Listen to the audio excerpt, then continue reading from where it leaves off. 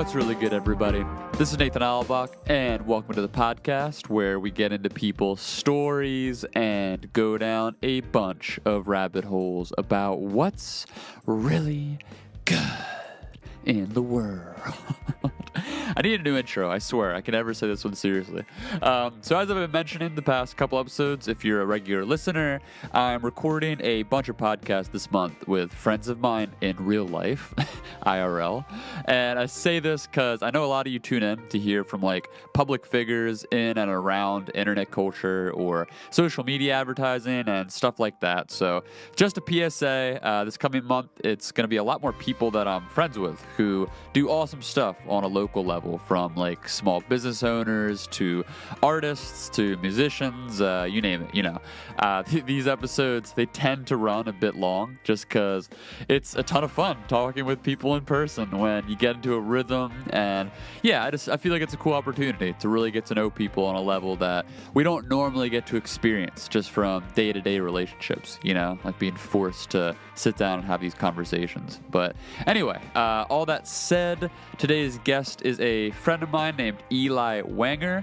Eli was the previous owner of this iconic local business called Steel City Coffee House, which I've talked about before on the show.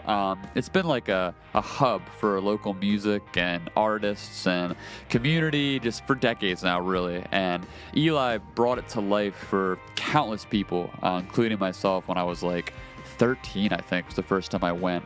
But so yeah, we talked about his experience there and also got into his current work with this place called Martha's Choice Marketplace, which is like this innovative food pantry style organization that does a lot of community building work in our area and creates relationships between the people who volunteer there and the consumers, and the whole thing is just awesome. So we weaved in and out of talking about it throughout here.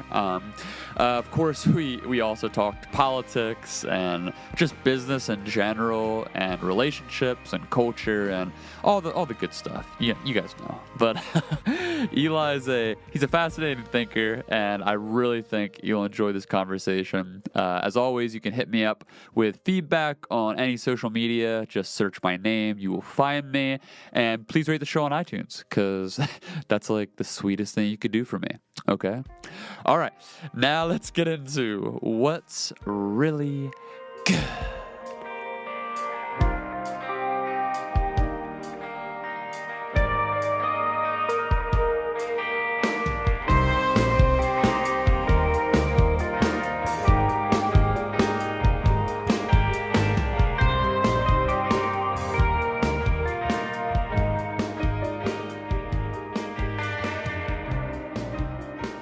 Eli Wenger, thanks for coming on the podcast. My pleasure.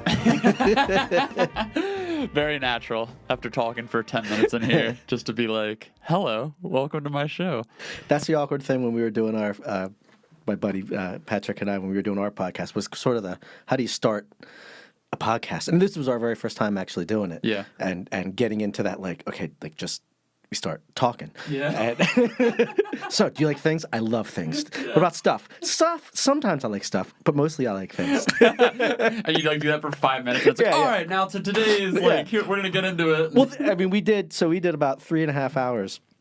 And the first probably 45 minutes to an hour was relatively garbage. I mean, it was effective in the sense of we kind of came into the podcast with a game plan of something for work-oriented stuff that it would make sense as a cross kind of, platform thing. And then it just sort of derailed into natural conversation. Yeah. And that's when it started actually being interesting. Right. Of course, that's a part that didn't get saved. It's so annoying, man.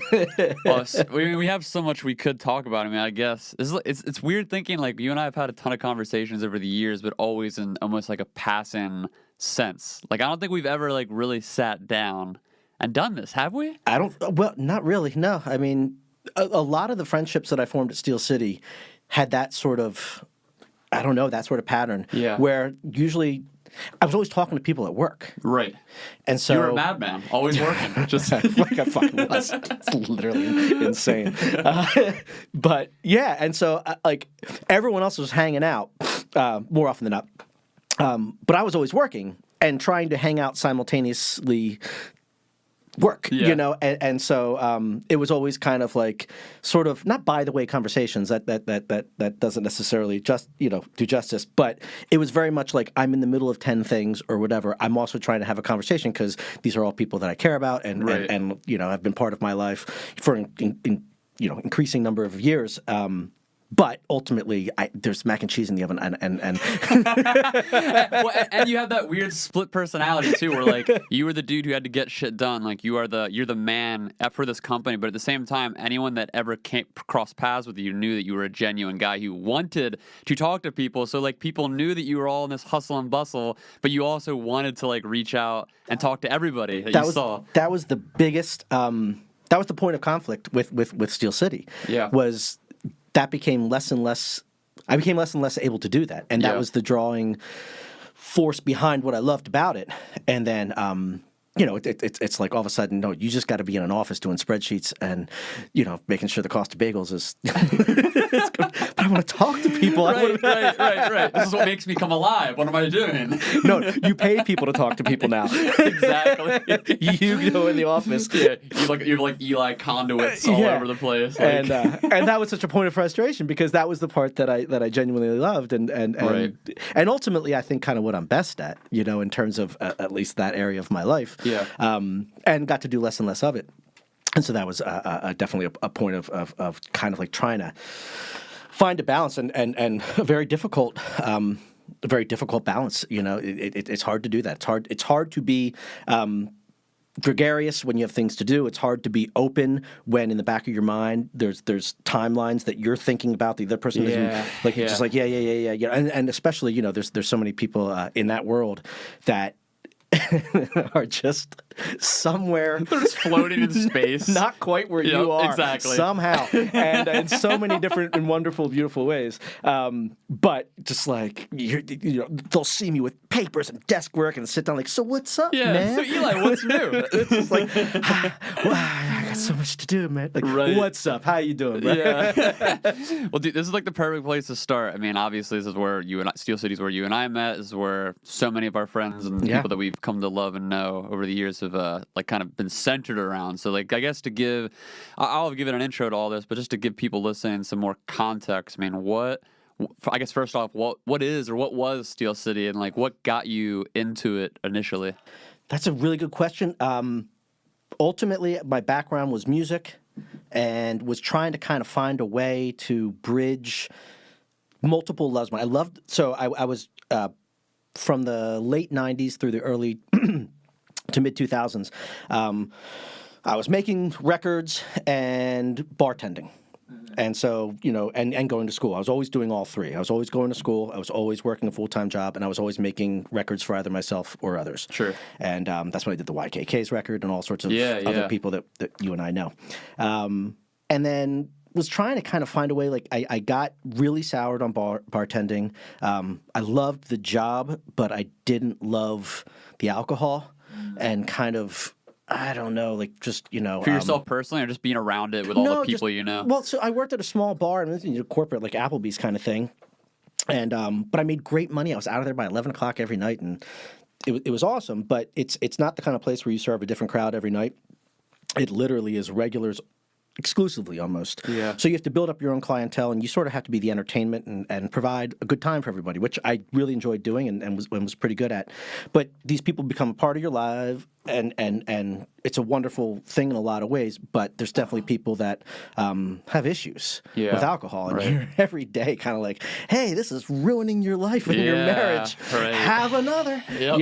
And I'm the purveyor of, and it's not one of those things where it's my responsibility necessarily. I didn't look at it quite like that, but at the same time, it's not something when you see someone that you care about. You're a human being, yeah, and especially when I've been doing it for 10 years or whatever. I'd seen people from early on, just after college or whatever, to meeting their wife, to having their first kid, to having their second kid. Like you're following a whole path of their life. Then you see their marriage is struggling, and then you see they get a divorce, and that this is a significant part. It's at like the crux of it in a lot of ways. It's certainly a significant part of it. I don't. it's too much above my kind of pay grade to know exactly what's happening in your relationship. Of but course. this isn't helping. But you know, like you're witnessing this day You're in, day here out. every night. Yeah, and yeah. whether it's the booze or whether it's the fact that you're just not home, I don't know which, but ultimately this is part of it. And I'm part of that in a certain kind of way, and that's a tough place to be.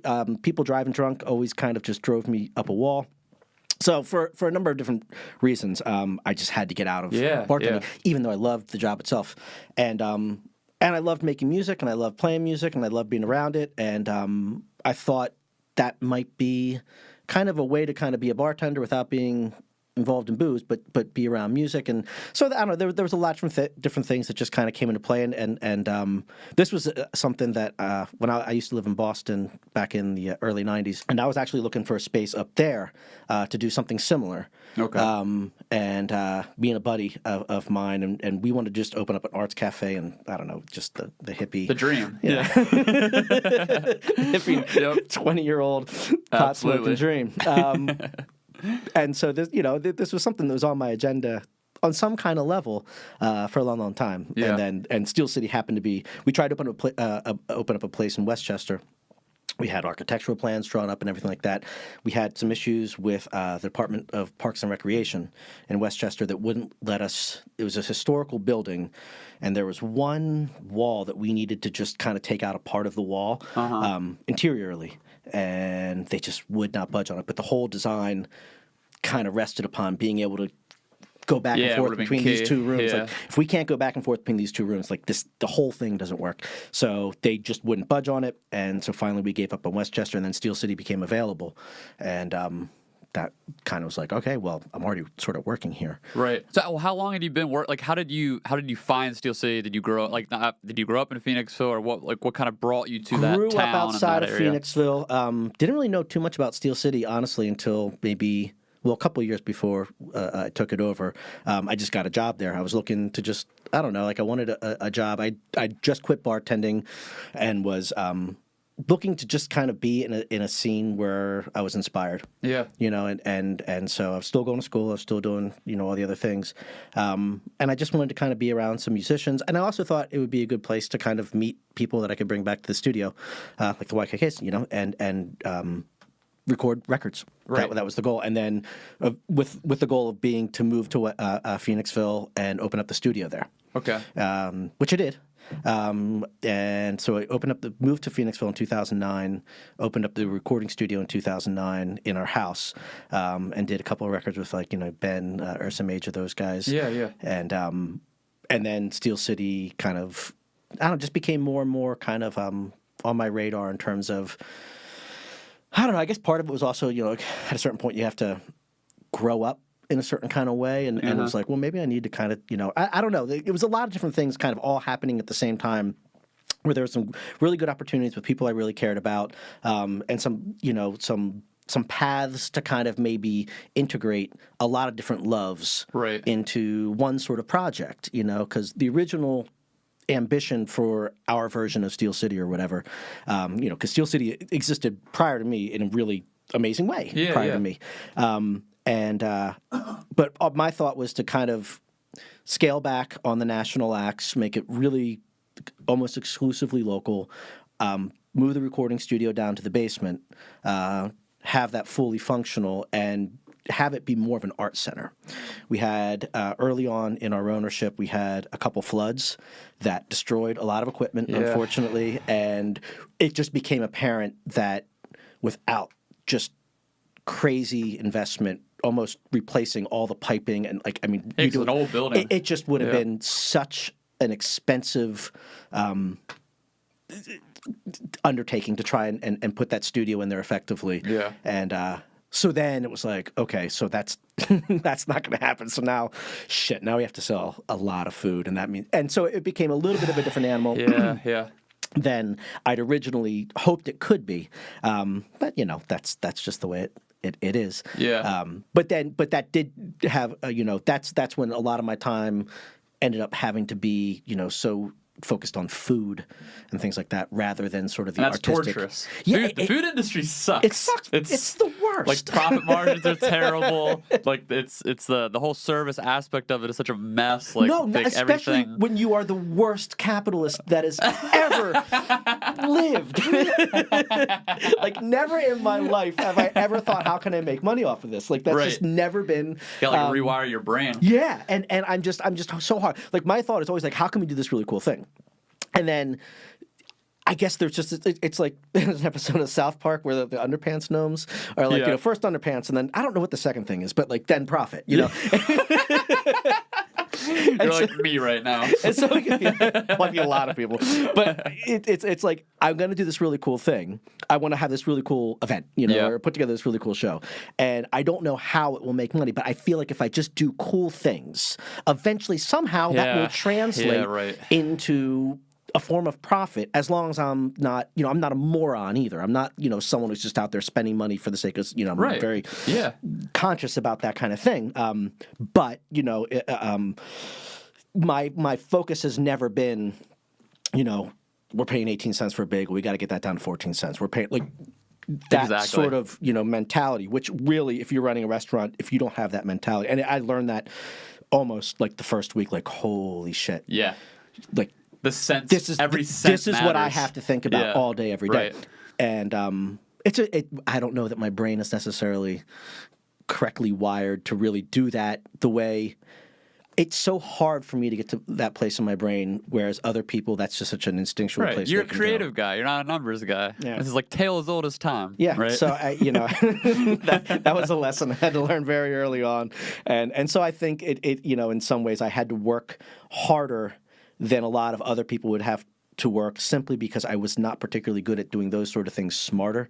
You know, like I couldn't work smarter at it because I just didn't have the skill set to really, I don't know, do that habitually. It was such an effort for me to think like that it took longer and was not an enjoyable. It's, you know, in order to do anything well, you have to love at least some aspect of it. Maybe not all of it. Everything's, you know.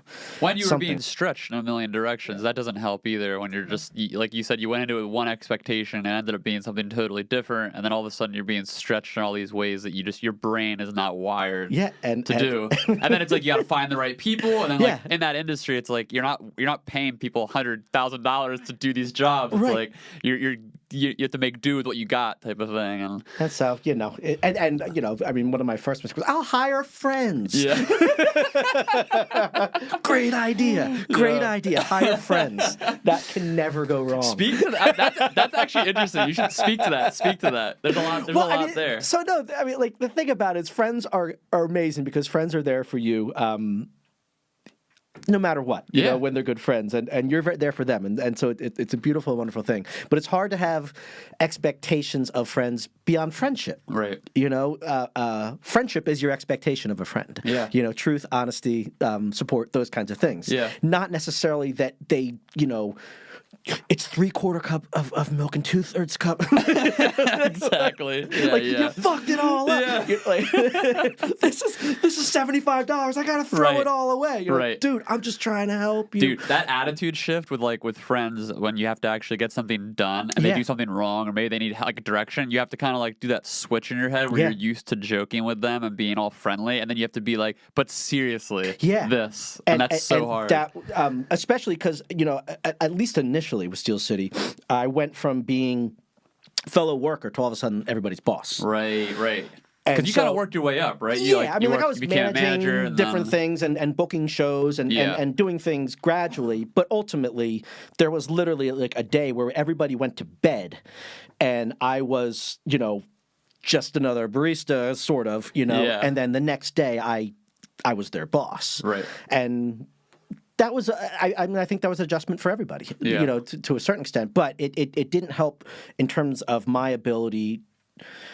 It's not like I woke up the next day like, all right, everybody, snap to, here we go. Of course, yeah. I don't have that personality, period. But also, it became very difficult to make demands on people because there was just such a lax attitude with the previous kind of thing where like the owner was never even there. Yeah, you know, I don't even think I ever saw the owner. I don't even know who she was there. She had her own style, and God bless her. She had a way about her that did inspire love in a certain kind of way. Also, pure fury and hatred. Yeah. At other times. The classic. Yeah. But I mean, like, but she had a way about her, and she did the best she could given the circumstances that she was in. But because everyone was, the inmates were sort of in charge of the asylum, there was just sort of no rules. There was there was a lot of things about that place when I took it over that was just like, this is friggin' disgusting. Like, you had to create an infrastructure, this is repulsive. basically. I mean, this is just so gross, the way things have never been cleaned and stuff. And so a lot had to change there in terms of, giving structure, providing, step-by-step kind of how we do things, training, things like that, as best as I was capable of anyway. And then also just kind of learning how do you bring out the best in people, but also, because one of the fundamental things, and this is, it's a weird thing, because right now, in the job that I do now, I run a food pantry. It's entirely volunteer staff. I run a crew of approximately 450 volunteers a year. Yeah. So in a similar kind of way, when money is not the motivating factor, anyone can find another minimum wage job or another volunteer position. Yeah. You know what I mean? Like, you're not holding, like, you make $180,000 a year, do what I say. You're going to lose this amazing opportunity in your healthcare and all this kind of stuff, where you have some sort of carrot you can dangle. Working at Steel City had its own kind of carrot, implied carrot, just that you're at Steel City. It's a really cool place, and that's a people want to be part of that, and so that's the only carrot you have. It's, you don't have do this or you're not going to make as much money or anything. Like, you're making basically a little bit above minimum wage and tips. Right. So there's a lot of places on the street that you can make more money. Right. So being able to kind of, you can't hold that against people. So ultimately, what you have to hold against, or not. It's not even holding. Ultimately, what you have to appeal to in a person is, this is a really cool place, and we want this place to be awesome.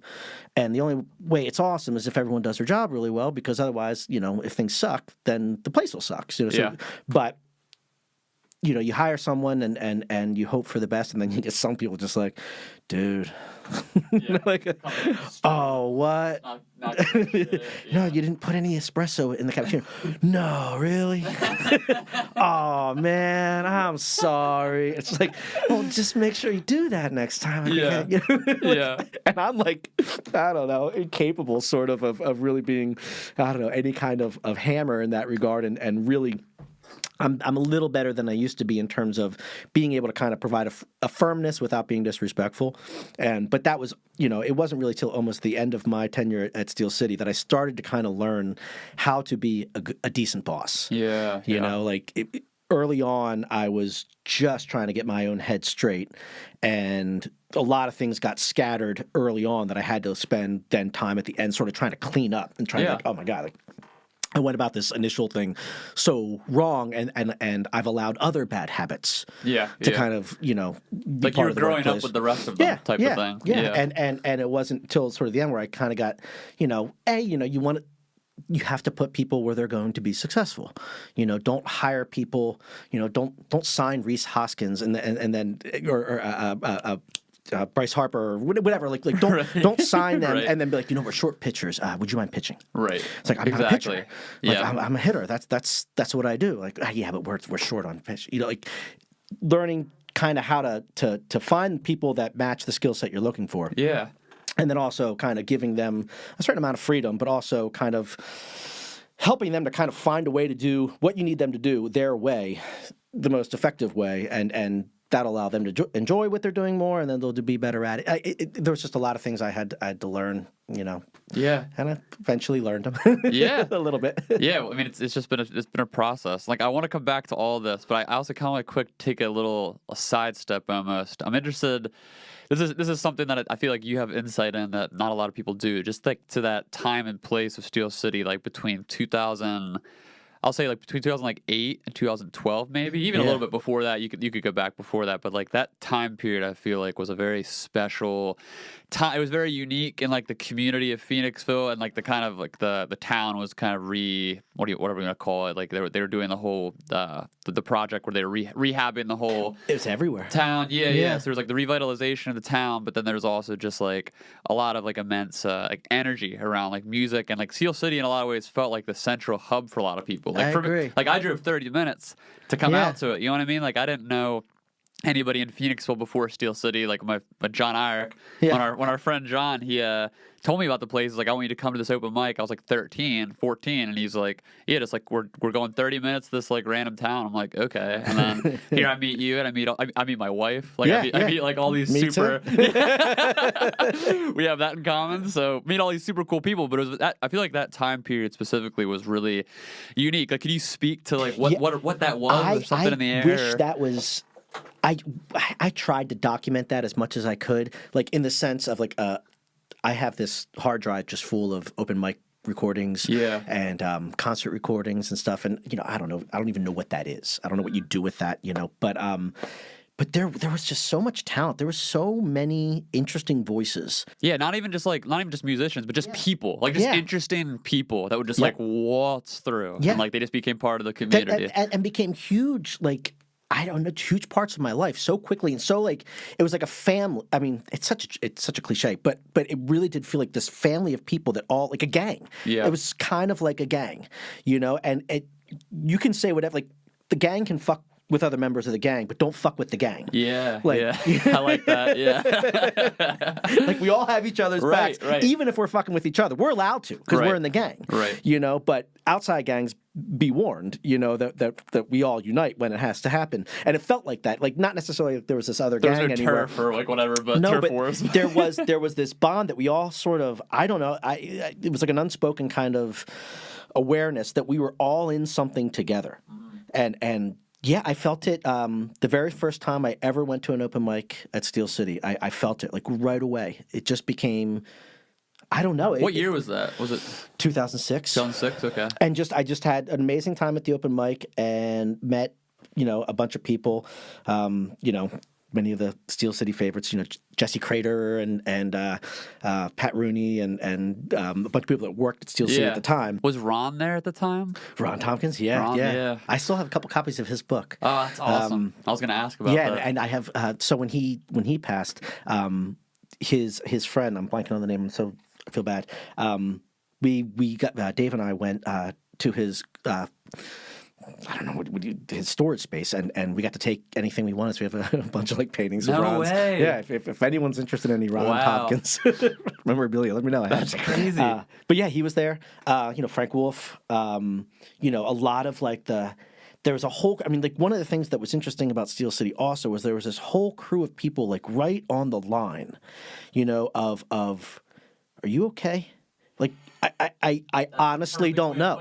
I honestly don't know because you're incredibly inspiring and inspired. But seriously, are you okay? Yeah. I honestly don't know, and I think that's part of what is making your art so vital in a lot of ways, and what draws me to you. But at the same time, like time has proven that a lot of these folks were not okay necessarily. Yeah. And had one demon or another they were working with, and a lot of my friends are dead.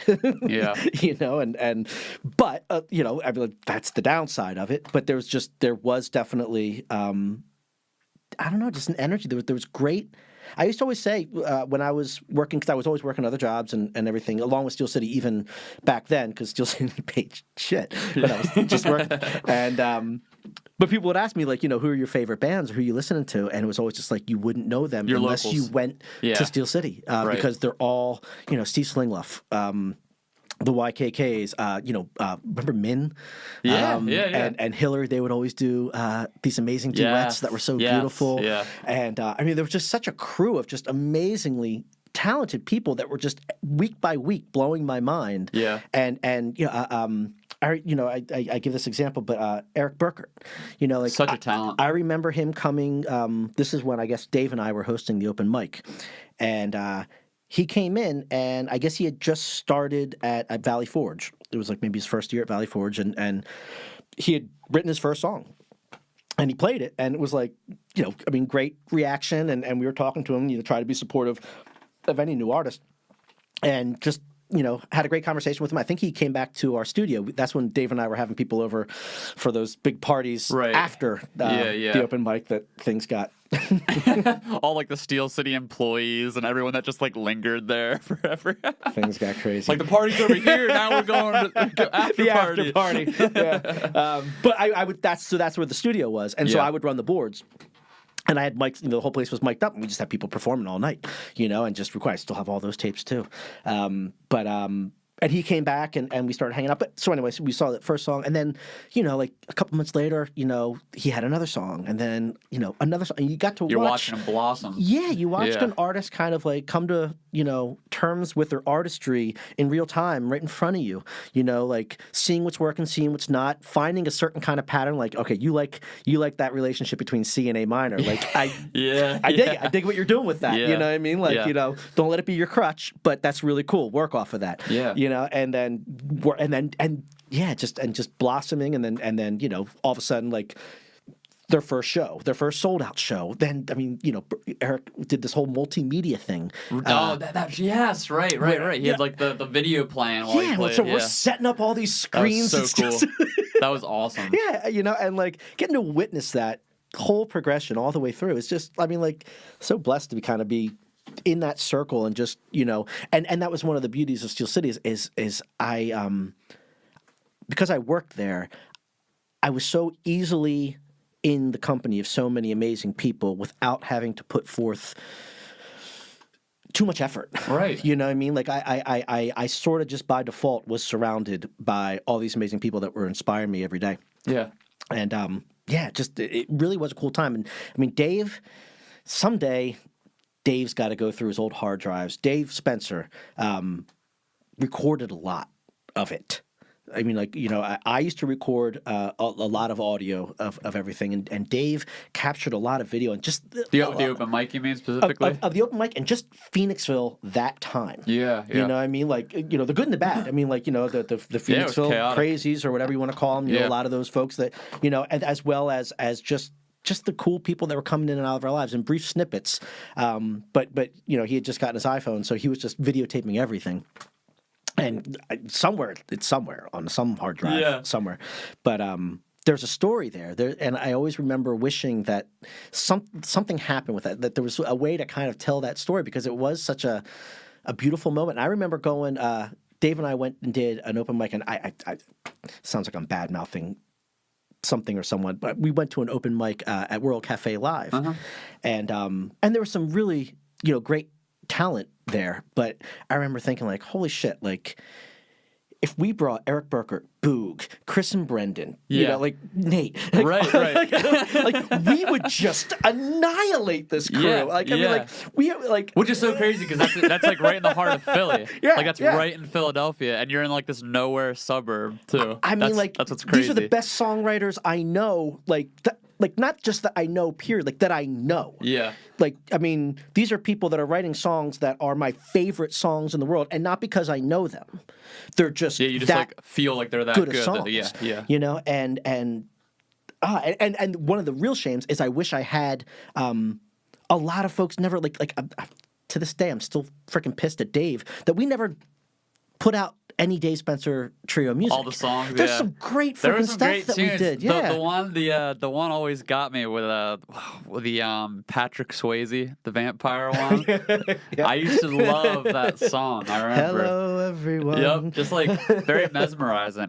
Someone just recently I went to a show. It was a So Far show down in Philly, as one of the the percussion player. He had like a floor tom that he was using, and with the floor tom he had pretty much like all this crazy percussive, just like miscellaneous stuff. Like he had some bells and some trinkets and all that. He was doing a similar thing to what you used to do, where he had this stuff on the floor tom, and he'd kind of like hit it, and he'd kind of mess and maybe pull something off to the side, shake it, and he'd have different like volumes, or like where he'd hit something a certain way, and then like pull it off to the side, hit it a little quieter. Interesting. It was great, and I was watching him, and I was sitting like right in the front. I was watching him. You were the first person I thought of, and I was like, it's the first time I've even seen someone do something similar to what you did, which you're like your entire table board, which is like The transmogrifier. Did you model that off somebody? Or? No, that was just explain what that is, because that's like super so super interesting. Dave and I started working at Steel City at the same time.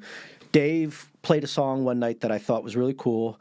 I showed him. I don't know. Did I show him or did he show me? Somehow we both realized we loved the song Rocky Spine, Great Lake Swimmers. Okay. And so he's like, let's play that. And I'm not very good at being in front of people and singing, or being like, I don't know, front person like kind of thing. Like a presence type of thing. I Totally. really prefer the support role whenever possible. And so that was a great opportunity to play. But I needed something to do, so we took. I was like, oh, well, I'll play some percussion. And this is something like, I mean, in my studio, I used to do this all the time. I used to always record Tupperwares, percussion, and things like that. So I put a couple of our, to-go cups, Steel City to-go cups, and our, one of our stirrers from, making lattes and different kinds of things. Just put like 5 or 6 things on a chair and just sat there and played that as percussion.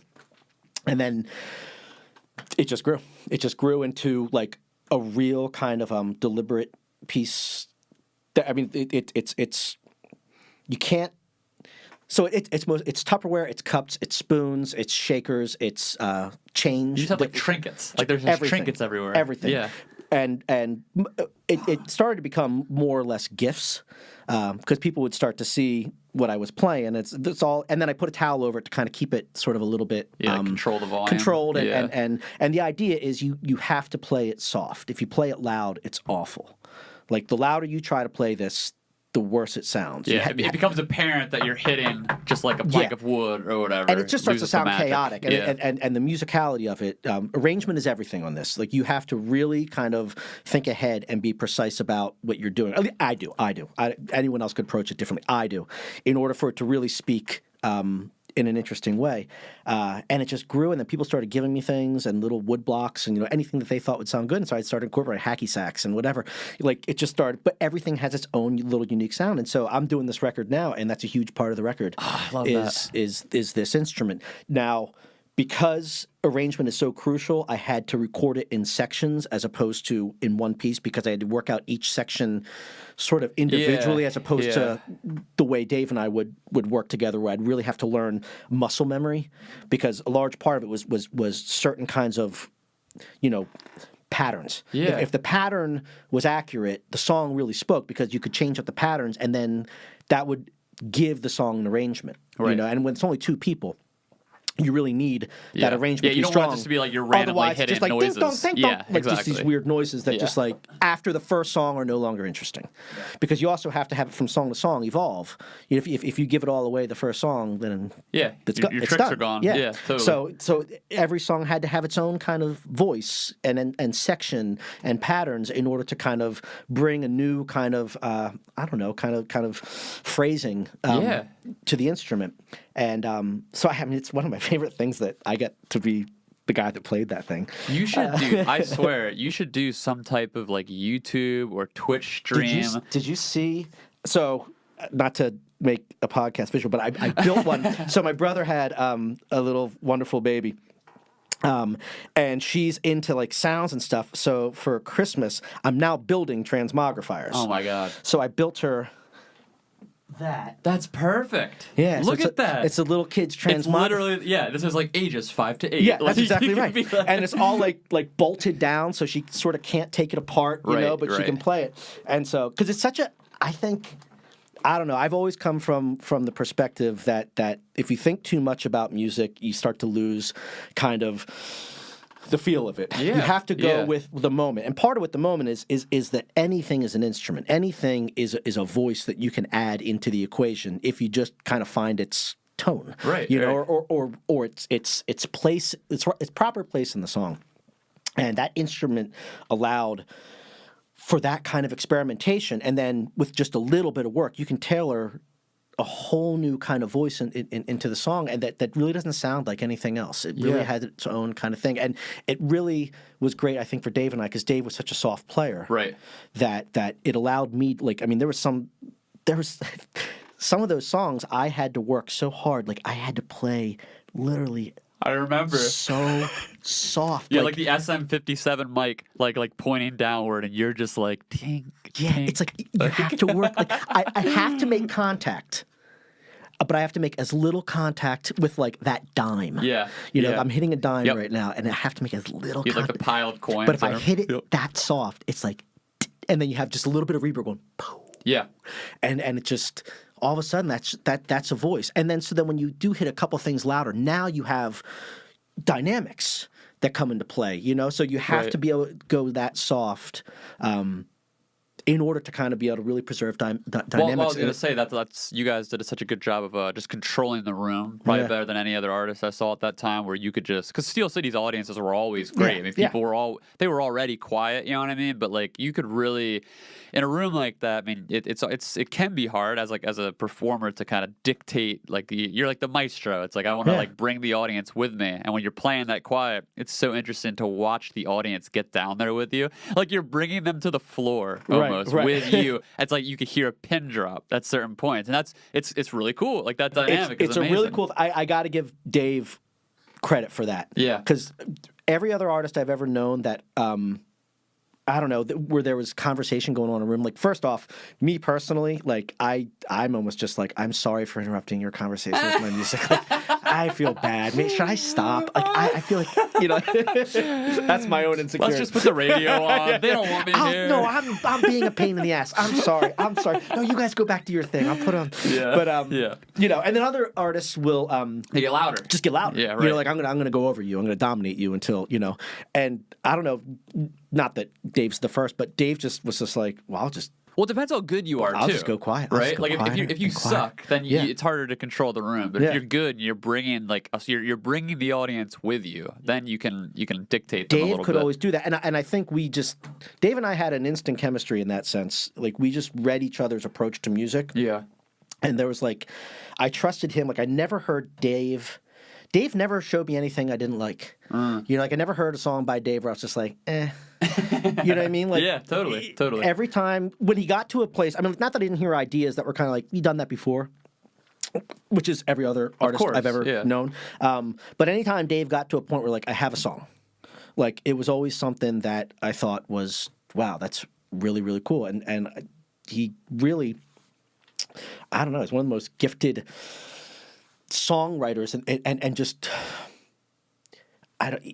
the way he blends his voice along with the music that he writes and how that blends together. Yeah, like he just has a certain kind of soothing kind of quality to his voice, and the music, the dynamics he brings to the music, it's just a perfect blend. And I felt like whatever it was I did was the only thing. Not the only thing, but was the perfect thing for that. Right. Because it didn't take anything away from his guitar. It didn't take anything away. Like, to bring in a band would have forced him to sing differently. Yeah. He wouldn't have been able to sing soft. He wouldn't have been able to let, certain tones in his voice come through that I thought were really effective. Right. The louder that he had to be as a singer, the less Dave he was. The less unique of an artist he was.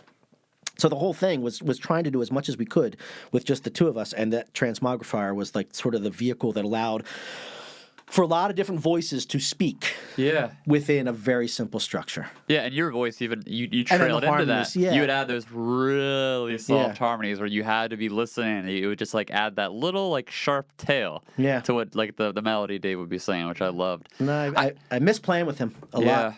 Yeah, dude, I'll tell you what, man. That going to the Steel City open mics more than anything, I think, taught me, as a musician at least, just speaking from this perspective, it taught me just how important it is to find who you are in that way. Like you're saying, Dave's music kind of it works with him, works with his voice, works with his style. He kind of found where those pathways meet and went with it. Yeah. And I think you could compare him to someone like John Irick, who John's voice is the polar opposite, where he's got this built-in, just screaming, his range is insane. He doesn't even need a microphone, just You let him just scream on stage. And I remember as a young musician going to these open mics and seeing like this range of characters and people. Like you'd see someone like Boog, who would like, he's got that like Tom Waits style talking, like half singing, half raspy, like whatever you want to call it. And everyone just kind of has their thing. Like some people do more spoken words, some people are storytellers, and it's like for someone growing up to obviously it's one thing to listen to music. It's like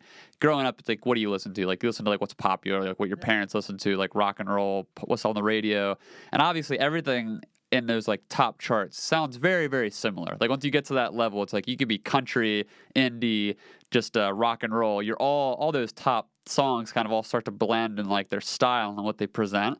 But Steel City, like it really gave people a chance to discover what their voice was, which I thought was so important for me because I remember seeing these artists and thinking, I want to be like John Hyrick or I want to be like Dave Spencer. And it took like years of going to these open mics and trying on these different hats and kind of figuring out who you are for me to be like, oh, this is me. Like this is where I fit into this mix. You know what I mean? Yeah, like absolutely. It was like a playground almost. It was. I mean, like, and I mean, there's more times than I can count where I don't want to say I stole anyone's idea or I stole anyone's approach, but like I would see an approach, a new approach, like wow, that is a really cool way to do this. Like I got to figure out how to integrate it. that into what I do somehow. Totally. Like I have to make it mine in order to fully do it, but there's something in there that I want to get to, that I haven't seen before, and there was just so many amazing voices there. I mean, Frank Wolf and Jeff Masterbirdy and amazing poets. Frank, I know. It's just, I mean, so many people. Legend. And just unique kind of takes and perspectives on life. And I mean, so you would see all these, amazing musicians or poets or spoken word, whatever you want to, whatever art form. I mean, who's the girl that used to do hula hooping and juggling? Yeah. And, I mean, like, whatever, cool things. Get on stage, do your thing. Do your thing. And then at the same time, then there was also the conversations that went down in the room while that's all happening, and that was its own world, right? Where you just and they would just grab you, like the people at Steel City, like for me coming in, I didn't know any of these people. Like people just start to grab you, like, oh, who are you? Where are you from? It was like this, like I feel like if that happened today to someone at my age, then like if I was 13 or 14 today and that happened, it'd be a lot more confusing. I think like it felt very natural and just like homey at the time. It was very bizarre. I mean, sometimes I don't know. It's like sometimes the first time you hear something or the first time you experience something is always the most meaningful. And then once you've heard that, you recognize it the next time you hear it. It might even be the next generation. And it's not as powerful. But for those hearing that the first time, it's their version of what you heard 20 years ago, right? Yeah, it's like we're all kind of copy and pasting things from past generations. Like The Dead was my first thing, and for people 20 years later that got into Phish, well, Phish was their first thing. Yes, it's a similar archetype, but ultimately, whatever one hits you first is the one you're going to latch on to, probably the most, And so I don't know how often things like Steel City happen.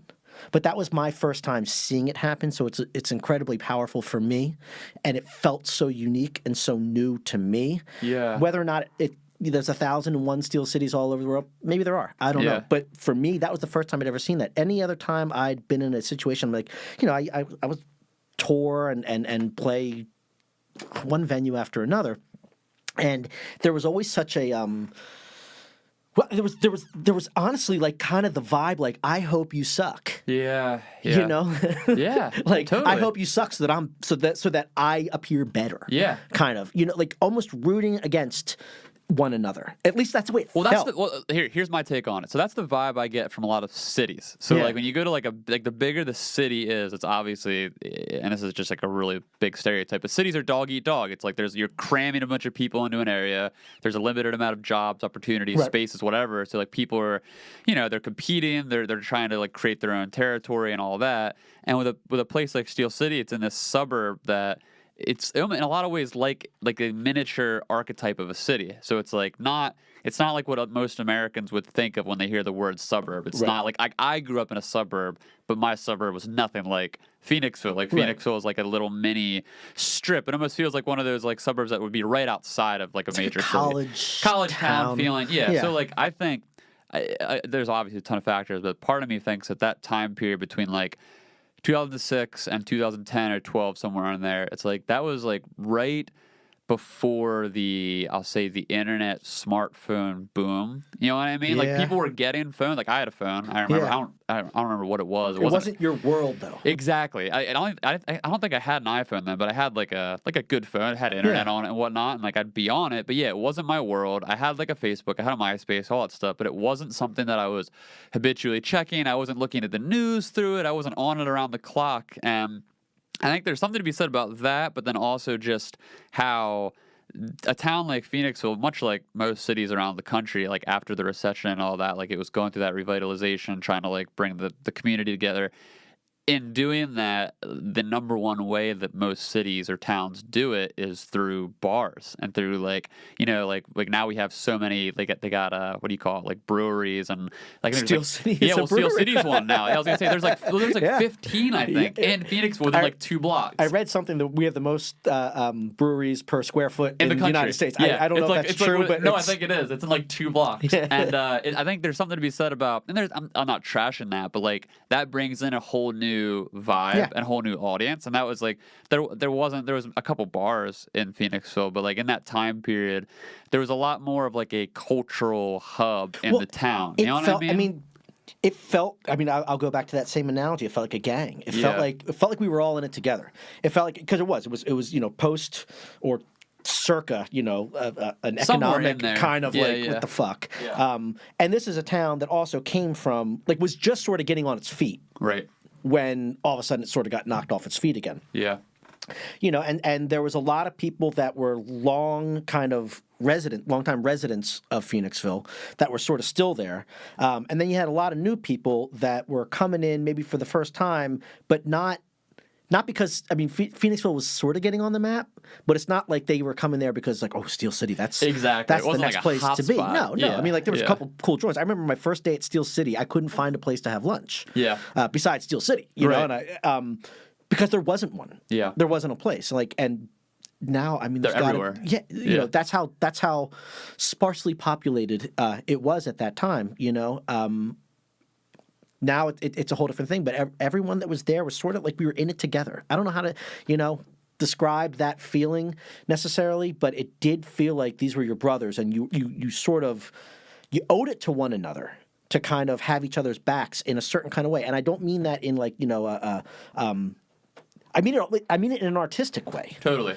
Where you're challenging one another. You're inspiring one another. You're competing with one another, and ultimately you're trying to kind of everyone's trying to be the best artist they can possibly be, but not at the expense of anyone else. Yeah. Well, I was gonna say, in a lot of ways, I think too, Steel City, because just kind of talking about how it attracts a lot of misfits. It attracted a lot of the misfits of the town, whether it was people who were I like how you worded it earlier. Like you said, there was people right in that line where you're like, "Are you all right?" Yeah. That's how a lot of the people were, and I think in a lot of ways, the element of Steel City, like the musicianship, the artistry of it, really kind of brought people together. Because a lot of those people, I'm not saying they were bad people, but there were some people that were just not great people that came through, on a personal level. Yeah. You know what I mean? They're whether it was they did something to hurt someone else, or maybe they just weren't in a great spot in their life. Maybe they were just young and dumb. Maybe they were impoverished, whatever it might have been. And I think that the art, to your point, the artistry is kind of what kept the whole thing afloat in a way. Because I think this goes to say in most areas, it's you get the best art, you get the best, I don't know what you want to call it, just creations in general, when people are not at their best, you're not going to find a Steel City in this super affluent suburb where everyone's making $100,000 a year. It's just not going to birth that type of thing. Most of the people that are coming in, they're struggling in some area, or maybe they're just trying to get a leg up, or they're young and they're trying to try this hat on, maybe I'll try being an artist or whatever. And the place itself acted as that hub to unify people no matter where they're coming from, which I always thought was cool, because it's accepting people for their imperfections, and we all kind of knew everyone has their shit, so there was that element when you come on a Thursday night for open mic, we are in it together. Yeah, you know what I mean? There's a certain expectation that you're going to be cool with one another. Yeah. But that's about it. Otherwise, bring your best self here, Yeah. sort of like. Yeah, and I don't right. mean that necessarily like your best behaved self, because certainly some people were not always on their best behavior, but just in terms of like, I don't know. I think there was a kind of a known sort of thing like. Everyone is welcome here. Like no matter where or what situation you're in, like you're welcome here. But bring the best version of you can be right now to this room. Bring the best energy you got right now to this room. And if you do that, you will be welcome with open arms. I mean, like there will be people who have your back here as long as that's the energy you go into it with. Yeah. And I think it was sort of an unspoken thing, but people picked up on. I mean, I picked up on it the first time I was in the room. Right. You know what I mean? Right away, I felt like just everyone here like wants you to be great. Mm-hmm. There's not a single person in this room that doesn't want you to blow their minds right now. Yeah. You know what I mean? Like, so you have the absolute freedom to do it. Yeah. All you have to do is like find that place in you. Or be working on finding that place in you, and we'll be following along with you. Right. And like you might, it's like you said with Eric Burkert, it's like you might see someone 1 week and then they come back a year later and they're a different person. Like you see that all the time where it's just like people, they pass through and they come back and you're watching like this evolving human being. Like there's that one guitar player that used to come up from like down south. He was like a blues guitar player. Yes. Does that ring who a bell? Was that? I can't remember. He was friends with that guy that was a lawyer that was always in and out of jail. Yeah. Does that ring a bell? Like a little bit. And he had a crush on Dave. He had like this weird kind of crush on Dave. But he knew this guy, and I don't know if they had been in jail together. I don't know. I don't know. God. This guy had a checkered past, and he was a lawyer. I remember that much. But he had done something and gotten disbarred, and did some time in jail. I don't know his personal crimes, but he would Saul Goodman. he basically was, and he was a big fan of Dave, and I mean me by default, because I was playing with Dave, but he specifically enjoyed Dave's voice, and he would come, and every once in a while he'd bring this guitar player, and they would play songs together. He would sing, and the guitar player would play, and he used to sometimes play with he's the guy that owned the Black Lab. I'm not sure actually. The Black Lab Beast, or the cook. Yeah. Anyway, he's a hell of a guitar player as well. But anyway, they would play on stage, and then the guy would disappear for like a year. You wouldn't see him, and I don't know if he would if he got busted for something again, and was back in jail for at least a little bit, and he got back out again. I have no idea, But then all of a sudden he would just be back, and he'd be at the open mic like 4 or 5 weeks in a row, and be having a great time, and then you wouldn't see him again, and like he'd just be off to wherever he went off to again, and what happened? I don't know, man. Comes back with some I try not to ask too many questions. Right. I don't want to be implicated. So many stories like that, and like you just wonder like what's going on with all these people, and some people get their lives together too. Like I remember there was this one kid I went to high school with who went to Steel City when I was younger, and he was just a mess, like one of these like troubled kids or whatever. Yeah. And I remember years, it was like 5 or 6 years later, seeing him there, and he was like this totally I just didn't even recognize him, like totally different person, like dressed completely different, like very astute, like had it all together, and just like it was really bizarre, just really cool to see that happening.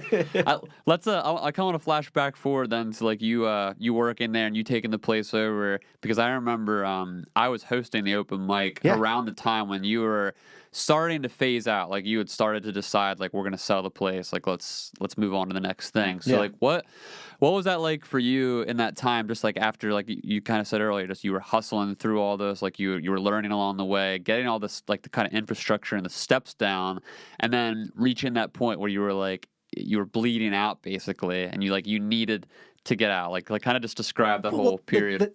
The thing about Steel City, I think that it's why Steel City might work this time, like in terms of one ownership.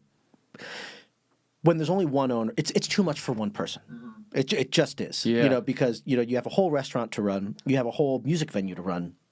You're open first thing in the morning. You're open late at night. Yeah, So if you go through all your product late at night, like it's 2 a.m. because you had a sold out show and you went through everything, well, get prepping, because you're open at 6 a.m. and you better have everything. Yeah, it's on you. Yeah. And so that's great. You had a busy night.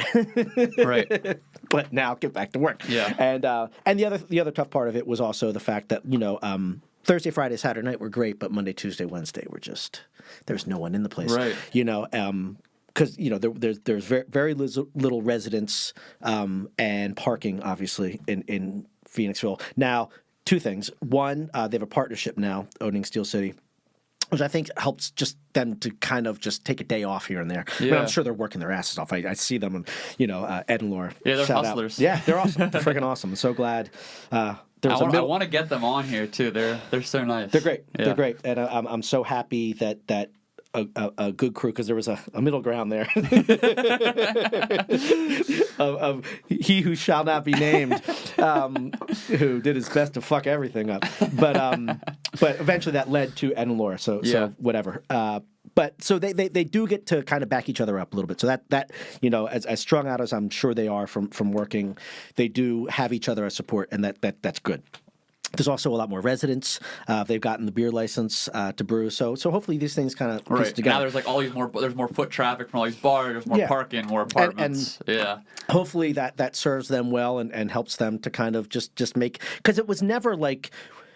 One of the things about Steel City is there's no magic bullet. Like, here's where you're going to make an extra $10,000. Yeah. Okay, I got to do that, and I'll make an extra. It's here's where you make 1 cent. Here's where you can make an extra 2 cents, and you need to do that 10,000 times a day. Or right. Yeah. It's all these minuscule amounts over and over again. So it requires such a close eye to detail. It requires just all this kind of stuff.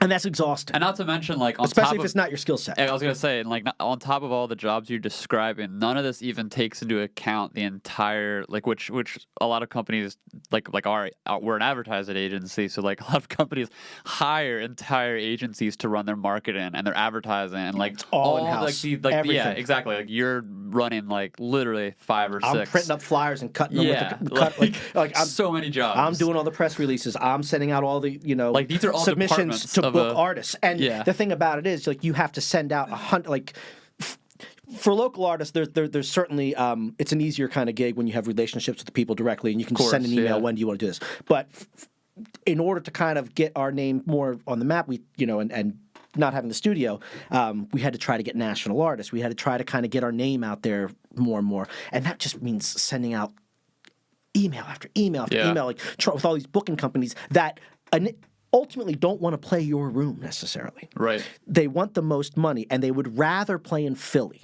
Of course. But can you outbid the Philly venue? Yeah. And if you can, maybe we can have a conversation. And you want to get these artists that wouldn't it be cool to have so-and-so here? I'm a fan, and once you play our room, you'll see how cool it is. Exactly. And then you'll choose it. Yeah. But I got to get you in there the first time before that even is a possibility. Right.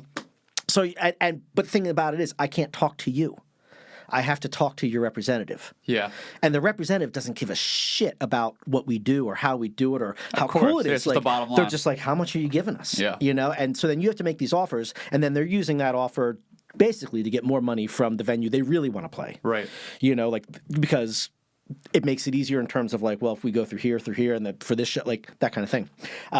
So a lot of time, and you're spending countless hours back and forth, and then finally they're just no, we decided to play. Totally. Bam, bam, all that wasted time, fuck. So, but you still have to put all that time in over and over again. Yeah, it's you might reach out to 50 of them and get one. You might get one. Totally. And it's great that you got that one. I mean, that's a really cool thing when you make that land. But it's a lot of effort to make that one land, and then it's 50 artists that didn't land that you're spending a lot of time on.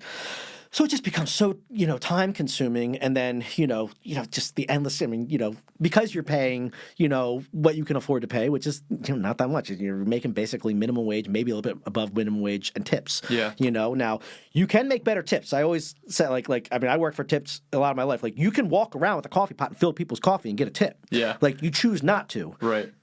Okay. But I'm just saying, you could clean those plates off that table, you choose not to. Yeah. That I'd rather. And it's hard. And too, it's depending on the kid or the person's temperament and their personality. It's like you were saying, you're getting this lower. Right. They have all these options anyway if they want to leave. Yeah. So to get them up and going, it's tough. And also, you want it to be a casual place. You don't want your staff feeling Like they a got the certain boot on kind of their way, neck. because Yeah. then also that's going to reflect in terms of the service that they give. So it's like, I don't know. There was always a balance where you're trying to kind of keep things professional, but at the same time casual, because if it felt too professional, it would feel like Steel City kind of. But if it felt too casual, it was a shithole. So it's like you want to that perfect balance between casual and shithole. The casual hole. Yeah. So that was that was, but the reliability factor that comes into play there is minimal. And so, you finally, you get out at 2:00 in the morning, like you're exhausted from a show, and you have to clean up and all this kind of stuff. And then, 5:30 a.m., whoever's supposed to open the place, like, I got drunk, so I'm not coming. It's like, I guess I'm opening. Like, fuck, and that takes its toll. And ultimately, I'm not a good sleeper to begin with.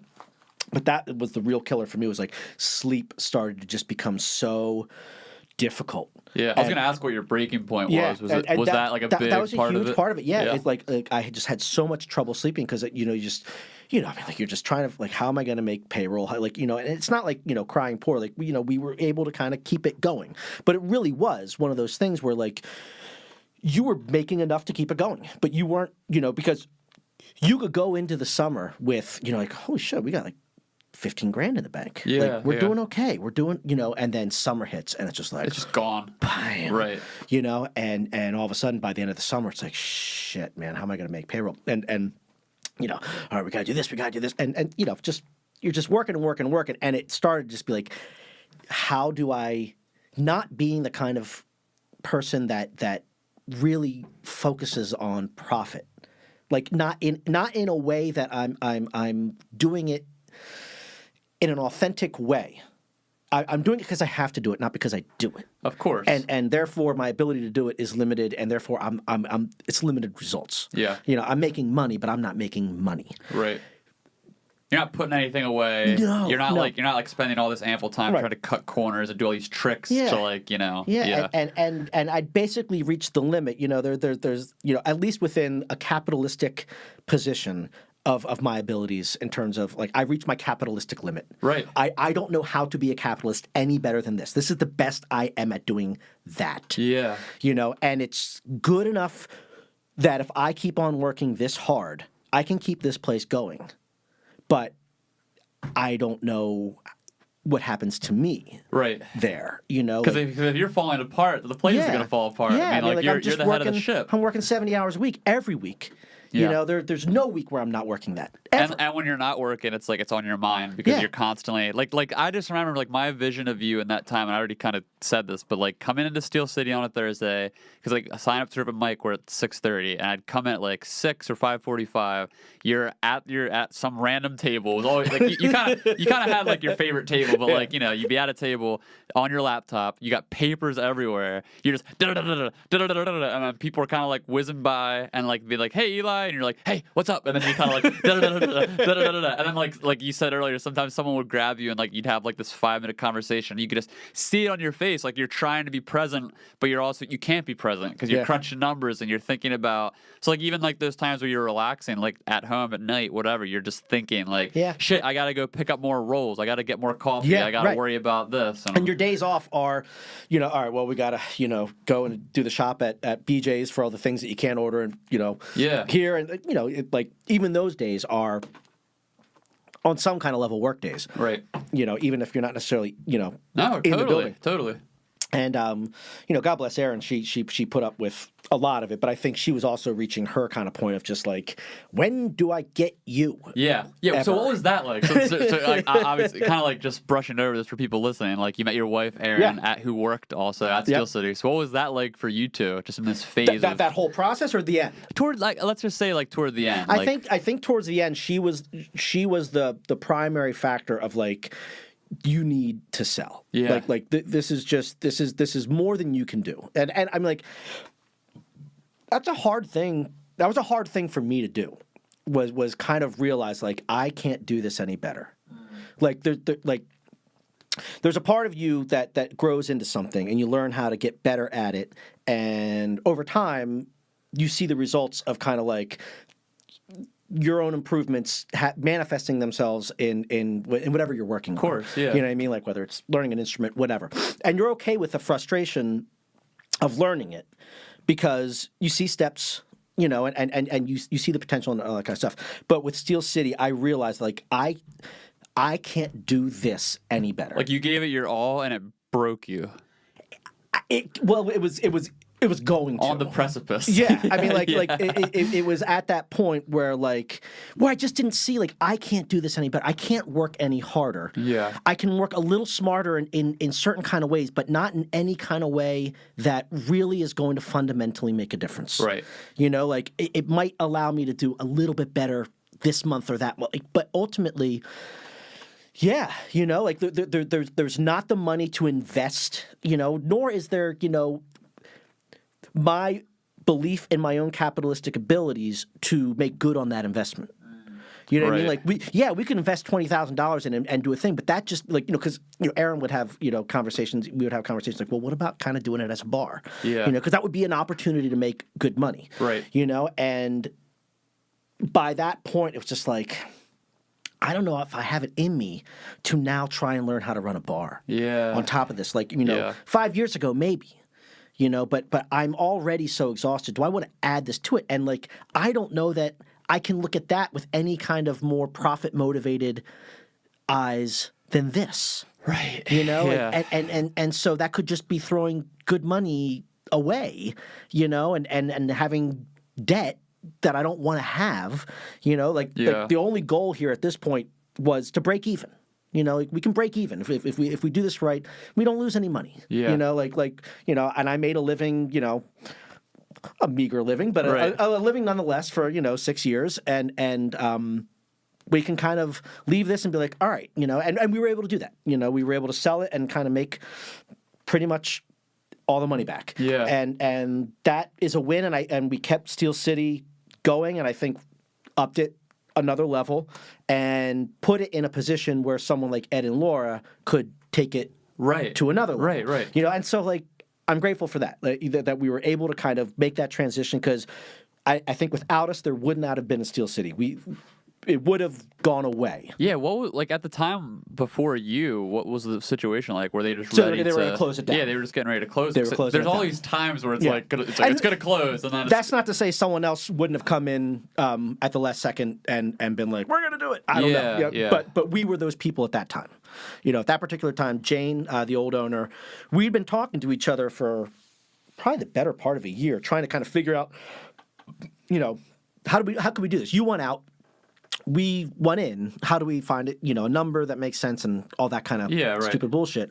And they or her belief was that it was worth something we didn't feel it was worth, and all that kind of stuff. But ultimately, she finally just kind of was like, "I'm closing the place down." We're like, "Listen, like, there's an offer on the table. Like, we can't justify giving you any more than this. Like, Yeah. it's just, we need to rebuild the kitchen. We need to redo, like, there's so much money that has to go into this place in order to get it to where it could actually work. Right. That if we give you more than this, like, we don't have the money to do that, and then it fails anyway. So, Yeah. like, this is here if you want it, but, you know, and at that point, she finally kind of, you know, was just like, I'm exhausted, yes, and so we did it. But then I ended up being, you know, Of course. a few years later, Yeah. kind of in a similar kind of position. Not necessarily like, you know, I mean, it's one of those things. Like the shoes on the other foot Well, type a little of thing. bit. I mean, like, yeah. it wasn't quite as dire as her, because we were at least making ends meet. She was having to borrow every money. Or I shouldn't speak on it. That was what I was led to believe at the time. Yeah, of course. Was that was Yeah. kind of how it was operating. And so, you know, she was increasingly in debt, you know, and we fortunately were not in that spot, but I was increasingly at my wit's end. I was gonna say You you're know. going crazy. Yeah. And I think Aaron, you know, kind of had a little God bit of bless her. heart to heart with my family. It's like, I think we need an intervention here. It's like, we have to save him. Like he will end up in an asylum. well, see, the if we thing keep- about it is, if he it wasn't keeps even the- so much the work. Like I love work. Yeah. You're a hustler. I get off on it, you know, and so there's nothing wrong with working your ass off. What the most frustrating thing was that I was limited in what I was able to work on. Yeah. And there was no time, really, I had to stop working on music. And that was the real killer. And your relationships, you said. It's like it's like you're all these things are kind of converging, and then you're realizing like you're giving way more, or you're taking what do you say? Like you're giving way more than you're getting, type of thing. Yeah. Well, I mean, like, and vice versa. I mean, like with Aaron anyway. Like, I was getting way more than I was giving. Right. Because then you're being present. a burden. Yeah. Exactly. It's transferring over and there. So that was the opposite side, but similar kind of thing. Totally. Just ultimately, there's no balance. I mean, what it comes down to, there's no balance. Yeah. There was no balance in my life. There was no taking time for myself. There was no healthy kind of, I don't know, it's not like I didn't play guitar, but I played guitar as an escape as opposed to a point of entry. I was practicing scales. I wasn't investing myself in composition and trying to find a new way to speak through it. You know what I mean? I was just escaping like you were doing into maintenance. a guitar. Yeah. I was just trying to not forget how to play guitar. Totally. Sort of, But there was nothing coming from it that was speaking any truth of mine. It was just it was simply a form of just escape. Yeah. And I started to just kind of lose my passion for that, and I don't know, just all those things kind of combined. It was just kind of like there was a trajectory of my own. Sorry. Oh, you're fine. I was gonna shove it toward you a little bit, but you're fine. I knew you'd come back. You're kind of swiveling for people listening. What was I saying? I guess there's a point at which you start to kind of lose. There's a trajectory of my growth as a human. Right. Yeah. And I think in hindsight, I can see some of that growth that I couldn't see at the time in Steel City present in me now. Yeah. Maybe it was a little too close to home at that time to see the lessons that I was learning and some of the skills that I was learning, because there was just so much your brain is just fogged. Exhaustion. Yeah. But I started to lose kind of that trajectory within myself and kind of that path of kind of like evolution and like curiosity. Like I've always been a very curious person. I was just going to say, yeah, totally. You're a super curious person. And I started to lose that curiosity of just being interested in things. I just became uninterested. Because you're just hustling all the time. Yeah, it was just like I got to just plow through. I just got to work. Yeah. Like it's one of those things where like I'm trying to think how the best way to describe this. It doesn't hurt if I don't let it in. Yeah. So if I let nothing in, sort of, I can keep on doing this and maintain. But if I let it in and I realize how much it hurts to not have it, this is gonna crush me. You seem to block everything out and just like focus. I just really need to work. You know? And so like for example, music. Like if I start to think about how I can't do this anymore, like I no longer have a studio, I no longer have all these things. Like I had a recording studio for 15 years that like every night I could go out and just make music, and that was my form of therapy, it was my form of faith, whatever you want to call it. And to not have that, and not that I couldn't, like I said, play a guitar, but to not be able to invest myself into it. Right. And that was the part that hurt. And so it started to kind of be one of those things, well, I'll just build up that wall and I won't care about that. And as long as I don't care about that, I can keep on working with this. You become a cog in the wheel. Yeah. You're just and that's working okay. to work, and you just keep existing at that point. Yeah. And I started, that's numb. Yeah. Right. And I just started to kind of got used to just being that. And I just got used to being uninterested in things. Because if I'm uninterested in things, it doesn't hurt that I can't pursue them. Yeah. You know what I mean? Like totally. And I'll just keep on working. And yeah, I mean, it's one of those things. Like you with there's I forget what it's called. You rise to your level of incompetence in terms of, your position. Yeah. And in terms of a capitalistic business, a profit, based business, that was my limit. Like I'm not cut out for that world ultimately. At least not in that dense of a world. I was gonna say, you got hit in like a pretty crazy way, like just that situation. So I think I can do it on a simpler level. Yeah, I was gonna say, I ran a recording studio for years, and that was fine because it was really kind of like I know what this is. It's this, and I can do this, and I'm really good at doing this. It's when you have to be like, not only have to do that, you have to do that, and then that, and then that, and then that. That's what I was saying before. Yeah, you were doing it was just like too many things. Yeah. It was too many things that I had to do, and couldn't really devote myself to doing any one of them exceptionally well. I could do all of them well enough to keep it going. Yeah. But none of them well enough to do what I want to do with it. Right. And I had to kind of be okay with that because there was just a limit of time. Yeah. And that's just what it has to be. And so that was also a frustration too, is you have ideas for things and you realize, shit, I can't do that. Not like this. Not if I want to keep on doing this, And Right. And part of that also was my own kind of maybe stubbornness. Aaron had been saying for a long time, and it was only really right before we were about to sell the place that I finally kind of like heeded her advice and was really going to scale back the menu and really just kind of, because my thought was like, I want there to be something for everybody. Of course. Because sometimes we have $5 shows and sometimes we have $25 shows, and whatever is on our menu has to be able to appeal to both. Right, So we need to have all these things on the menu, but that's so much work. and not knowing enough to know, like, just do 3 things. Yeah. Just do 3 things, do them well, and then don't give a shit about the other 10. Yeah. And just that's a life lesson. Yeah. Did you feel like after all this, like in hindsight, looking back, like that's a great example, like a micro example in all of this? I mean, do you feel like you've kind of like from that experience really brought that like knowledge and that wisdom as part of who you are now? Do you feel like you've gotten better at like management and like all that? Yeah. I mean, I do. You'd have to ask, I guess ask the people you work with, ask your wife. But I think so. No, I mean, like the job that I'm doing now, like I'm pretty good at, and it appeals more to kind of how I perceive the world, and how I kind of want to manifest my own energy within it, without having. I mean, like there's. In any job, there's going to be sacrifices and there's going to be compromises in terms of your belief system versus kind of how the entity that you're working within operates, and that's always going to be a thing. So that's you always have to learn that lesson new with each experience, in terms of the context that you're doing it in now. Tell me about it, man. I show for a frozen beef company. Yeah. Right, yeah. But you can do that in a really cool way.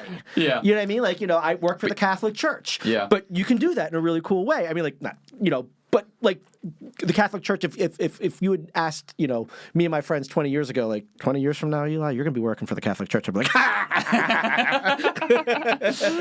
and here I am. Yeah, totally. Because there's things within that are not necessarily my kind of viewpoint on the world. Yeah. But what we're doing within my world and the world that I oversee is friggin' awesome. Yeah. And I think a lot of the lessons that I learned from Steel City really do apply. I mean, like time management, working smarter, not harder.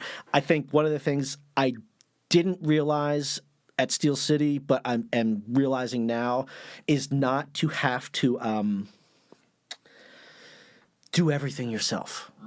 Like I always came from that punk kind of thing. Course. Like, you do it yourself. There's no label that'll sign you. You make your own label. There's like whatever it is. Like you just. Now you get do to it yourself. delegate like people and tasks. Well, I mean, if someone's got a wheel that's working, don't build a wheel. Right. Like, just say, "Can I use your wheel?" Yes. Yeah. Yes, I have a wheel that's working. Absolutely. Thank you. And you don't have to spend all that time building that. And so lessons like that. Just kind of learning what you do well, focusing on that. And asking people for help when you need it, and also just kind of being open to the idea that you don't know everything. There are other people that have a lot of skills that they can, bring to you, and you can be so much more effective with their skills rather than trying to kind of know everything about everything. Yeah. Sometimes just like, what? I don't know about this. Right. You do. Do it. Dude, that's so important. Like my coworker Jeff, he's our graphic designer, like one of my best friends. We work together, banter together every day on the job, and specifically with the Steakum account stuff, because it's like one of the first and only clients that we've had over the years that just give us this amount of creative freedom to really expand on like possibilities and what we could possibly do like in these very weird niche areas. And he's a super creative guy. Also, he's a musician. He does like all sorts of other stuff on the side besides graphic design. And getting into all this, it's been fascinating because obviously like I've kind of honed into a very specific area of expertise in what I do, which is quote unquote expertise. It's like making memes and like and all the and just like managing these relationships and all that online. So doing authentically communicating. Exactly, communicating. That's really what it is. It's just being a person, but it's through a brand, so it's very weird. Yeah, but like, it's also, I mean, like, it's not just communicating. It's also it's you're building trust. I was going to say, and it's building a brand. Right. Yeah, you know what I mean? Like, but it only works if you're being, even if you're speaking for a brand. If Steakum is not presenting itself in an authentic, consistent way, people are going to smell that a mile away. Yeah, you know? You get ripped. So, yeah, totally. And he's obviously a designer, and we've had to kind of like go back and forth on delegating certain tasks, and it's been great because he's gotten like really, really good at like Adobe Premiere and editing video and like all these different forms of production and work. And I'm kind of like, I've taken other roles of production as well, but we have to kind of always go back and forth with each other because I keep thinking to myself, I wish I was like a really good video editor. Right. And I keep dabbling in my mind, like, do I want to get Adobe Premiere and just start like diving into this? And then I'm just like, no, I literally don't have the time. And if I did, I could probably get decent, but I won't be as good as him. Yeah. And it's like, what's the point? I mean, like, I could do it in my free time, but like just per this specific job, like in this context, he's already doing it so well. You know what I mean? Yeah. It's like we have to kind of like work at this balance. Like he's not like impeding on what I'm doing. I'm not impeding on what we have this like third space between us where we're feeding into it. And I think that's so important because like I'm the same as you, just like type A, active. Like I want to be doing everything. I want to take control of the situation. And it's really important just to be able to step back and accept that other people are going to do their thing. I'm learning it. I work with a guy, you know Patrick. Yeah, of course. Right? Yeah. And we just have a really symbiotic kind of relationship, and I'm good at a lot of the things that he's not so good at, or has less interest in, totally. And he's amazing at all these things that like I'm not really good at that, That's and perfect. I have no interest in being. And we've worked out just a great kind of rhythm where it's like I hate doing what you do, and you do it so well. Like, keep doing it, yeah. And he's just like, yeah, you know what? Like, right. This works great. And so it's just, it's really freeing because I can focus on the things I'm good at. I don't have to, I'm like, all these things that they're all things I can do. Of course. You know what I mean? Like, you could learn this. I could be the person that do this. Yeah, totally. But you do it so instinctively better. Like, why not capitalize on your abilities to do that, and then we'll capitalize on my abilities to do this. Yeah. And we are so much more efficient as a result, and we get so much more done as a result, and we're so much more effective and have greater impact. I mean, like it's just such a better way to work than trying to kind of, I don't know, maybe it's because when I grew up, in 7th grade I was on Double Dare. That Nickelodeon show. Yeah. And we won. How the hell did I not know this? Yeah. Somewhere there's a VCR tape of this. I was trying to I was waiting in my head. I was like, did I heard this story? I still have an elbow pad somewhere. Oh, it's amazing. But yeah, so they came to my school when I was on Double Dare. 7th or 8th grade, I forget which. Probably 8th. And so we won, and all the prizes I sold to like neighborhood kids or whatever, totally. And was mowing lawns, and I bought my first 4-track studio. So it was a Tascam Porta 2 cassette recording studio. This is 88, something like that. Uh-huh. And so I started, just recording, all my bands, all that kind of stuff. And one of the things was you do everything yourself. Yeah. You need drums, you do drums.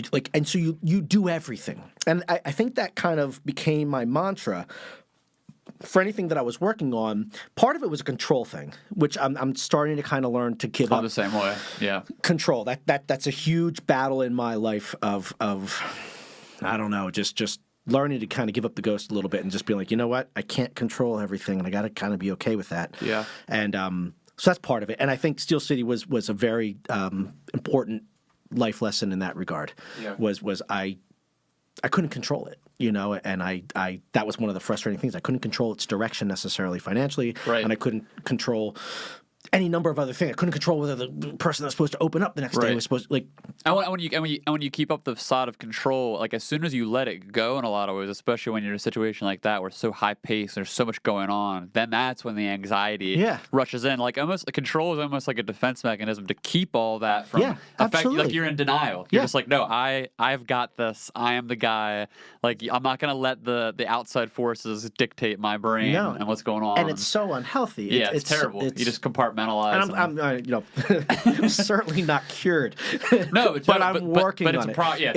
It's totally part of the thing that I have to give up, and I don't know, like this partnership that in my new job is the same kind of thing where there's a lot of things that are simply beyond my control. Yeah.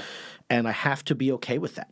And I have to kind of just go with it and do the best that I can within the parameters that I can establish, and then those that I can't, then I just have to be okay with it and kind of go with it. And that's, I don't know, that's it's been an interesting and positive experience in that way. Because it's a lesson I continually need to learn.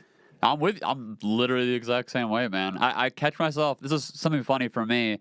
A lot of it stems from religion for me, I think. Yeah. Just growing up in like a really strictly religious family and like always feeling the need that like I needed to be in control of like not just my life's narrative, but just like the narrative of the universe. It's like there's like this binary system that I've been not indoctrinated by, but just growing up with. It's like I've believed this my whole life. I've come into it on my own. Like I've established this worldview, and then kind of like figuring out, okay, at one point, like you hit the wall or whatever it is, and everything kind of falls apart. And then after that, yeah, it's like anxiety rushes in and all that. But since that point, since when I was like 18 or whatever, everything in my life has kind of followed in lockstep with that exact same pattern. Where like I whether it's my job or whether it's music, whatever, like for a while it was music. It's like music was like the thing where I was like, this has to be like the central focus to my life. I need to build like my worldview, my life, my relationships, my community around this thing. And then if I don't have this thing, everything just falls apart. Like I've lost control of everything. And it's the same with work now. Like currently now, like if I'm going through like a rough month or whatever, if I'm feeling depressed or anxious or have outside things going on in my relationship, it's like as soon as my gut reaction is always just dive into the work, just stay on a track, just like have a focus. It's like, I'm having an off month. I'll schedule a bunch of podcasts. I'll work after I get home from work. Like I'll just keep this thing going because as soon as I stop, everything just rushes in and like I just don't want to deal with it. And that's like an ongoing, like I've been aware of it for years at this point, but it's just like you said, it's an ongoing thing. You just have to keep getting better at addressing it. Like keep getting better at compartmentalizing and realizing like you are compartmentalizing so that you can address it at a later point. Because sometimes you have, like we're human, like sometimes you have to, when you were at Steel City, you have to compartmentalize to get the job done. And it's important to know that it's not sustainable, but like it's also good to know that you just have to keep getting better at managing it. It's just it's a push and a pull type of thing. So I'm with you there for sure. But like you kind of like you touched on like your work a little bit now. I mean, like what you want to get into, like what Martha's Choice is and all that, and how you got into it. So Patrick. So Martha's Choice is a food pantry. We're the largest in Montgomery County. Provide food for about 2,500 families, 9,000 individuals. It's amazing. Nearly 1 million pounds of food each year.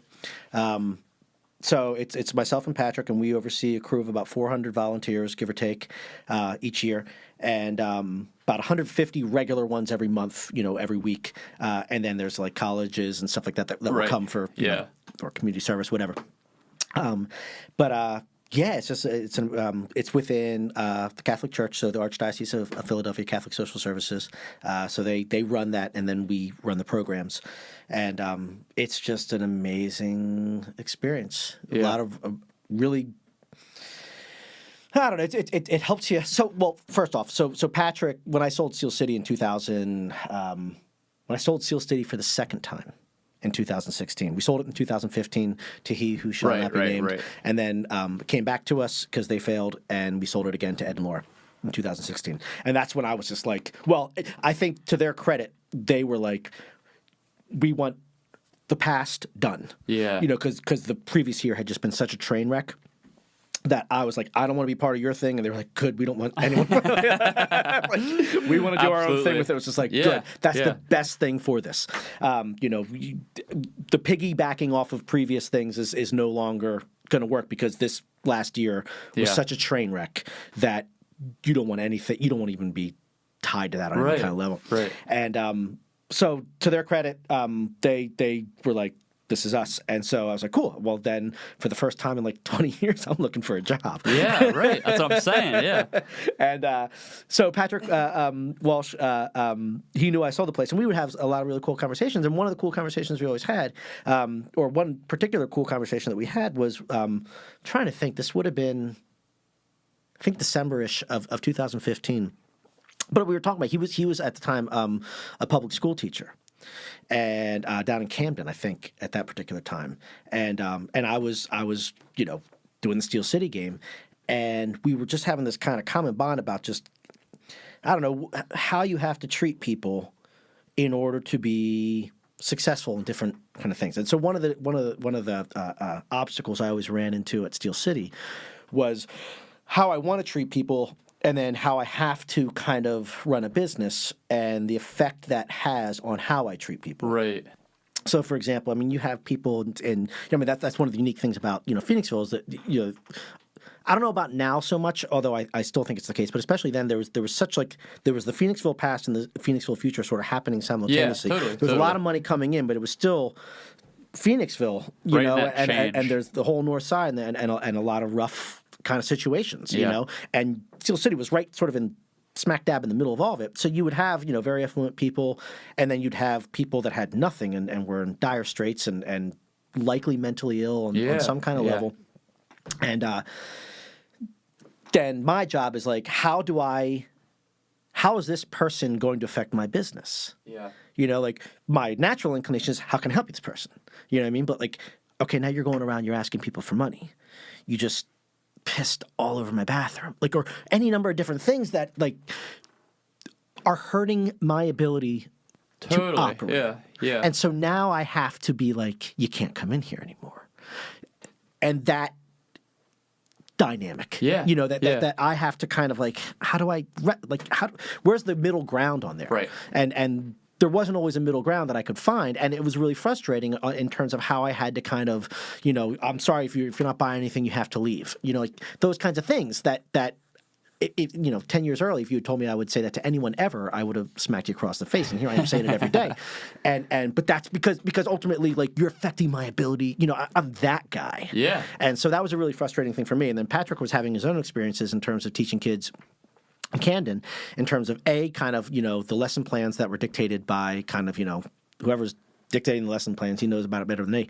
But and the discipline involved in really realizing this is not what I wanted to do as a teacher. Yeah. Most of my time is spent doing all this other stuff and following rules that don't make and sense it's not working. in order to teach. As a teacher, you see it not working in real time. So we would have these really kind of I don't know, great conversations about kind of our frustrations with who we have to be in the capacity of our jobs, and the ethical implications that has in terms of affecting your outlook on the world and kind of how you see people. Totally. And that really, it was kind of like, when I was bartending, I alluded to just how you see the world when you're this is killing you and I'm helping, and same kind of thing. You're in a tough place and I'm kicking you out of here, man. What I should be doing is giving you a fucking meal and all those kinds of things. Right. That just how do you find that balance and be the person you want to be, and realizing that I can't be the person I want to be, not if I want to be a successful business person, and so that, anyway, we had some good conversations. And when he heard that I sold Steel City, he's like, well, do you want to come work with me? And I was like, where do you work? He's like, Catholic Social Services. You're like, the hell? I don't know, man. I was like, I'm not Catholic. Is that okay? He's like, yeah, it's not a problem.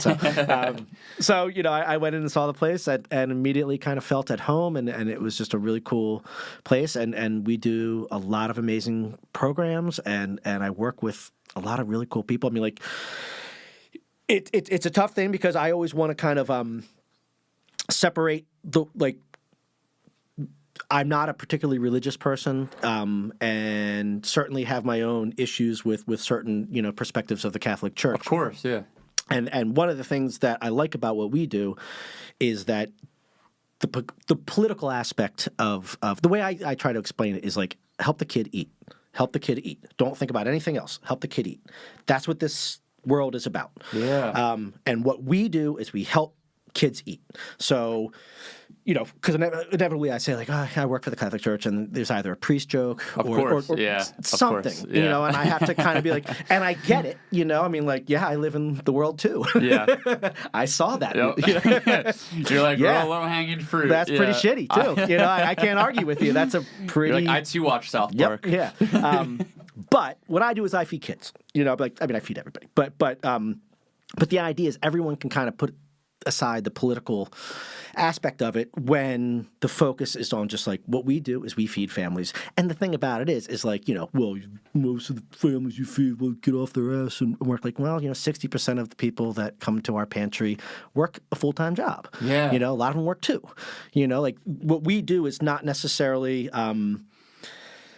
it's for minimum wage is it's still $7.75, I think, right? Yeah, it's $7.50, I think. Yeah, brutal, and an average one-bedroom apartment in Norristown. So we're located in Norristown. It's $1,200 a month. Yeah. So do the math. I mean, you can work 2 full-time jobs, and you still don't have enough for rent. Let alone if you want to have a kid. Let alone if you want to eat. Let alone if you want to have a vehicle. It just the money doesn't add up. So people can work. You can say get off your ass and get a job. Right. People have jobs. You still can't make ends meet. So crazy. So what we do, we're a grocery store essentially, for people that need help making ends meet.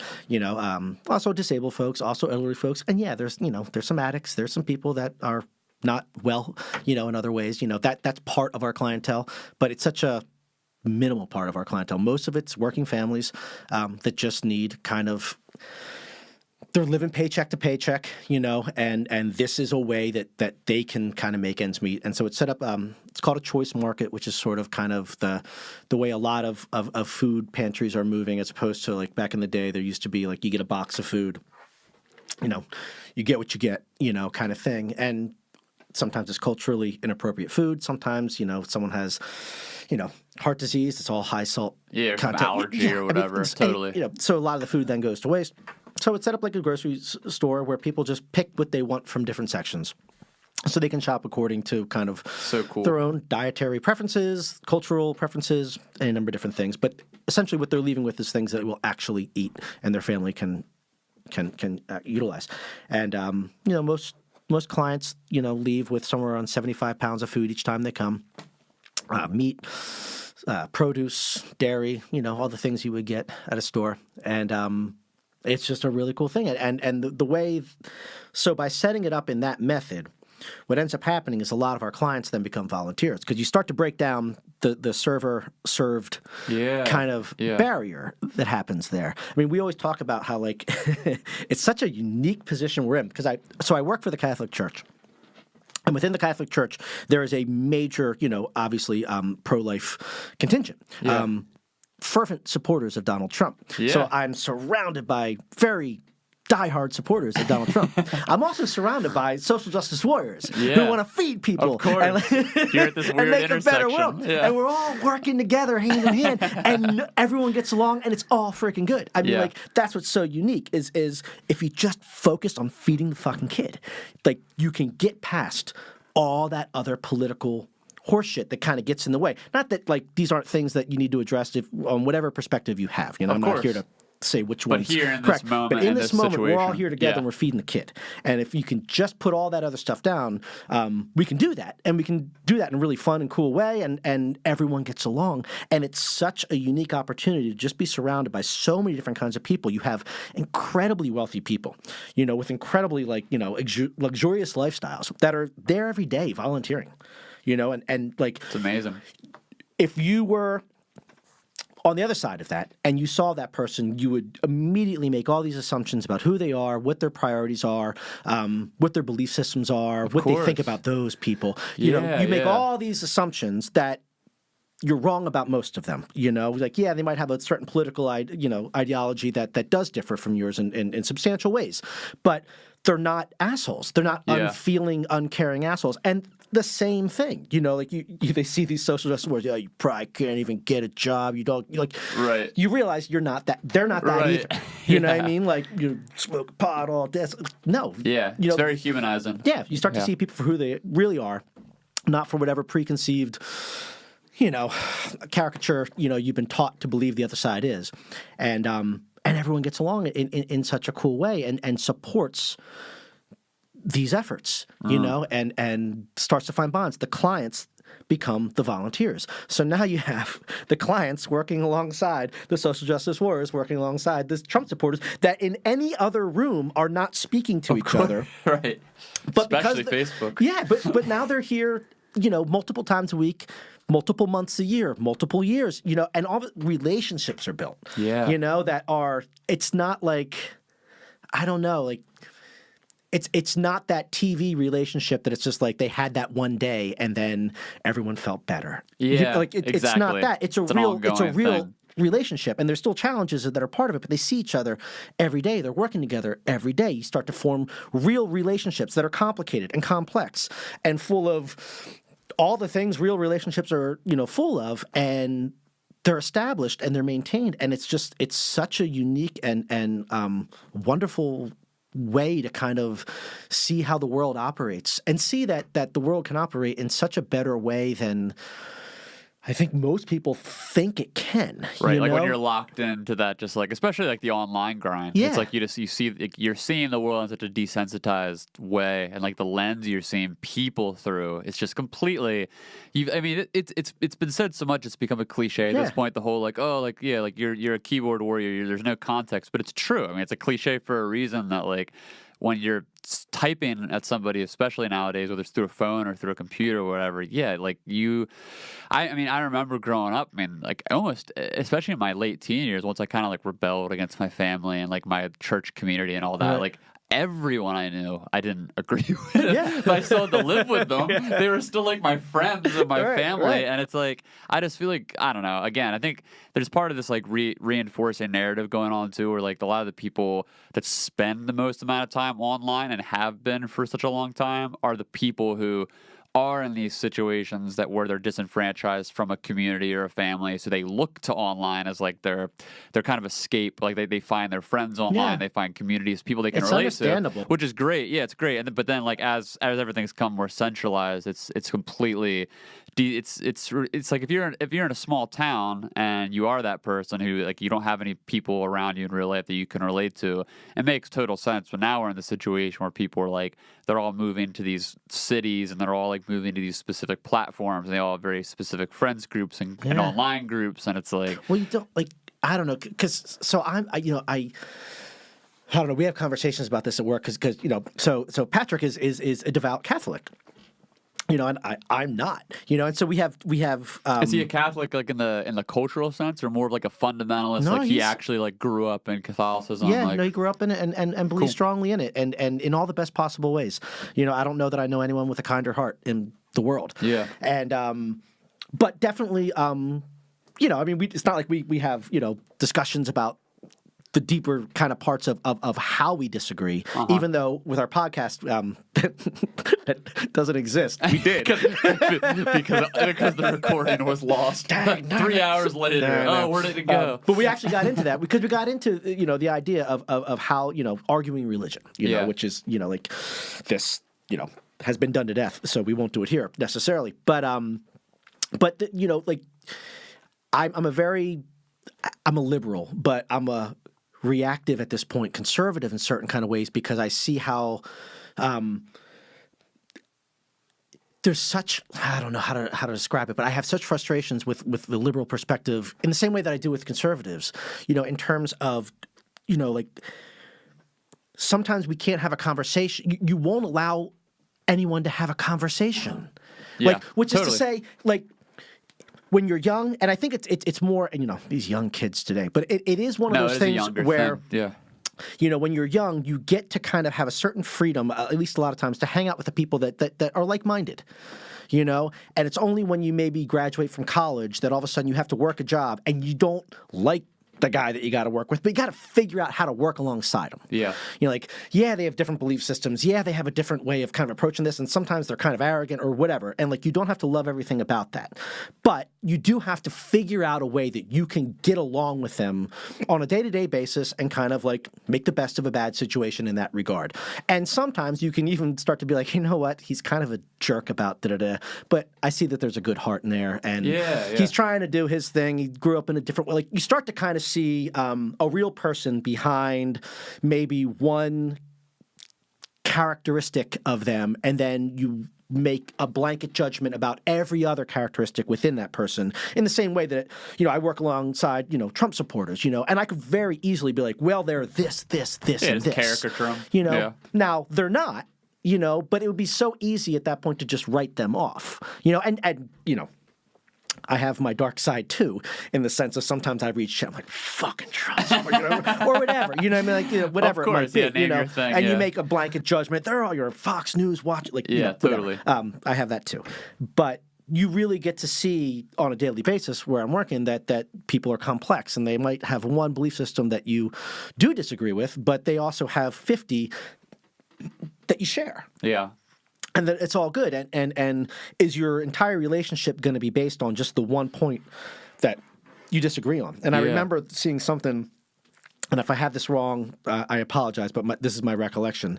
But I remember shortly after Bernie Sanders lost to Hillary Clinton or whatever, he was campaigning with this woman somewhere in Vermont or whatever, who they were campaigning for it had to do with just like I think raising the minimum wage was the general kind of gist of what they were trying to do, so that working families could have a better it was a big life. one for him, the $15. And but she was Catholic and she was pro-life, and just the number of people that were Bernie supporters that just totally wrote him off at that point, like, and just fucking Bernie Sanders. It's just like because he had the gall, to campaign with someone who purists. had it, and it's like if they don't agree with 100% of you, then they are dead to you. And I just, that to me is just such a self-defeating kind of perspective, and I feel like, even though my general mindset is mostly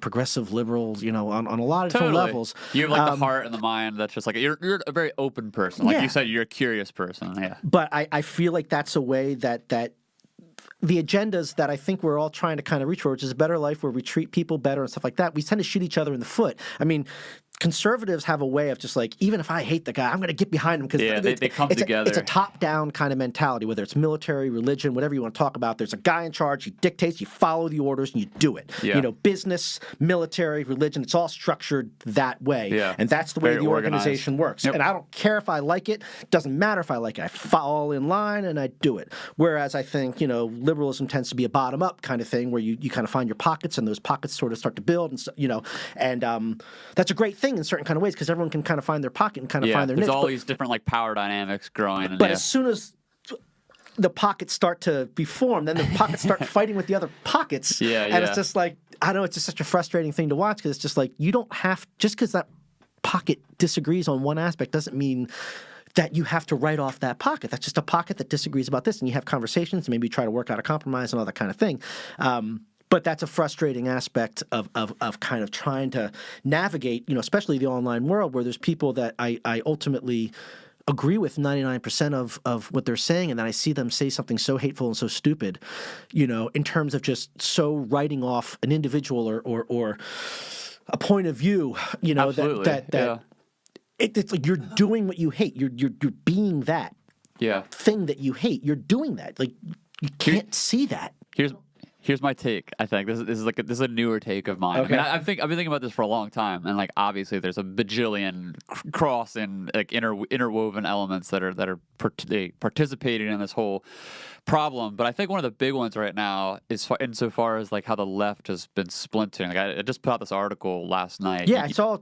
I didn't get a chance to read. Dude, it's so it's long. long. It's so long. 10,000 words. Took me over a month to write. Yeah. I don't expect people to read it. I'll get it. to it. It's nuts. But like what drove me to do the article, and I've talked about it a couple times in the podcast, is just for one, it was for me personally, just to help me organize it, like just because I follow I'm a political nerd. I try not to get into it too much online anymore just because of how toxic it's gotten.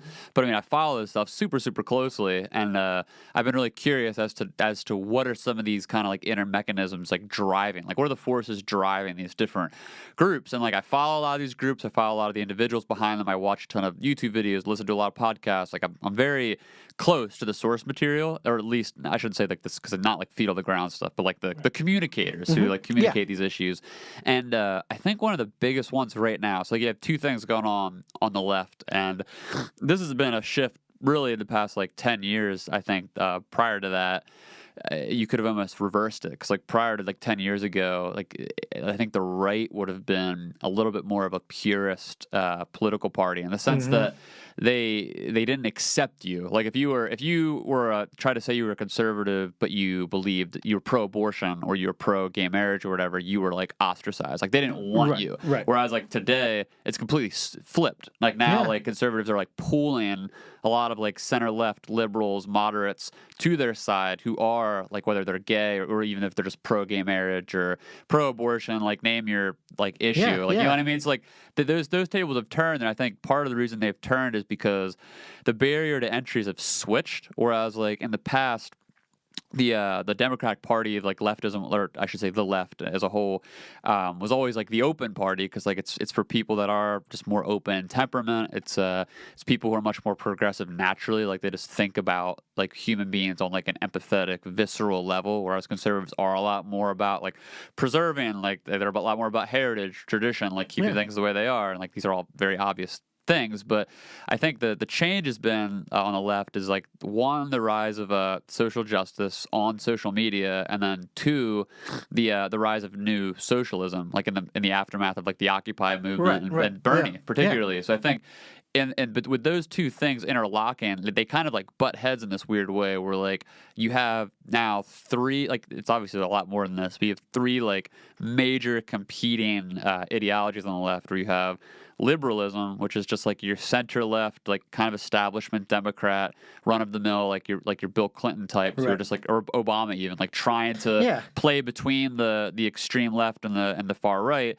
And then you have the social justice types, who are now like, whether it's like black activists or vegans or environmentalists or like women's rights activists, whatever, like LGBTQ, all of them, they are all like finding their voice for the first time with social media. So that's obviously been like a chaotic, tumultuous time in the past few years, and like they've taken the main stage because I think they're the people, particularly as like a identity, like a group identity.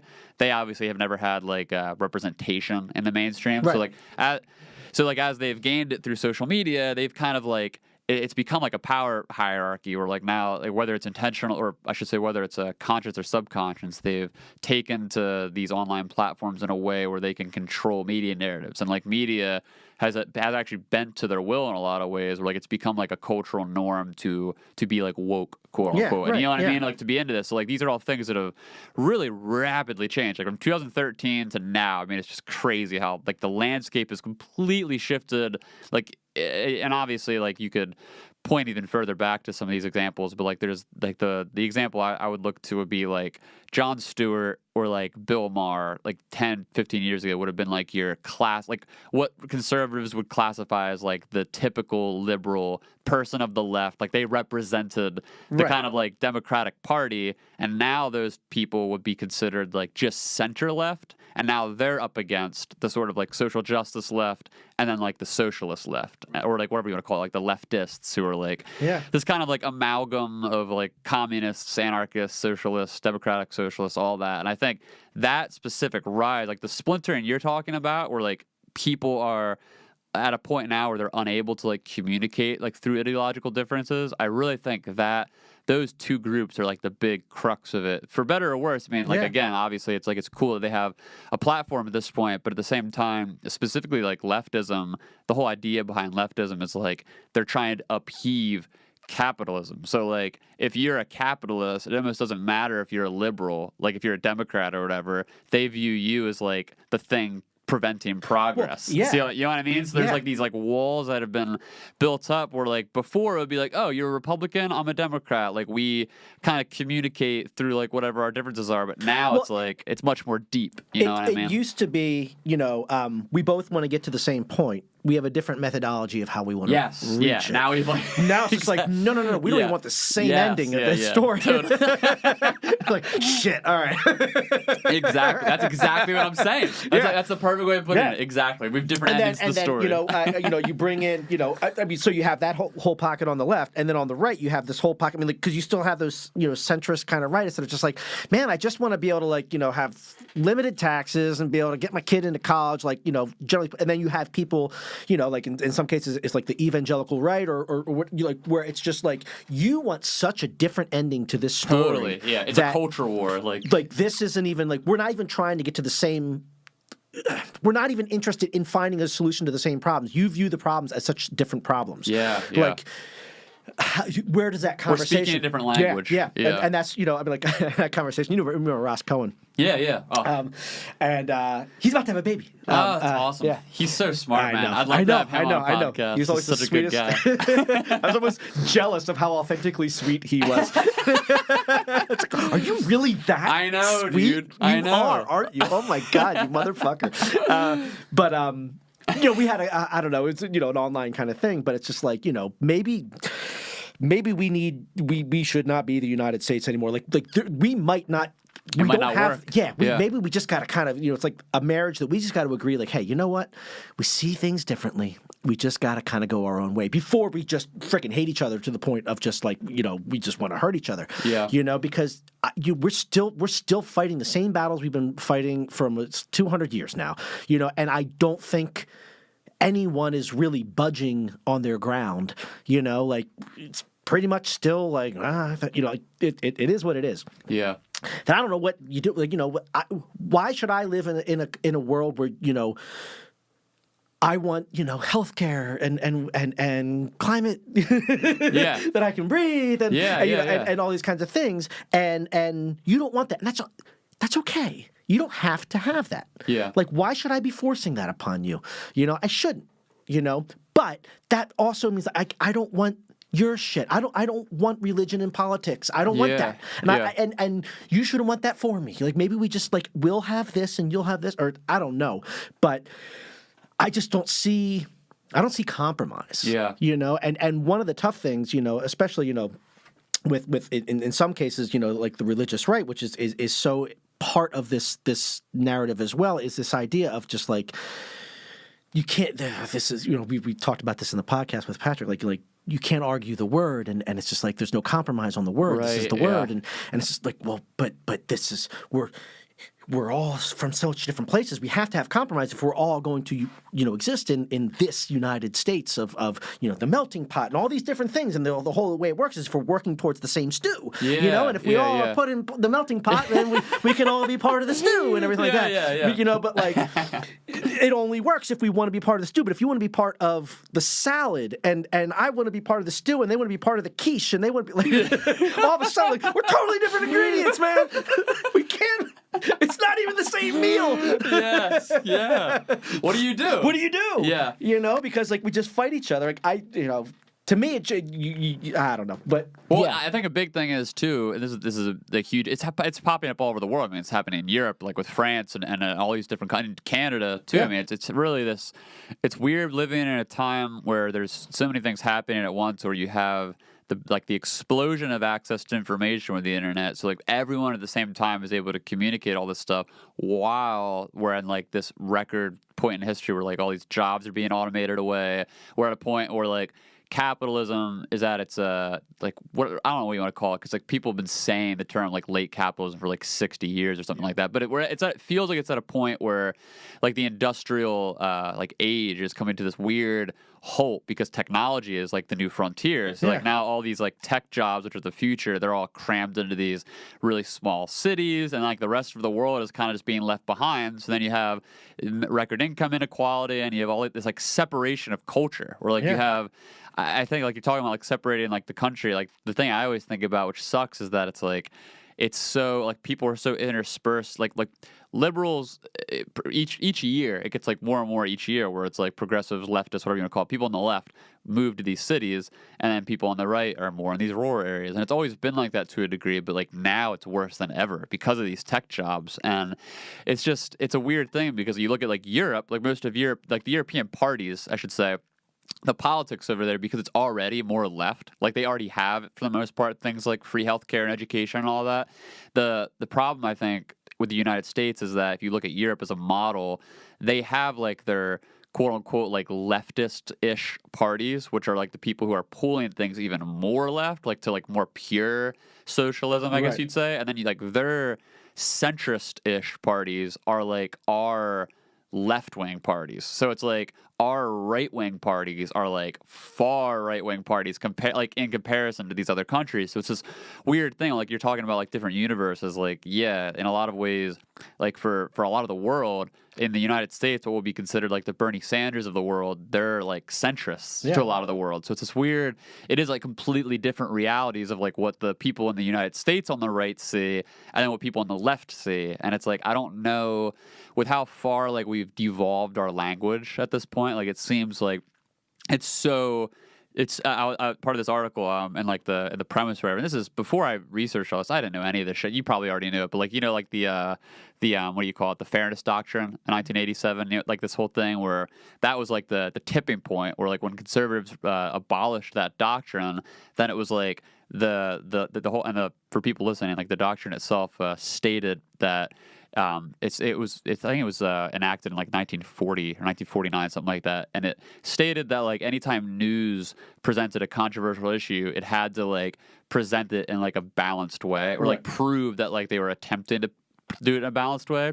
And conservatives felt for like decades that this was like already kind of biased toward the left. So when they abolished it, that was like right when conservative talk radio and then Fox News came out, because they were like, screw Clinton, you. Clinton was behind that as well, wasn't he? I'm not sure. No, I don't think so, because it was in 87. Was it 87? Yeah, okay, 87. Yeah. For some reason I thought. I think it was Reagan I'm not sure if Reagan was campaigning for it. I'm not sure if he was the one who actually enacted it, but like he was campaigning for it throughout the 80s, and then like it eventually like it passed. But right away, like the following year was when Rush Limbaugh debuted, and then like it snowballed from there, and then it became literally. This was like a big reason why I wanted to do this article, because it was like I didn't know any of this, but this was like the complete splintering of two different Americas, where like all of a sudden conservatives no longer ever had to watch like what was considered quote unquote mainstream news, because they just thought of that as liberal news. So then as conservatives went further to the right, what was considered the mainstream, like the CNNs and the MSNBCs and all that, drifted further left. So then like that splintering just kept going and going. I mean, you used to be able to share. I mean, when I was growing up, there was 3, 6, 10, 12, 17, 29. There was 5 channels. Right, yeah. And PBS. And so you basically, you watched, Tom Brokaw or Peter Jennings or like Dan Rather, options. maybe. But basically they were telling you, generally, you could watch all 3 news shows and get the same general information. Yeah, you could go universe. back and forth and not necessarily hear completely different perspectives of the stories. There was a general kind of consistency. Some person might get this scoop first or whatever, but they were all sort of approaching it from the same angle. But then, cable news started coming out, and you really could just kind of go to whatever made the most sense to you and stay there. Yeah. And stay in that and world. And it's obviously got worse with the internet. And I mean, that just... that's one of the blessings of the job that I have is that I'm surrounded by people outside of my world. Yeah. And sometimes that's a frustrating thing. Sometimes there's perspectives that I fundamentally disagree with, and I have to kind of, not necessarily bite my tongue, but I just, this is not the time. This is not the time or the place. Yeah. Feed the kid. That's what we're here to do. But I hear things that just are like, like we're in a different world. Come on, man! Like you're better than that, kind of a little bit sometimes, and from both sides, And so I really appreciate the fact that I am able to be in that world where I can watch sort of that middle ground exist. Yeah. Even though, like when they go home, they when they leave our place, they go home right back to wherever kind of little insular world they're living in and echo chamber. Yeah, and I mean and I have my own echo chambers too, for sure. We all But do. I don't know. I think I was just raised by such a series of devil's advocates that just anything I hear, there's an immediate skeptic in me. Yeah, you question. That it's just like, yeah. Hold on. You're saying that you're like, Yeah. because they did the thing and they Yes. did. Yeah. It's just like, and he organized like, whoa. Well, dude, that's been the most terrifying thing about Trump in general, and I mean this in a general sense, not him as a person necessarily, but just the election itself, with him being so polarizing and such a populist, and like the way he presented information and still presents information, but the way he like came onto the main stage in contrast with every other politician, and how that it's just insane. Watching someone like that speak, and then what it does to the brain. I mean, it's just this like really weird.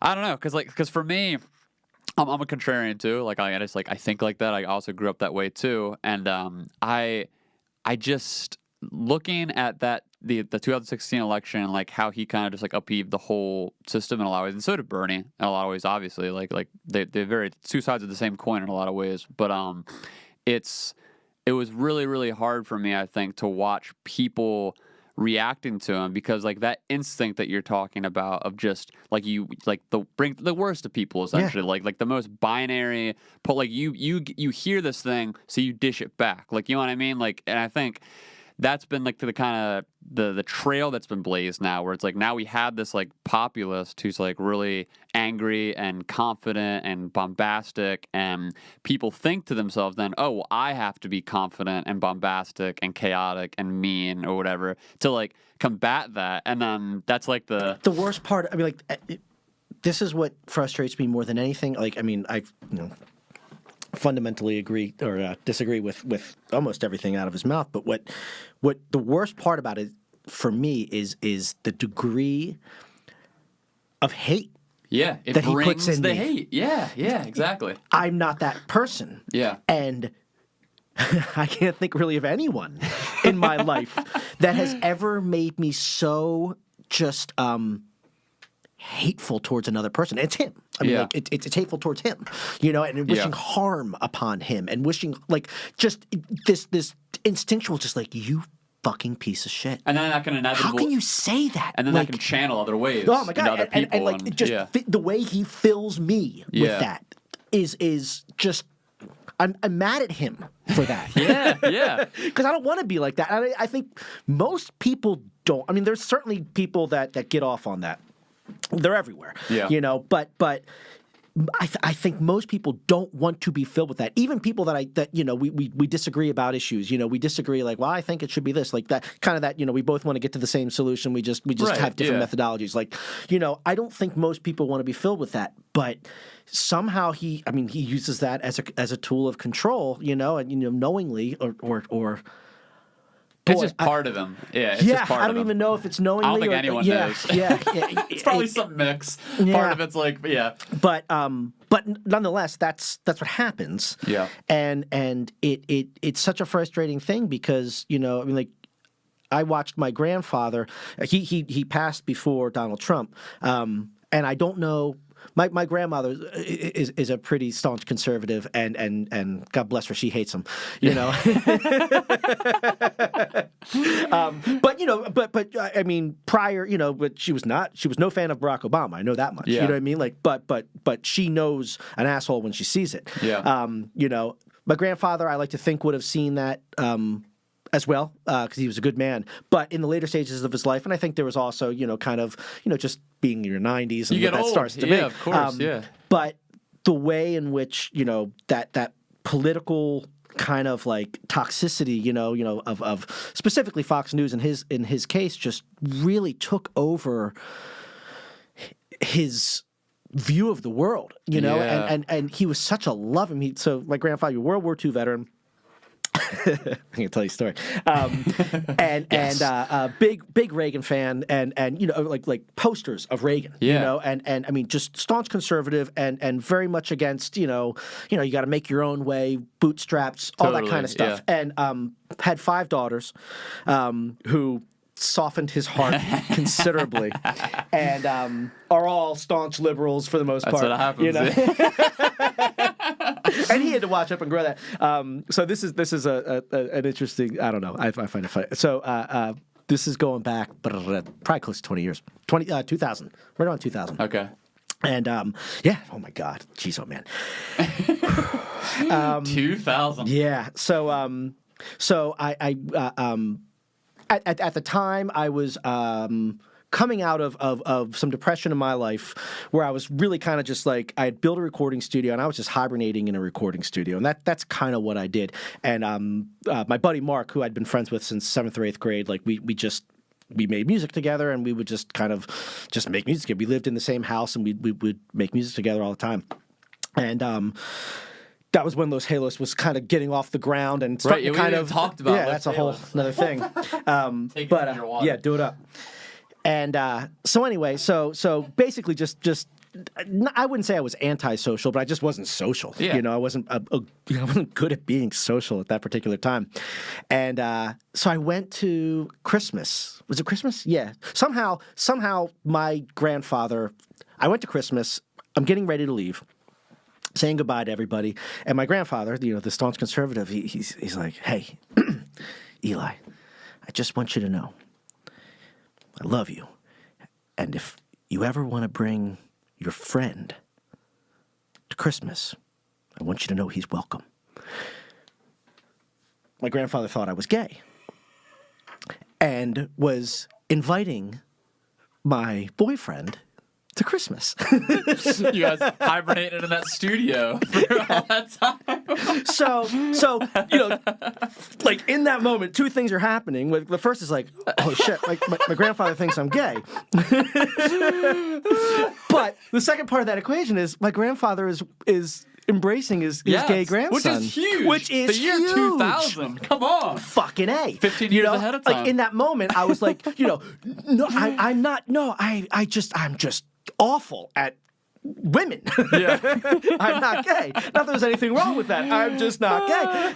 I'm just really bad at women, and just life in general right about now, And but then the second thought is just like how proud I am of him for just like putting down so many of his preconceived, I would imagine, I can't imagine how much it took to put himself out there like that. Exactly. Yeah. I mean, like, mind-blowing. And so apparently he had somehow misheard a conversation that was happening between my aunts, and that's how he interpreted the conversation that I was gay. Okay. I don't even know what the conversation was at this stage of the game. So great. But somehow what he took away from it through, mishearing something was that I was gay.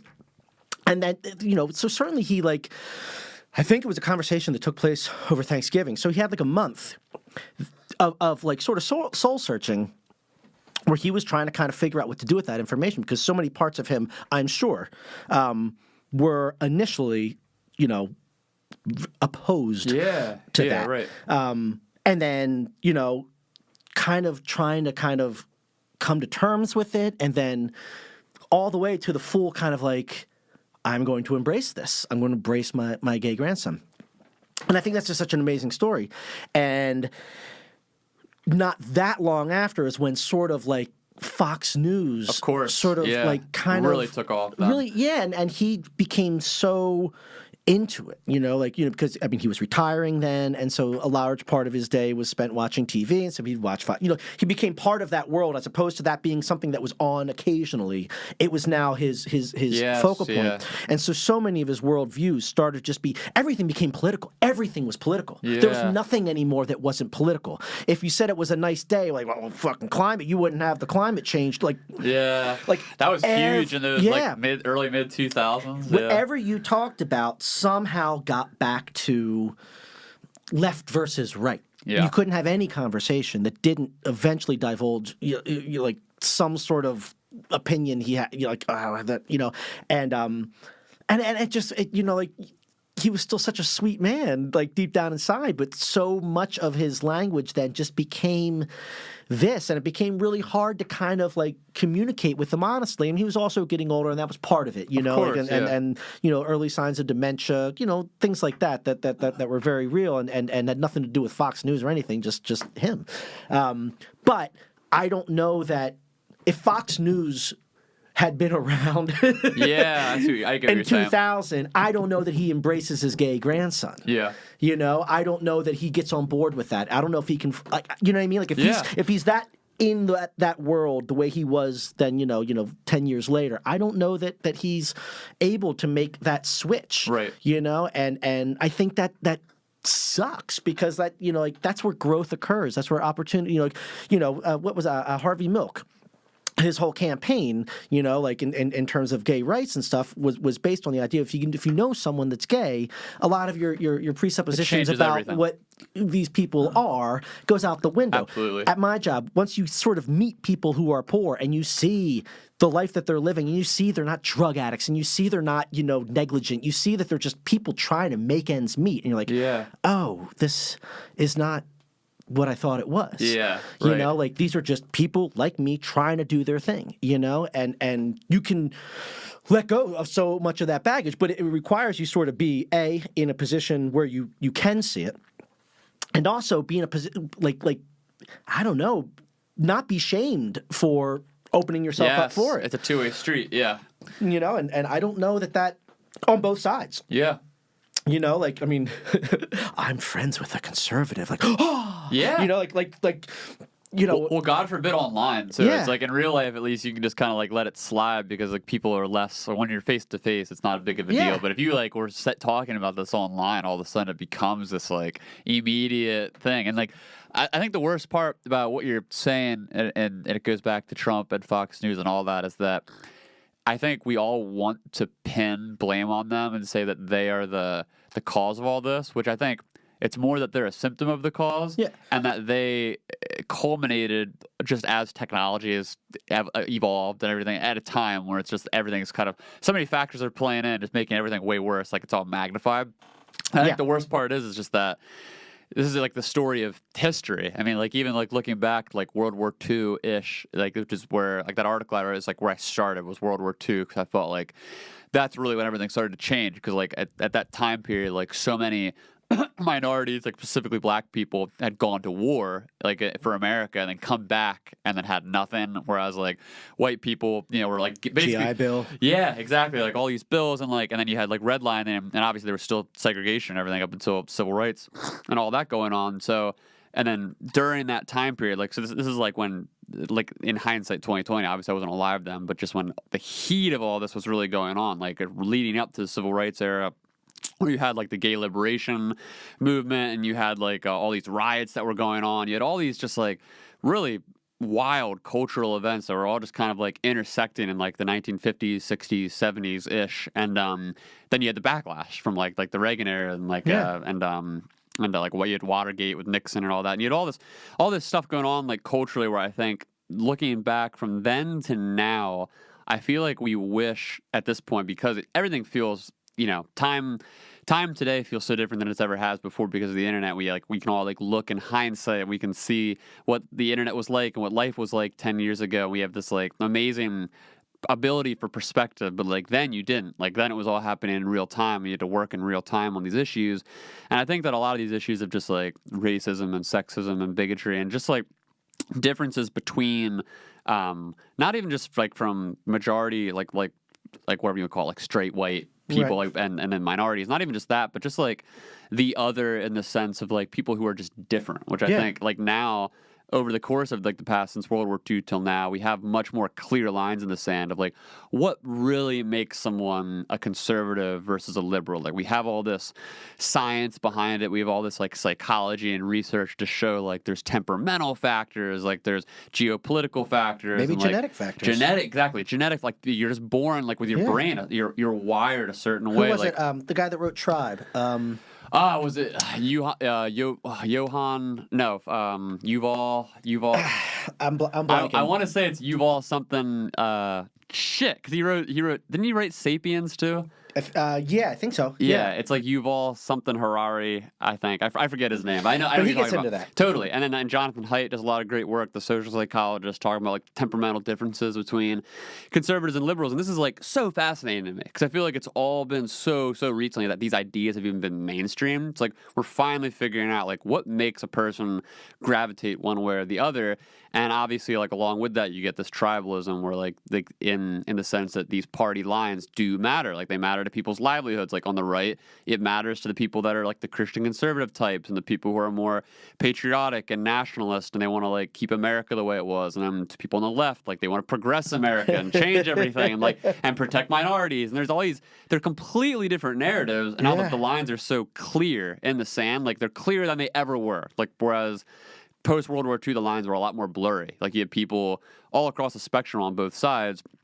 And I think the worst part about all this is that like the problems of Fox News and Donald Trump and the polarization that we see, it really does just come down to these decades and decades and centuries really of just cultural differences and differences in temperament and then it's all and religion and like versus secularism, and it's like these things that are so deeply rooted that they weren't ever gonna just go away. Like, I think we all just kind of like lived in this lulling period, like when we grew up, even a little older than me, but even from like I'd say from the 80s to the mid 2000s, there was this like couple decades where of course there were still cultural issues going on, but like the United States kind of existed in this lulling period between like the raging 60s and then like the teens, the 2000s, where like there's just chaos. And I think we're just like having to readdress all these fundamental issues in a way that just they were always there, and now we're just for the very, very first time as a culture seeing in hindsight like what that means and like how to address it, which is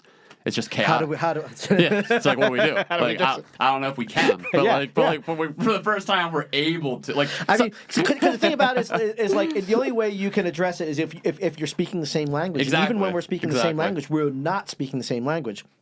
I'm a firm believer in post-alien invasion socialism.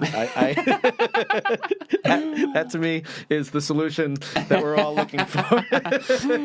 No, but like so, like I don't believe socialism can work because I don't believe anytime you tell someone to do something, he's going to be pissed at you for telling like them to do it, and then they're gonna be pissed at the other person for having to take. No one does anything at the point of a gun. No one does, or the point of a pencil, whatever you want to, whatever kind of legislation, whatever. If you're making someone do something they're opposed to, no matter what, there's gonna be a backlash against it, and they're going to be opposed to it. I don't think you can enforce that. You can possibly get away with it for a short period of time. Maybe even do something beneficial. I don't know, or whatever. Anything can be corrupt. Any system can be corrupt. There's good socialists, there's bad socialists, there's good capitalists, there's bad capitalists. There's whatever. Whatever it is, it's ripe for being a shitty version of whatever that is. Even though there might be a good version of that out there. Like depending on who runs it, like it can be really bad real quick. What has to happen is you have to feel like you're on the same page. Yeah, there's got to be checks and balances. And if like I'm for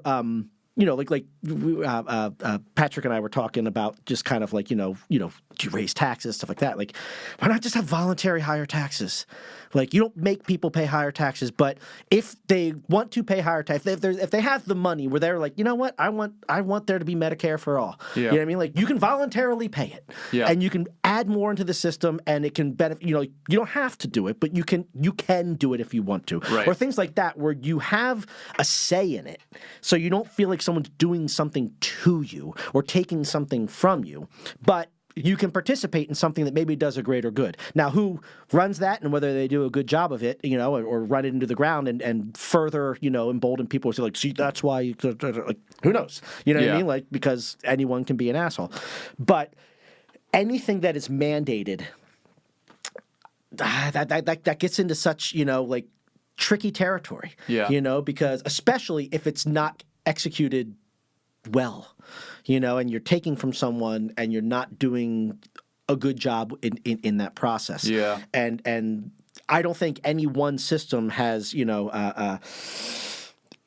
does it well or like every system is ripe for doing it poorly or well. And so, you could say that capitalists does certain things well. Well, they do certain things not well, too. Well, it depends on who's in office, too. It's like you get in office for 4 years, and then it's like, who's the next? And then you already gave them this power. That's like the big... Right, you can have a business that's doing very well and have a new CEO put in there, and they totally ruin it. Like, it's not the business necessarily that's the problem. It's that particular person didn't do a particularly good job of being in charge of it and running it correctly. It's not the business that's wrong necessarily. It's that person. Then you put a new CEO and all of a sudden things get back on track or whatever. So like anything can be run poorly or well. And so the ism of it we're so focused on that as opposed to simply doing good work. Yeah. Well, have you followed Andrew Yang at all? You know who he is? Andrew Yang? The guy running for president for the living wage for everyone. Oh, yeah, the universal basic income. Yeah. One of the things I love that he says is, it's one quote. He says, and I have my criticisms of him, but I do like him as a person. And a lot of what he says is, he said something like, like we have to get over the conversation of capitalism versus socialism. It's like we have to realize like we're moving forward together, because this is, to your point, I mean, systemically, I think anyone who doesn't at this point, like we need to educate more people clearly about like what the economy even is. Like our social and economic structure is a mixed economy. Like it's not pure capitalism. No. It's like it is. We have socialist elements to it. And there's this always. And I've seen enough clips on Fox and like CNN where they go back and forth on this, where like you talk to people on Fox like, well, that's not really socialism. And it's like it's a mixed economy, and like obviously that's how most of Europe, that's how most of the developed world is. It's like there's elements that like the private sector takes care of, and there's elements the public sector takes care of. And that's not a bad thing necessarily. Let's just it just needs checks and balances. And I think I tend to think that there's certain areas which. Like really, like that socialism particularly has a lot of validity to them in today's overly kind of like capitalistic structure. It's a good critique of capitalism. I'll say that. I mean, that's what Marxism is. Right, that's like the whole thing. It's like it's overreaches. Where I think the whole Bernie Sanders like the 1%. Like that's the whole thing. It's like you got like Amazon not paying any taxes on anything for like 2018, and everyone's pissed about that for a good reason. Like we have to figure out why these like billionaire people are making this money. And then to your point, maybe I don't know what the solution is. I don't know if it's like point of a gun or volunteer, but like you do have to figure out like how to me, distribute it's a mentality. It's a mentality of how you perceive the world and whether or not you care about your brother. Ultimately, or sister. Businesses don't. That's the problem, I think. That's see, I mean, like I had a conversation with my father, and I think he made a good point. We were talking about I don't know if we were talking about Bernie Sanders. We were just talking about politics or whatever. And one of the things that he brought up, and I don't know if it's absolutely true, but it's true enough, at least a little bit, was, from his perspective, the problem isn't the 1%. The problem is the 2 through 10. The 1% tends to be pretty generous with their money, tends to be like pretty... the Bill Gateses of and the world. Warren Buffetts, and people that are, not to say they're perfect and that everything they do shines like gold, but like they tend to try to use that money to do positive things for the world. You know what I mean? Through grant funding. The top 1% for the most part, they're out of the game. They've already won the game. Right, so they're right. Right. Like I have more money than any number of grandchildren's will ever need. Exactly. And so tend to try to tackle big problems and do good things. It's sort of that 2%. Yeah. Through 10%, people that are making crazy amounts of money, compared to you and me, but are not making so much that it's like, that Bill Gates. They're not on the radar necessarily. Yeah. And feel a little bit maybe more protective of like, hey. Yeah. They're climbing the ladder still. And those are the folks that maybe, I don't know, like their perspectives of kind of how to perceive the world around them, like and the belief system that like this idea that the goal is to just make as much money as you possibly can until you die. You're dragging. You're just like hoarding gold. I just gotta get it all as much as I can get in this bag and then die. And that's success. You know what I mean? And like I'll give that bag to my kid, or whatever. And now the kid's got the big bag. He's like, well, I'm gonna make the bag bigger. And I'm gonna and that this is the goal for life. That perspective. I don't think you can make all the regulations and laws to deviate from that as much as you want, but ultimately, like that, I don't think success. You're saying that mindset will find a way. Like they will go offshore banks. They'll cut corners. My brother said something to me one time that I think makes a lot of sense. Progress moves at the pace of trust. You know what I mean? Like good quote. And I agree with that. If you trust, you can move. You can do a lot of cool things and you can grow in a lot of ways, but until that trust is built, like you can maybe mandate things, but you don't necessarily have. I don't know. You're dealing with symptoms as opposed to solutions and cures. You know, like you're putting Band-Aids on any number of different things, but you're not necessarily healing any kind of sickness. And I don't know. Fuck if I know how you get to that point. You know what I mean? Like, I don't think anyone does. Aliens. Yeah. Giorgio meme. Aliens. And they're probably ancient. But short of aliens, I don't know. You know, or true catastrophe. Right. You know, I mean, like, you know, 9/11 brought about, for a brief moment, that sort of...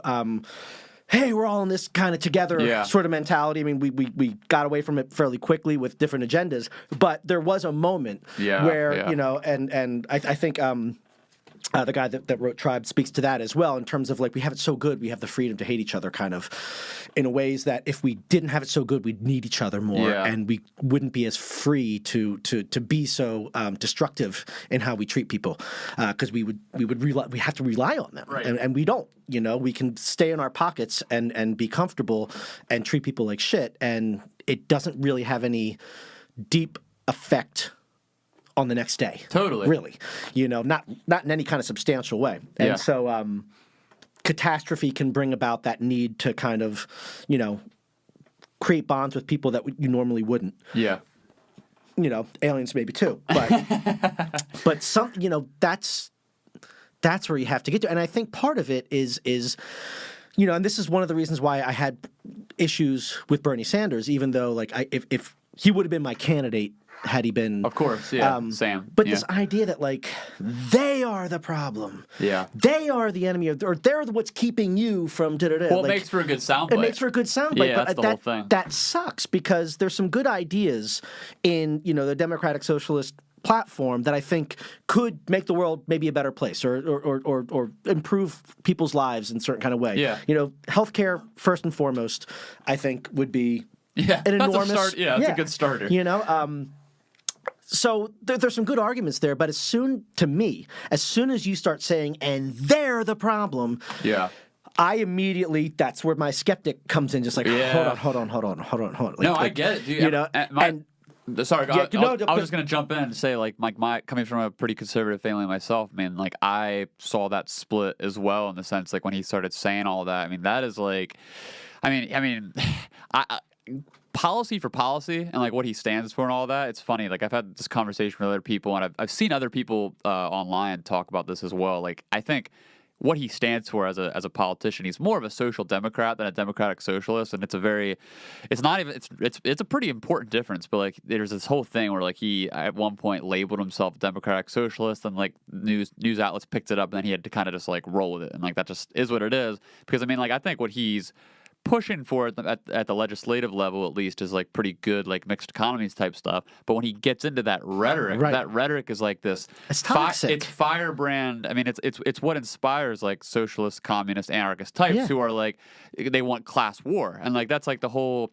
And I say that as someone who literally, I mean, like almost everything I follow, like on a primary level, like I follow pretty strong, like leftist sources, and I get where a lot of them are coming from. But the thing is that like my family doesn't. You know what I mean? Like the people on the right and the people even in like the liberal, like center left, whatever, or center right, they don't understand this at all. So like when they hear that verbiage, it signals to them this like very baseline fear of just like they hate rich people, they hate middle class people. Like this is like and that if you're successful, you're the enemy. You're the enemy, exactly. And like that is like a huge problem. And he didn't need to go there. That's the thing. Like I mean, I maybe he truly believes that, you know, and it's not just simply, you know, for the effective, you know, speech kind of thing. I think that's a poor belief. Yeah. You know, if I don't know. I get what you're saying. Start scapegoating people because I think what he's saying. I think the merit in it is it's emphasizing the soundbite itself emphasizes the income inequality, like the gap. We've all seen videos and charts and stats, and we know how crazy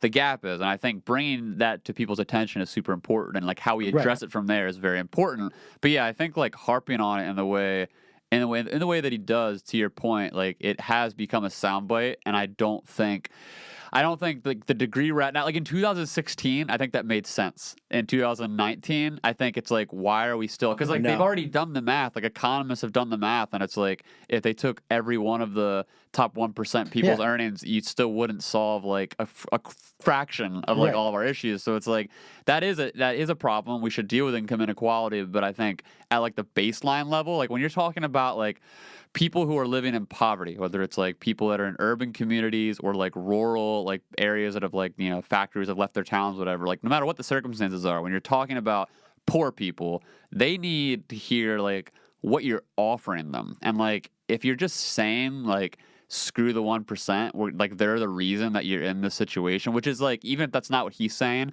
rhetorically that's like the message that's coming across. All that's doing is like driving up a similar populist hatred for them that Trump does. It's very similar. That's the thing. That's exactly. I mean, I was a reluctant Hillary voter, and I was actually really disappointed in her when she accepted the Democratic nomination, that she went to that exact same place. Yeah, and you know, there was other things I wasn't a huge fan of, but when she went, she sort of just took that line, and we're gonna make the 1% pay. It's just like, come on, like, jeez. Yeah, right. Like you don't have to create an enemy in order to make a good point. Mm-hmm. You know, like you can make these good points and stand up for equal wages, you know, for people that you know do work and or living wage or you know, things like that. Those are really good points that can be made, but you don't have to do it in such a way. And they're the reason. Yeah, you're playing Trump's game. They're the boogeyman that you need to go after. And if we kill that boogeyman, everything will be better, because it's not real, first off, and also it just inspires more hate of, you know, like this hate-based. Yeah. It's a hate culture. It's a culture war. Yeah, you know, totally. It's like, who do you hate? Oh, I hate. Like that's how. Yeah. I'm going to create a dating app, and you just list who you hate, and then everyone can get together. Like, I really hate. Yeah. But that's what it's who do you hate? You know, and that's sort of how, that's part of how you define kind of your I don't know, your perspectives a little bit. Maybe not hate, but certainly. No, it's part of it, though. It's part right of it. up against hate. Yeah. You know? And the problem is that people like you or I, or the people who are like, I guess I should say in general, invested in politics at a grassroots level, that follow this stuff kind of like as a sport, which is like the extreme exception to the rule. I mean, most people that follow politics, they just might watch some news after they get home from work. They might read some articles on Facebook. They're not like actively involved in the process, but like to the people who are really following these candidates and policies and like really interested in like the philosophies behind like socialism or capitalism and all that, the problem I think is that the way they communicate these issues, like if we had like a hardline like educated Marxist in this room with a hardline educated capitalist, we could have a conversation philosophically, kind of parsing out some of like these philosophical differences between us and like the nuances, like when we talk about like consequentialism and like what does it mean to like in the history of communism, like the history of capitalism and like the death tolls and like what it means like looking into the future and like mixed economies in Europe and all that. We could kind of get into these like nitty gritty details, but like for the general public who just like they're just perceiving all this on such a surface level, so they hear this stuff and like to your point, they might not mean hate when they say these things, but again, like people just generally perceive it like at a baseline tribal level. It's like you hear this thing and it invokes one of two things. It either invokes excitement if you're on the left, or it invokes fear if you're on the right. And that's exactly what Trump does to his base. I mean, that's how you get people riled up. I mean, people, you know, I get frustrated by people, like how stupid people think he is. because he's not. Yeah. He knows what he's doing. Yeah, he knows exactly what he's doing. Yeah. And he's doing it incredibly effectively to the point where you are behaving exactly the way he wants you to. You know, like every time he tweets and everyone's jumping on his tweets. Like, this is exactly what he wants, and you're calling him stupid, but you are falling into it. Yeah, exactly. And they know. It's like, Yeah. like there's. I don't know what the numbers are. I don't think anyone's crunched them yet. But I mean, I would be fascinated to know just how many jobs have been created solely off reporting Trump's tweets. Like, there's people. There's these guys. He's a whole kind of. No, he literally is. There's these guys. They're known as the Krasenstein brothers. I think one's name is Brian. The other one's name is I forget his name. There's these two kids, right? Job creator. They're like 20. Yeah. They're both like 20, and they're twins, I think, and they literally have both made careers. They literally have like Trump's notifications turned on. They tweet at him as soon as he tweets. They respond, and they've gotten hundreds of thousands of followers on Twitter. They have like their own brands now, and it's literally all they do. They've become like a meme, but it's just it works. Like they broke the system. Like they figured out like it's a game. You know what I mean? Everyone's playing the game. There was I don't know if you remember, that just reminded me. I got to figure something like that out because this is the right time. But there was that guy, I don't know if you remember, like 2010, 11, somewhere around then, there was some sort of Midwest radio personality preacher who, I don't know, had been on the way, you know, like airways for like years, and he had been predicting for I don't know how long that the world was going to end on. Yes. I don't even know the date. It wasn't the December 12th. No, I know what you're talking or 21st. About. But he had been doing this, I guess, he'd been for doing decades. this for a long time, and the date was approaching, and it was like, let's say it's May 20th or whatever. Yeah. But like the date was there, and you know, it wasn't. What was it called? When people just disappear. The rapture. The rapture. Right. Yeah. Thank you. And. Some brilliant soul was just like, all right, so all these people are going for this. Like, tell you what, if you get taken up in the rapture, I will take care of your pet.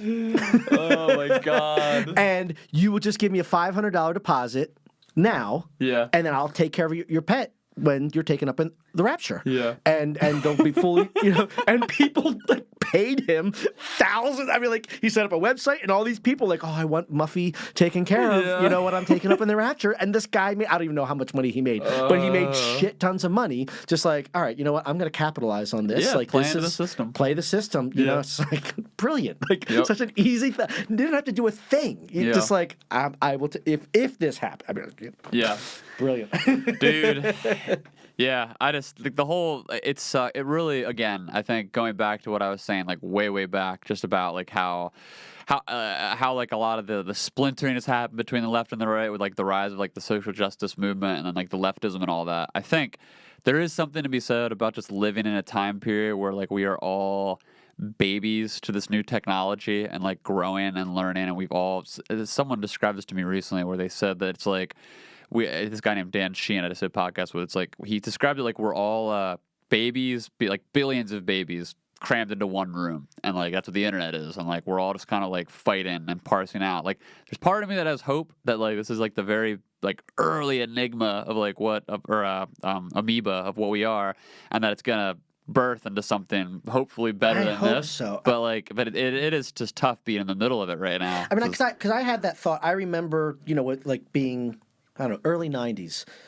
Yeah, about early 90s. And sorry. You're good. And being at my buddy Chris's house, and we were talking about, I don't even know how far along the internet was in, let's say 94. Yeah. You know, I mean, like there was like the Palace. It was there. There was like a couple like web but it wasn't a daily thing for anyone. Totally. Really. You know, like unless you were like a pioneer in that world. Like yeah. but that was like before AOL. Yeah. Anyone just chat. Generally you knew that it was coming. And we would have all these, you know, amazing conversations about how, like, you know, everyone will be able to have a voice and all this kind of stuff. Like our thoughts of like what this was going to be was so this is going to be such a cool thing. Totally. You know, and certainly there are some very cool things about it.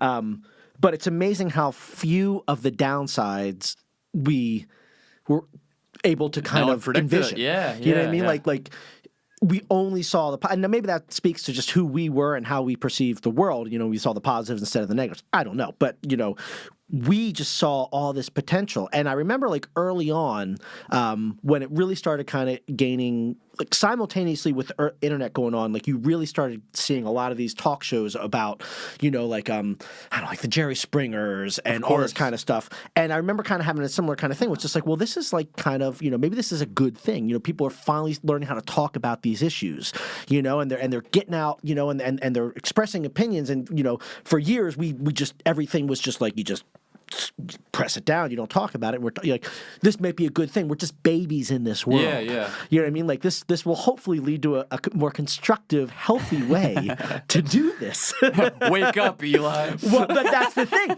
That's the thing. Like it's 20 years later, almost 30, and is it really any healthier? Yeah. Like I mean, there's certainly healthier avenues. Yeah. Like. If you want to do good things, there are good things out there for you to do. Right, right. And whether there's it's more the internet, possibilities, whatever. so many more jobs. And so there is all those beneficial things that are out there. And for people that need assistance with things, there's support networks. I mean, like there's all this amazing. There's so many networks at your disposal the good stuff you now that you can. Yeah. And then there's just this whole other side that is probably 90% of what gets thrown at you. Because, I mean, in order just to access the internet, it's just like you just got to go through this gauntlet of people clubbing you in the face and balls every step of the way until you finally get to like your safe place. Like, okay. And even then the window comes up like, hello. Of course. It's like, no wonder there's safe spaces. And you're like, there you are again. Yeah. Like, I don't know. Like, and you just, what was I reading the other day? The average, like, 10-year-old can recognize something like 1,000 corporate brands by sight and less than 10 native plants to their region. Oh, gosh, that's weird. Yeah, that's really weird. We're just so, like, we are product, we are commodity, we are just, and like, I knew a time, I'm fortunate enough to have known a time when there was sort of a middle ground. It's certainly, like, things had gotten, like, I mean, the corporate entities had started to grow pretty significantly, and you were inundated with a lot of different kinds of stuff. But there was still a lot that was yours. Yeah. A lot of places you could go where you could get rid of that. You could escape it. Right. More importantly, you didn't need to escape it. It wasn't so present that you needed to escape. That's a great way of putting it. Absolutely. You know? And now there's no escape from it. And where it's going to go, I don't know. I mean, like, are they going to start advertising on the moon and in the clouds? And the like, clouds, is that happening within our lifetime? If not, within the next 10 years. And every time you look up at the sky, like, fucking A, M&Ms. Did you watch? Or whatever. There was that. Shit. It's called Maniac. That Netflix series. You watched that? The very first episode, the ad buddy. Yeah. Where, like, it's like you can't afford the bus, so you have to pay to, like, have a person read ads to you. Like, oof, dystopian. But that can happen, though. Yeah, it's like you're. It's just, I don't know, but at the same time, it's like, I have my niece and she's about to turn 2, and she's not going to know any other world. Right. So This is her world. I am judging everything by a world that it used to be versus where it is now, and compare and contrast the better and the worse, and she will know nothing else. Yeah. She'll have her own comparison contrast somewhere down the line that's just like, like, I remember when they didn't inject ads into my brain. Oh, God. Like, right. Oh, my God. That's right. You got the injection. Oh, my God. That's right. Like, I'm pre-injection. Yeah, right. I mean, like, who knows where that what's that Elon Musk interview where we merge with technology, you know? Like, I mean, that was an interesting perspective. But, so who knows where that's going to go? But right now, the comparison contrast that I have is this land of no cell phones, no nothing, where you just there's McDonald's and there's Wawa or whatever it was, but ultimately it was just another little thing as opposed to just really, like, you don't know life as anything other than being sold a product. Everything is being sold. Everything is a sales pitch. Everything. Right. I don't know what that breeds in a person. Yeah. I mean, I know it breeds in me in the sense of the differential between who I was and who I am now, and kind of a certain kind of cynicism, for that, and kind of a skepticism of I don't know, like a distrust, I guess. Yeah. And versus, if you grow up on it and it's so innate to you, perhaps it's just sort of, this is what it is. I think that is what it is for most kids. And fair enough. Maybe that's okay. She could be a happy, healthy, perfectly awesome person and not suffer any consequences for this. The whole generation might. I don't know. But from my perspective, I'm that guy on the porch. It's like back in my day. Right. We could, and I fear for that. Right. Because it seems. I don't know. It just seems like that puts such I don't know. I don't know. Well, we might be taking, like, ironically, like our generation, roughly, like I would say between Gen X and millennials, we might be taking all of the brunt as the generations that have evolved with the internet. Now that like the Gen Z and younger types are like they've already grown up with it, like they might have the ability or like the opportunity, I should say, to learn from us and to evolve with it in a way where like they miss out on some of the almost the transcend baggage. it kind of a little bit. Exactly. 'Cause I think like the whole age of like anxiety, like the rise of like mental health issues and stuff that really came up with between like Gen X and the millennial generation, like so pretty much between people that are like 23 now and like 45-ish, like somewhere around there, like that, or even 50 actually, like that that like block of people, like as we've grown up with like the shifting of the times, like I think like to what you're saying about like everything is commoditized now, everybody's a brand now, advertising's everywhere now, like everything's changed so drastically so quick that I think obviously like that goes against human nature in a lot of ways. Like there's very few people process that. That's what I'm saying. We can't like someone like my dad, he's been working in advertising for 30 years and he grew up, he went to art school. This is what he wanted to do. Like, he wanted to be an artist. He wanted to be a creative director. Like, he wanted to create things, sell things. That was, like, his, like, goal, right? So, like, that was, like, the 90s. And to now, like, it's, like, he evolved with it. So, like, this is part of his lifestyle. It's part of his blood. Like, he's so good. Like, he's, as a business owner, as a human being, like he's one of the best people I've ever met at like balancing that like work life ratio and like the CEO to just being like a human ratio, like in work and outside of work. Like he's just great at it, but he's an anomaly with this stuff. Like I think most people in his category and like my age bracket, we like went through all this and it just like completely obliterated our mental space. Like we didn't understand how to process it. Like it's anxiety inducing. It makes us overthink everything. We're overstimulated. We're inundated with information and options. Like even just like podcasts like this, it's like there's how many like millions of podcasts to listen to, like millions of YouTube shows, Twitch streams, like name it, radio stations. There's everything. It's just like it's all over the place. And I think we're getting better at processing it. And I think that the kids that are growing up with it now that are really young, growing up with that and having to process it like as they've evolved, I think that they're probably going to be better at it than all of us. But I do think that obviously that it'll come with its own set of challenges, whatever those are. Like it might very well be that like they have to like retrain parts of their brain for that human connection because now they are growing up behind a screen. Like whereas like for me, it's like I'm split. Like I see enough people and I grew up with enough people. I have enough friends that like my life as my job behind the screen doesn't really affect me all that much. Like unless someone's like, if someone's like attacking me or trolling me or whatever, of course I'm human. Like I'll feel the effects of it, but it's not like all consuming to me. Whereas like I know most of the people I engage with online, like the people that are the most popular, the funniest, the best at what they do, like they're people who are spending all the time online, and that's just like a different world. Like it's just like a different attitude. You know what I mean? And I think that's the thing that the younger people are evolving with than me that I don't even understand. Like that I'm just kind of on the outside of in a lot of ways. So I don't know. Yeah, I mean, I think I just realized I have to keep my distance. Yeah. Like I think I'm done with Facebook. Nice. Good for you. I just kind of realized that I get nothing out of it. Yeah, dude. Every time I open it, I'm like, why am I opening this? And I don't know if it's any better that I'm like, well, maybe Instagram is a better way to kind of, Instagram is 100 times better for your brain. I think. So I think I'm going to make that jump at some point. I'm fortunate that my job doesn't require me to be very involved in it. Yeah. I'm also fortunate that I've reached a stage. I mean, so this is an interesting thing. So I'm finishing up my first record in forever. I know, so exciting. And we'll see. But now it's like my whole thing in this particular project. Anyway, like back in the day, you know, when I was doing this, it was.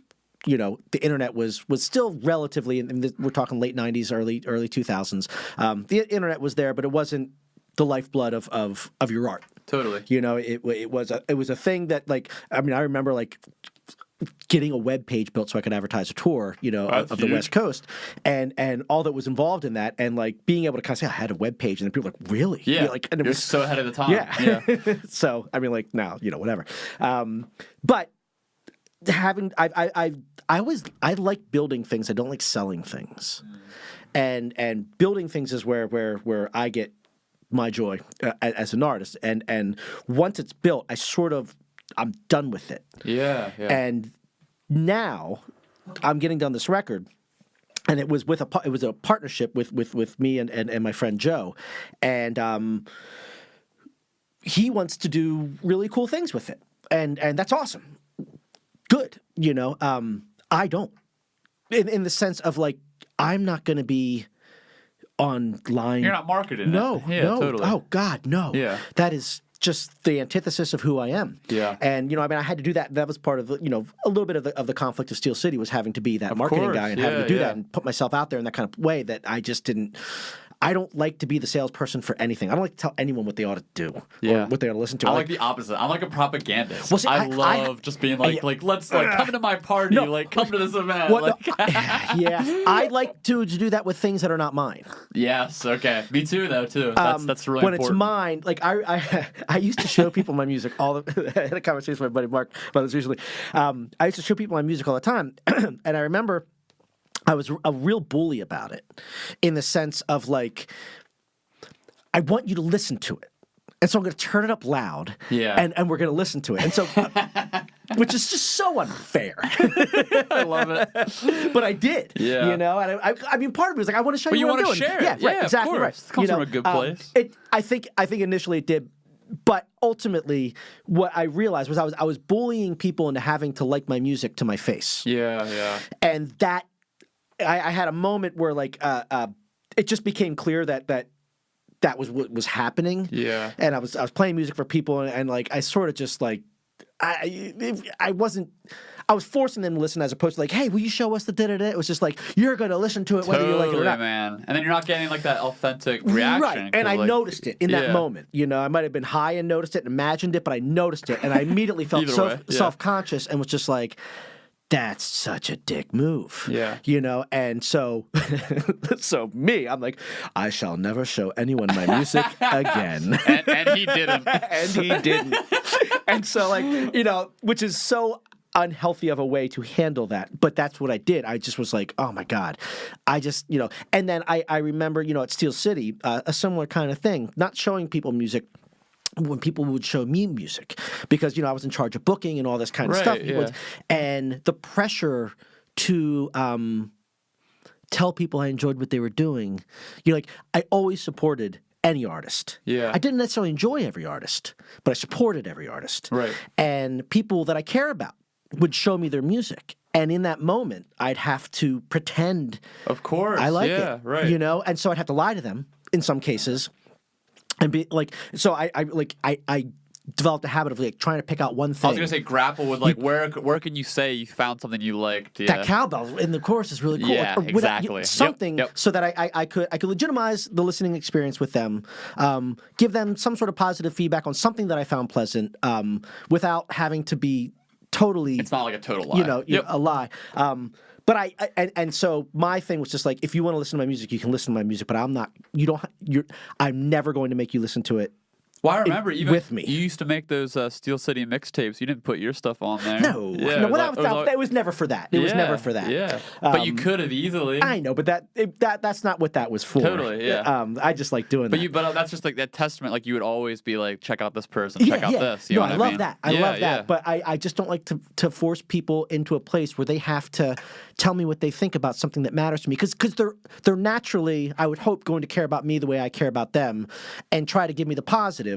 You know, but I don't want them to have to lie to me. Of course. You know, or bend the truth a little bit. Like I sort of just want to make music, and I want people to listen to it and not know it's me, and be able to like it or dislike it on its own terms. Yeah, that's the ultimate. You're like, that's like the high in the sky goal of every artist, right? So I'm getting done this record, and I know this is it's going to be a really cool record. It's the most ambitious thing I've ever done, and it's really good. So excited. It's really probably the best thing I've ever done. Yeah. And I'm really excited for people to hear it. I think it's a pretty remarkable piece of music. I think especially the way the whole thing is constructed. It exists alongside a book. So I wrote it. The landlord at Steel City, Joe Paleo, he was my landlord, and we became good friends. He was going through a divorce. He knew I was struggling, and he used to listen to Los Halos and liked Los Halos. And so he was writing these poems, and he was just like, could you do me a favor? Like, he doesn't play any music. He's like, would you mind, like, you seem to want to be playing some music, and you're not doing it. Like, I would love to have this set to music. Would you mind putting this lyric to music? And it was just like a one-off kind of thing. Would you mind putting this poem to music? And so first I was just like, fuck, because same thing. I got to tell him I like this, and it's going to suck. Yeah, you know, and it's going to be like, oh, it's going to be something really bad, and then I'm going to have to try and make it not bad, and like the pressure of that. And then he showed it to me. I was like, wow, these actually are really fucking cool lyrics, dude. Lucky. Like, yeah, right. And what was great about that was at that time in my life, I wasn't in any kind of place to create anything with any content, but I could play guitar and use his lyrics. The responsibility to create, the lyrical world your that own this story song or whatever, was nowhere there. I could let that go, and I could just play music, which was a good place to kind of re-begin making music again after such a hiatus of not making anything for quite a few years. Yeah. And so anyway, so he wrote this. It progressed. We started writing more songs, and they started to become natural and really kind of nice pieces of music. And he's also simultaneously writing a book. And in this book, so the band is called The Bannister Effect, and which is based on Roger Bannister, who's a marathon runner. He did the first 4-minute mile, and up till that point, everyone thought a 4-minute mile was one of those things that's impossible. No one will ever do it. Right. And then he did it. And as soon as he did it, everyone started doing it. And the idea is like everyone, you think something's impossible, but as soon as one person sort of crosses that threshold, it immediately sort of sets up this cultural zeitgeist where it becomes possible for everybody once the first person can do it. And people realize, oh, it's not impossible. And then everyone starts being able to do it. And it's referred to as the Bannister Effect. And so that's the name of the band.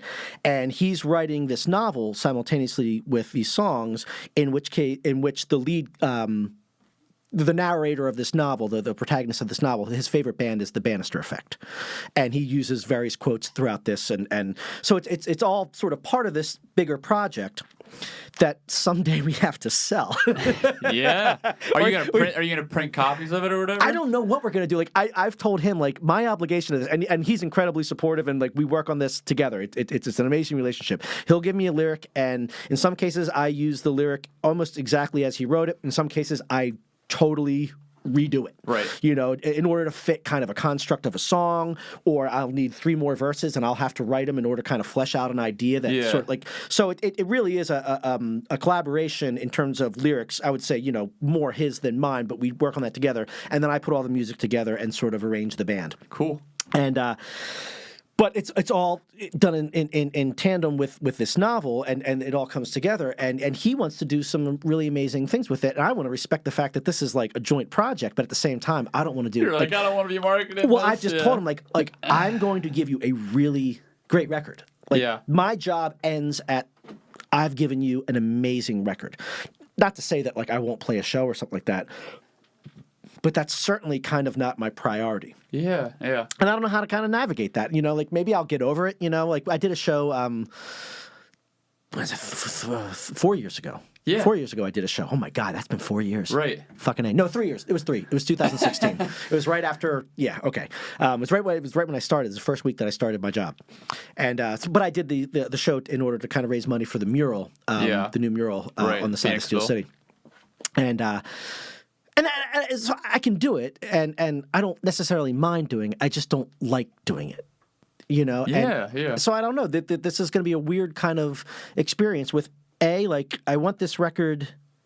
I want people to hear this record because I think it's going to be a cool record, and I think it speaks to some certain things that are going on in the world right now that I think would be helpful to people, in one way, shape, or form. But I don't want to I don't want to live in any kind of marketing world whatsoever. And to his credit, like, he's just like, yeah, I'll do that. Yeah. I was like, cool. That's great, man. But somehow I'm going to have to be a part of this. Well, you're involved with it. Yeah, totally. And I'm curious as to what that's going to mean and how that's going to kind of play out. But it's I've never had to release a record in this sort of world. When I released my records, it was like, all right, we got Pitchfork reviews. Right. Like that Different was like time. the big thing. If you got that, or CMJ or the zines or whatever, you spread college radio play, whatever. It was really kind of like a specific target, but it didn't require anything too involved on a daily basis. You didn't have to like upkeep and send out tweets or whatever. Well, they all everything wasn't as inundated back then. No. Where now there's just like millions of emerging artists and people competing for blogs and write-ups, and it's like. And I'm just not gonna do any of that. Yeah. So I don't know. It would be a shame if the record didn't do anything simply for that reason. Like I don't even like. There's a whole Facebook page. I'm like, no one fucking knows about it. Dude, this is seriously, this is the paradox of marketing. I mean, this is like I have talked to, I don't even know how many people about this at this point over the years, because obviously I grew up in an advertising family, so this is all very natural to me, and like it's just part of my art. So it was always morally contentious to the degree of what you're talking about, where like I never wanted to I feel like I was forcing anyone to listen, but at the same time I guess accepted on some level that I needed to put myself out there to a degree to get people to listen, because I grew up in a different time than you, where like the first music I put out was 2011, I think, and that was at a time where like I was competing on Facebook and like all these social media platforms where I'm pushing my music to gain an audience, and like I didn't have like a grassroots following. I never hit it big in any way, so like everything had to be kind of built, and to build something in today's like social media landscape is to market. And like my cousin Matt, who Matt Sharika,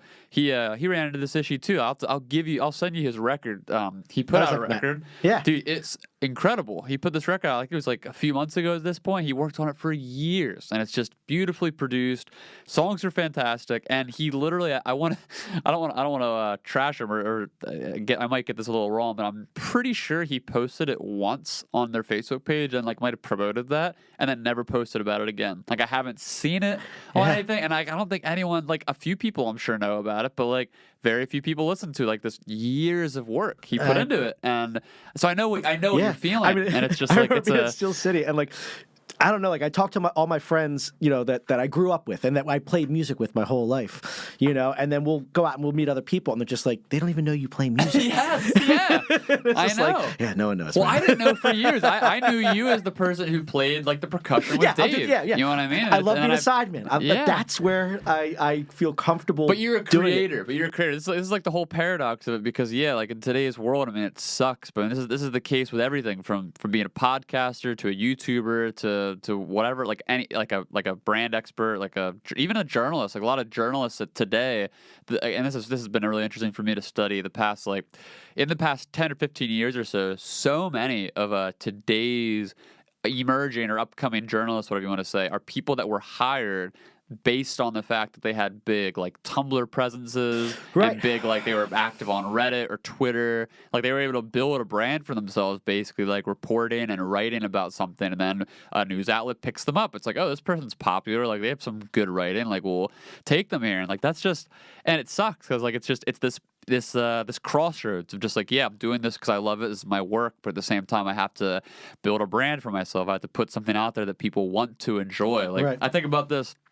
all the time on like my personal Twitter, like not so much with the podcast, because the podcast is like, what I love about podcasts is that it's pure. Like I am doing this because I want to do it, and like I'm having conversations with people that I want to talk to. So there never feels, to me at least, that like there's some kind of crowd pleasing agenda to it. Like I'm just like you and I have known each other for years. Like it's just talking. But when I post the podcast, then like if I'm posting, you know what I mean? Like posting it on a certain social media platform, I have to like figure out what part of it to market. Like what are the most people going to be interested in? Like, do I put in the title of this podcast like owner of owning a coffee shop? You know what I mean? Like what's going to appeal to people, and like that is like the tricky part about what we do, because like I want people to listen to us talk. Right. I want people to listen to your album. It's like these are things that in today's landscape, like you, in some way, shape, or form, you have to market, and it sucks because it doesn't allow for the space in a lot of cases for you to be that pure. It's like we can't all be like, there are some artists that still do it, but like we can't all be these like purist like punk rock emerging like phenomena that just like organically happen and take off. You know what I mean? Like it's just. I mean, to me, it's not so much about purism, you know, like it's your purity. It's more about just kind of like, it's an uncomfortable place for me. And being true to yourself is what you're saying. It's just being true to I'm not comfortable. I don't like when people celebrate my birthday. Like, I don't like being the focus of attention. Just period. You know, I'm often the loudest person in the room, so there's a little bit of a no, dude, I am the same way. I'm the same way. But ultimately, I just am not a fan of that. I like to be. I've never. I don't know. I don't like that. And at least not in terms of when the focus is about me. Yeah. Like I can, you know, like in my job, I have to speak in front of people and tell them about, kind of food insecurity in the modern world and all that kind of stuff. And I don't mind standing up in front of people and talking and being a facilitator or lead, debates or anything like that comes up in my job. Like I'm totally cool with that. It's when it's like, and now we're going to talk about me. Yeah. That's when it kind of gets into just a tricky territory where I just don't like doing that. Riddle me this though, for me, because I feel the same way. Except for me, that feeling, that like whatever you want to call it, conviction, I guess, emerged probably around age 19, 20-ish, after I'd kind of like gone through like a big like ego development in myself, or I should say ego breakdown, and then like kind of rebuild it. And like for me, it was like the realization that I was very full of myself and like arrogant, or not. I shouldn't say I was arrogant, but like it was more like the realization that like I was a big personality, and then I needed to like tailor it back in a lot of ways. No, was that for you? Yeah, for sure. I mean, like, well, I told you that story about just kind of having that moment, of feeling like a bully with my music. Right. And I the early incarnation. I mean, Los Halos eventually turned into me, doing all the, playing all the instruments and doing pretty much everything. But initially it was a 4-piece band, and it was my buddy Mark, my brother, and my brother's wife at the time, Tamara. And part of the reason why it became just me is because I was a little bit of I was a dick. Yeah. And I ruled. Control freak. Like I was a control freak. I mean, these are life lessons, like that I learned, but what I learned was I'm not particularly good. I mean, I don't know how I would do now. I think I've learned some things over the years, but I was not particularly good with having power and allowing others to share their vision. I mean, like, part of it was just like, well, I had a vision for this. I have a sound in my head, and I want to capture that. And I'm writing most of the songs, and I'm doing most of the work.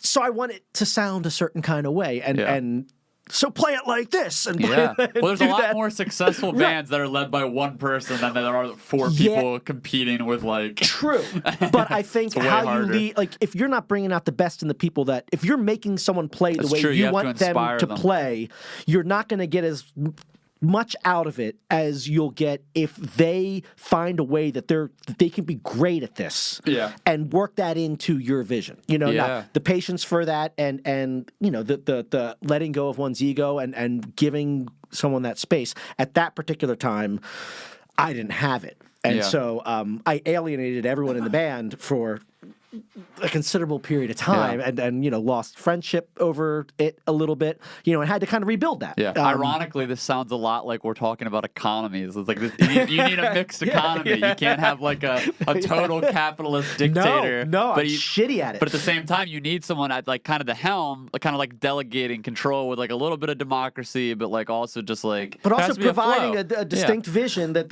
makes it unique. There's got to be a flow.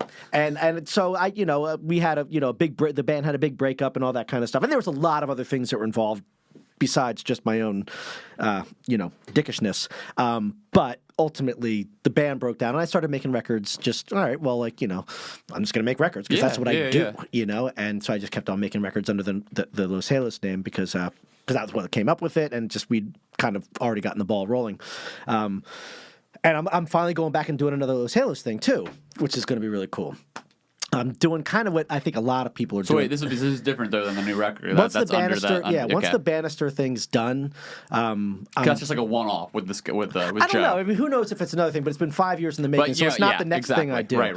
And then, so I've been writing, but it got me in the habit of writing songs again, which was really good, And I'm back kind of in the mode of writing songs, and so I have this whole 5 or 6 song EP that's all about I wouldn't say it's about Steel City, but it's about kind of processing that. Oh, love that.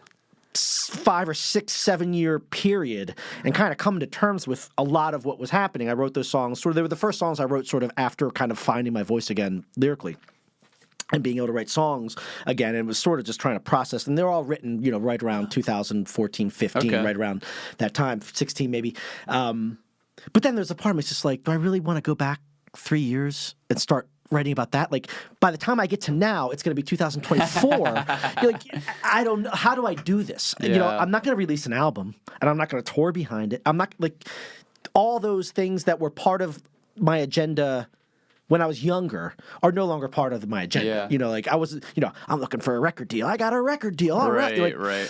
Well, you have to do it for you. Yeah. And you have to kind of figure out too, with this project you're saying, you said that how when you work on an album and you're finished, you kind of put it away. You kind of have to decide for yourself if those stories are worth telling so you can put them away. My thought is, I think a lot of people are doing this, is to kind of go, I don't know if it's a song a month, but it's just. A lot of people do that. I'm just going to start doing a song a month. Yeah. And just make up a song, maybe do a song that I've written in the past, that I never recorded, and just or do a collaboration with someone that I've always wanted to make a song with so and so. Let's do that. Yeah. Or do a cover or whatever, but just something that just brings me back to just working. Just being putting the time in. Putting in the time and every day putting a little bit of work in so that I don't know. You all those muscles are firing and all. Right. You're in the game regularly, and you're not trying to, get back into things after. Just doing the work every day, being open to the moment. So if a cool idea comes, jumping on it and not being well, I'll do that in 2027. Yeah. Which is kind of. How I have all these songs built up. I either have to, kill some kids, and just all right, they can't put them down. But maybe, with this kind of methodology, well, I can put it down for now, but it doesn't mean it's dead. It just means that, and I might finally find a chorus for that song. Yeah, it's got everything, but if I can figure that out, and maybe in 5 years I figure that out, and it's I can finally record that song. I don't know, but it gives me an option to remain involved. And more importantly, I think part of it is I'm still so working on dealing with the interface of recording digitally. Yeah. It's a whole struggle in of itself. And I think part of the struggle is I'm trying to move faster than my understanding of the process.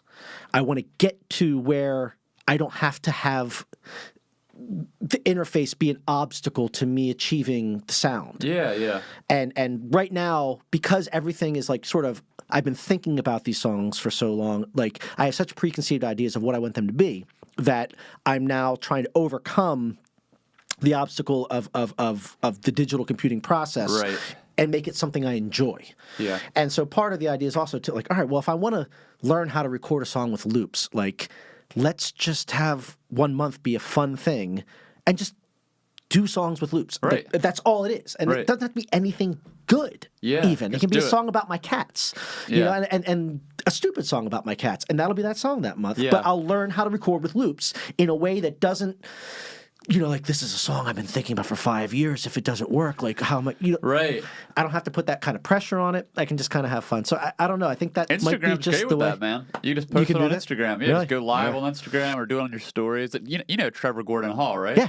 I did a podcast with him a few months ago now, and he lives right in Collegeville, and he had a a studio. I mean, obviously he does this for a living. He does music for a living, but like he had like a little studio barn or a shed type of thing built in his backyard. Yep. And he talked all about when we did the podcast, but just putting the time. Like he just goes in there, doesn't think about it, just like to start out right in. And then he started recently on Instagram doing this thing where he just like I think he either goes live or he puts on his story and he just jams and he just writes and then it's just out there. Yeah. You know what I mean? It's like just putting it out there. I guess that's part. Like what I want to do is try to build up my comfort level in sharing. Yeah. Like because that's where I think that's my biggest obstacle in life, quite honestly. Yeah. Is sharing of myself. You know, with the people close to me, I tend to be a very guarded. I mean, like publicly, I'm not, and I'm not. I don't think I'm. I don't. Well, you're on this podcast, like spitting truth. So, well, but I'm not disingenuous. But I also know that I have walls, you know, and I sort of I have a tough time letting them down for anybody, and I want to try to kind of get beyond that and share more of kind of what matters to me in a certain kind of way, but. Finding a way to do that I can do in a comfortable, balanced way is. I don't know how to do that. Yeah. And I'm hoping that maybe this is a path kind of a little bit towards that where I can put something out and not put too fine a point on it and therefore feel comfortable putting it out. Because if it's something that I've been working on for so long, I feel such an obligation to do.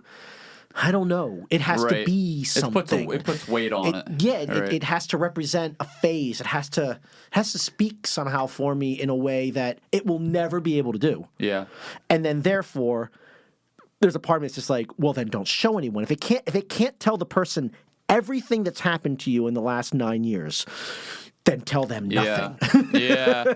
And that's such a ridiculous way to view things. But if I can find a way where I can just tell little pieces of the story at a time, maybe I can get more and more comfortable sharing just in general and kind of come to terms with that lesson that I need to learn. You know? I think the biggest thing probably for you in the sense of just like slowly sharing things on like Instagram or wherever you might be sharing it is like just consistently depleting the expectation of anything. Like literally just like all the stuff you're saying, like you just have to like go into it with zero expectation, which is like I guess it's easy for some people to say, like, depends on like where your temperament's at with all of it. But I really think that's like that's a hard thing. It cripples people. I mean, it really does. I mean, like people, I talk to people all the time about this. Just like everybody's so afraid, especially with social media, because people are so afraid of like one either putting themselves out there and being rejected or being ignored or whatever that might be, but also putting themselves out there and then just getting like swept up into this like system, like you're talking about marketing and like all these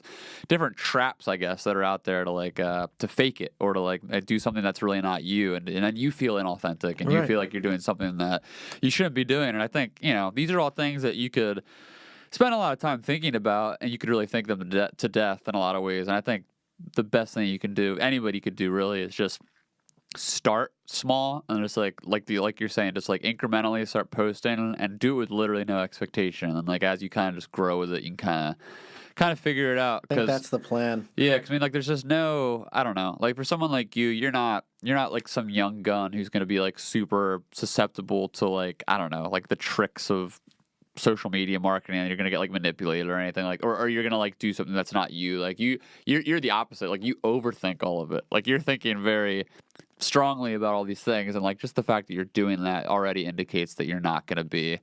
You know what I mean? Like you're already like 10 steps ahead of the people who don't think about this at all, which is most people. Most people just chronically.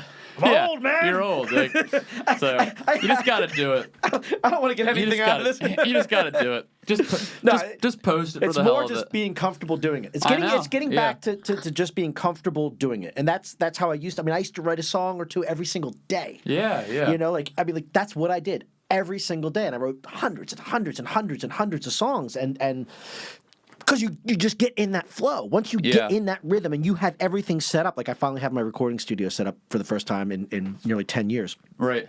And it's just like, holy shit, you know, it's not the analog tape machine. It's not, I do miss that, but it's an effective way to record as soon as I get this new Mac, and I will be able to kind of just go in with an idea, and the only reason the idea doesn't get done is if I don't do it. Right. You know, and so I have that opportunity in front of me, and so the thought becomes, what's the most effective way to do it? You know, like how can I do this in a way that gives me the most joy, and I don't know, puts the least amount of pressure on me to kind of do it the way, like, I don't know, like, not the way I even used to do it, but that just allows me to do it now, to be the person I am now and do it, as opposed to having to be someone I anticipate being or someone I was, you know, maybe only a couple of years ago, but nonetheless, these songs were written a couple of years ago. And I want to write about this moment right now, you know, and have the freedom to do so. And I don't know, like that's the main thing, and also to hopefully find the joy in the process of digital recording. I mean, that's huge. That's a big thing for me, because it's a definite point of frustration is the process. I mean, like when I used to record, you know, bands or myself, like I never sat down. You were standing over a mixer, knobs, you know, you got knobs, and you're over here and you're doing this, and you're like, and now I sit there and scroll. Totally. And like, it's just such a different way of making music, and I have a lot of, you know, ambivalent feelings about it. Like, the potential is amazing, but like the potential is too much. It's too much potential. Like, I can keep on manipulating this. Like, have I really found the perfect guitar tone? I don't know. There's 7,000 more. What if I had that? Like, you never. Like, there's a limit with analog. That it's like you have the number of effects boxes that you got and tools, and like there's a certain kind of limit. It's like, that's pretty freaking cool, and like, you know. All right, you move on to the next thing. This, you can just keep on going. And every single thing brings about a whole new, you know, you put on that guitar preset, and all of a sudden it's like got this delay that changes the whole way the song works. Yeah.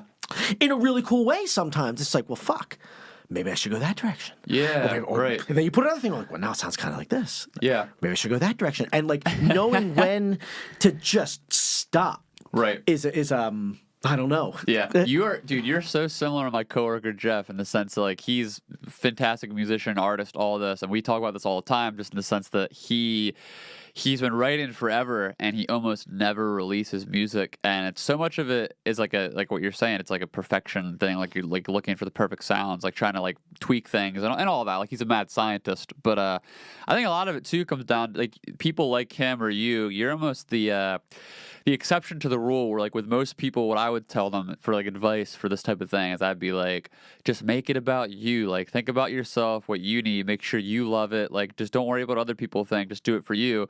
You're almost the opposite. Like, I would say that you've been doing music and doing this whole thing for yourself for so long. You have to almost put yourself in the mindset of reminding yourself that other people care about you and they want to hear your music, which I think is, like, super important, because, like, music. And you know this from running Steel City. It's like music at its heart. Obviously, like it's many things, but like two things it is one thing. It's like it's a creation. Like there's the innate good feeling you get from creating. But then on the other hand, it's for sharing. Like it's for, you know, like the whole beauty of performance and writing is that you get to share it with people and all that. And I think, going back to kind of like the roots I'm great at preaching that, not necessarily. That's very what I'm good saying. Like, you're very good it. at selling other people's music and like and promoting the best in other people. But like, I think it'd be good for you just to like remember that. You know what I mean? I mean, that's like, the idea is to try and kind of start to do that a little bit more, because people care. You know what I mean? I know. Even if it's 5 people or 4 people, you know what I mean? Like, it's the fact that, I don't know. Like, some people, like I said, most people need to hear the opposite. 'Cause most people are so they're so just focused on pleasing everybody else that like they forget to do it for themselves. But like, you're someone who's been doing it for your whole life, and like you have to kind of just remember going back to like, like people like you, they like your music. You know what I mean? Like it's, and this aspect of it is about just like sharing it and making it more than just like a personal project. It's my next phase. But I'm like, it's weird because I mean, like, I think that's part of the healing that has to occur within me a little bit from Steel City. Yeah, man, like, time's gone by, you know, that I sold it officially 3 years ago. And I think I'm only finally getting to like the other side of it a little bit, because it really just took over my brain and how I perceive the world in so many kind of fundamental ways. Some of which were really positive, don't get me wrong, but some of which, you know, like really like were self-destructive in a lot of ways. And I'm you know, there's a part of me that almost like was in self-punishment mode. You know what I mean? Like certainly during. I did that. But even after, like it took a while to kind of like how to forgive myself a little bit. Yeah, for not. I don't even know for what, quite honestly. You know what I mean? Like it like for like it didn't fail. It's not like it was it was a failing experience, but it certainly. I guess maybe what it was is it certainly damaged my ability to connect with people. You lost yourself in there somewhere along the way. Like you lost pieces of who you were. And trying to rebuild those pieces, I feel like I'm kind of only now sort of kind of getting back some of those pieces and also forgiving myself for certain pieces that I know are gone forever. You know what I mean? Like, and I don't say that in any kind of like kind of way. I just mean like there's certain things that like I don't know. Like I'm like I went into Steel City at the age in my mid 30s. I'm in my mid 40s. Yeah. Like there's certain things I'm never gonna be in my mid 30s time again. Period's over, like that's just what it is. Certain pursuits that, at that age, it's like, well, I could do this, I could do this, I could do that. What am I going to do with sort of my life? Because one of the thoughts I had at that similar time was just to get a small little space in Phoenixville and open up a little studio and have like windows where people could like see like bands recording albums and stuff like that. Like that was another kind of like, that might be a kind of cool thing to do too. Is do the studio like that where like it became sort of like, we'd have to soundproof it in a way that, didn't fuck with anything. Yeah. But it might be kind of cool. People just walking by the street at night and they see a band recording a record. How cool would that be? And then like, we do shows and I don't know, whatever. Like that was another thing maybe that I do. And like, there would be no food involved. There'd be none of that bullshit. It would just be like, so there was other things that were possibilities in my life. Like maybe I'll go this way. And maybe that's I'll laid go to that. rest. Maybe like I've been going to school for 10 years, and it was like plugging away, man, plugging away, doing it just piece by piece as I could, while trying to do everything else. Maybe there was a thought like, well, maybe be an architect. That'd be really cool. Like certain things are just no longer necessarily part of my future. And Absolutely. So letting go certain kind of options of who I will be, you have to let go of. And so there was a painful period of kind of like resentment for, like I could have been this, I could have done that, or I could have taken a different path in that kind of way. And kind of not forgiving, I don't even know what the right word is, because forgiving it isn't the right word necessarily, but it's letting go of certain paths that at one point were a potential, and coming to terms with the fact that you you went down this path and like making the most of that now, and doing the most that you can with it, but also kind of mourning a little bit a hypothetical self. Yeah, that makes total sense. And I don't know, I could still do touring. I could, right, because I could go all in on that, or whatever, and yeah. That's so interesting, man. Yeah, it's like I can totally see how that'd be really, really difficult at that crossroads. I think that's what a midlife crisis ultimately is. Right. It's coming to terms with the self you are versus all the hypothetical selves you could have been. Yeah. And part of you is mourning them. Yeah. And this is the classic like archetype where you see in movies where like the kid confronts the parents and the parents like hate themselves and the kid's like there's some like conversation happening where like the kid basically blames themselves for being born because it like ruined the dad's chance of becoming this thing or the mom. Right. It's like that's the thing, and like and there's obviously like and the parent has to like reconcile that and say it's not your fault, but like there is like a kernel of truth in there where it's like there was a decision that was made, and we all make our decisions. We have to live with our decisions. And like that's just the good and the bad, and there's I mean, an incredible number of things that I'm so blessed with in my life now, that are freaking amazing. We got this new puppy, and it's fucking greatest thing in the world. Cute. Oh, my God. It's the best dog. You know what I mean? And I never would have had this puppy if I hadn't met Aaron. I never would have had Aaron if I hadn't had Steel City. So, true. Steel City was great, if nothing else, because I met Aaron, But there was all these other things that went along with that. I met Chelsea there, like, come on. Like, there's a whole butterfly effect going on. I had this, I had just got my water heater. We bought a house, and I had to get the furnace worked on and a water heater put in and connected to the water lines because we didn't want to use the oil heater to heat the water, whole thing. Anyway, I got the water heater guy out there, and he's doing all this work, and he's doing his own thing, and then afterwards, we're just kind of talking. And I don't know, maybe he asked me what I did for a living, or something like that. We were just kind of talking, and I think he mentioned that he played music, and I was just like, oh yeah, I used to own a joint in Phoenixville. He's like, oh yeah, what place was that? I was like, Steel City. He's like, I proposed to my wife there. Nah. I'm like, holy shit, man, join the club. Oh, that's so great. Yeah, another one.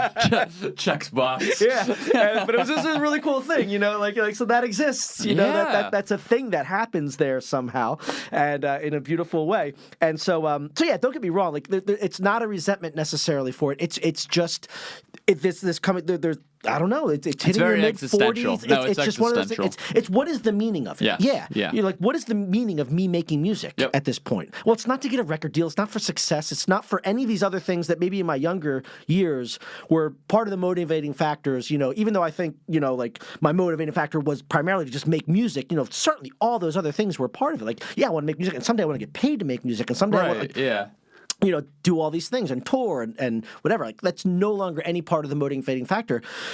But it does get into like, well, then what is the point of it? Yeah. Why am I even doing it? Why am I doing it? Why am I doing it? Why?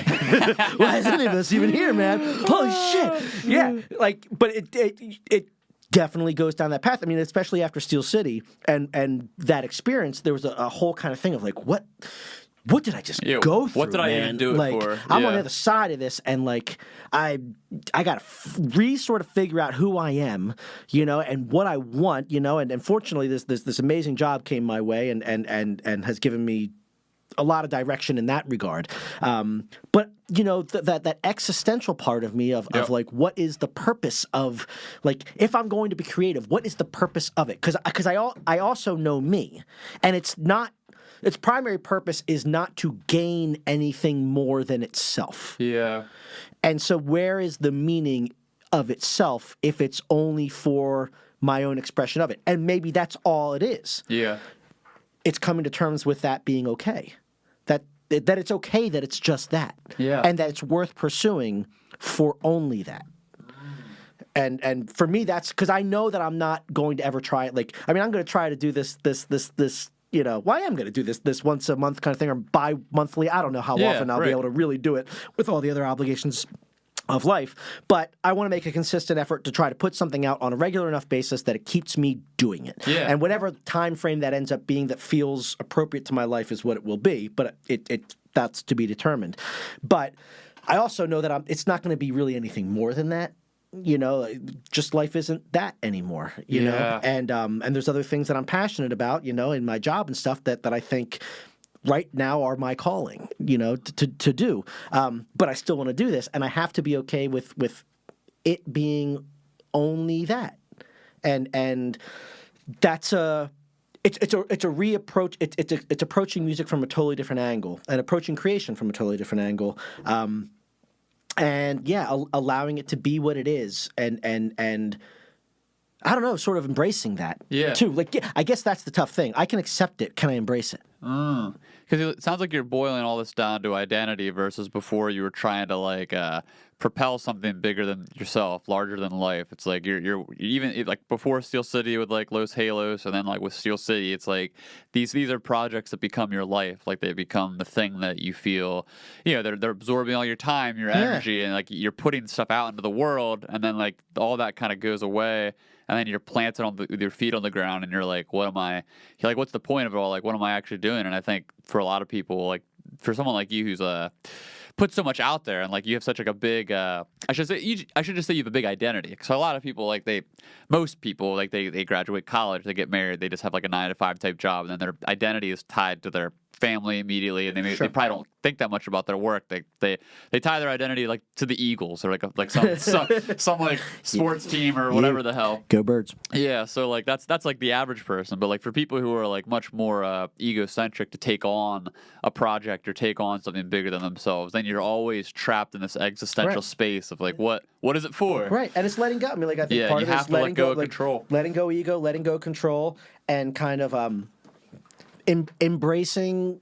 I mean, it's embracing that moment. It's embracing the process of creating something as being the virtue and the value of it. Yeah. And not necessarily what it leads to, or you know what I mean? Like, sure, it's being in that moment where the process of doing it is the joy of it. Yeah. You know, and I don't know. It's a place I want to get back to because I know it's a place I've been before, and when I was there, it's usually when I didn't have any ambition for it beyond simply doing it because I enjoyed doing it, and perhaps, you know, just being older allows you that freedom where it's like, okay, well, you know what? I'm not, you know, some young kid going after a record contract. Right. So all those, if I was younger, I don't know that I'd have the ability to do that. Yeah. You know, if I was still in my 20s or something, I'd still be like, I want to do, you know, and I don't know if that'd be good or bad or whatever, but I'm not. So I'm sort of forced into that place. But it's a real opportunity if I can look at it the right way. Yeah. To just kind of get back in tune with the process of creation. And hopefully that builds up to other things. I mean, like, you know, I used to do a lot of photography and a lot of writing and just a lot of other things that sort of, when life gets involved, you know, those are the things that tend to, at least for me anyway, get put down. You know, I used to read a lot, and like, I gotta get back to reading again. You know, like last year, one of my New Year's resolutions was to read 10 books. And I read 3. That's 3 more than most people. So I think I only read like 2 the past year. So I got a little bit done. But I want to get back, you know, like you trying to kind of, you know, break some bad habits, you know, and you know, of media, you know, watching too much TV and being on Reddit or any number of different things that just aren't necessarily a good use of my time.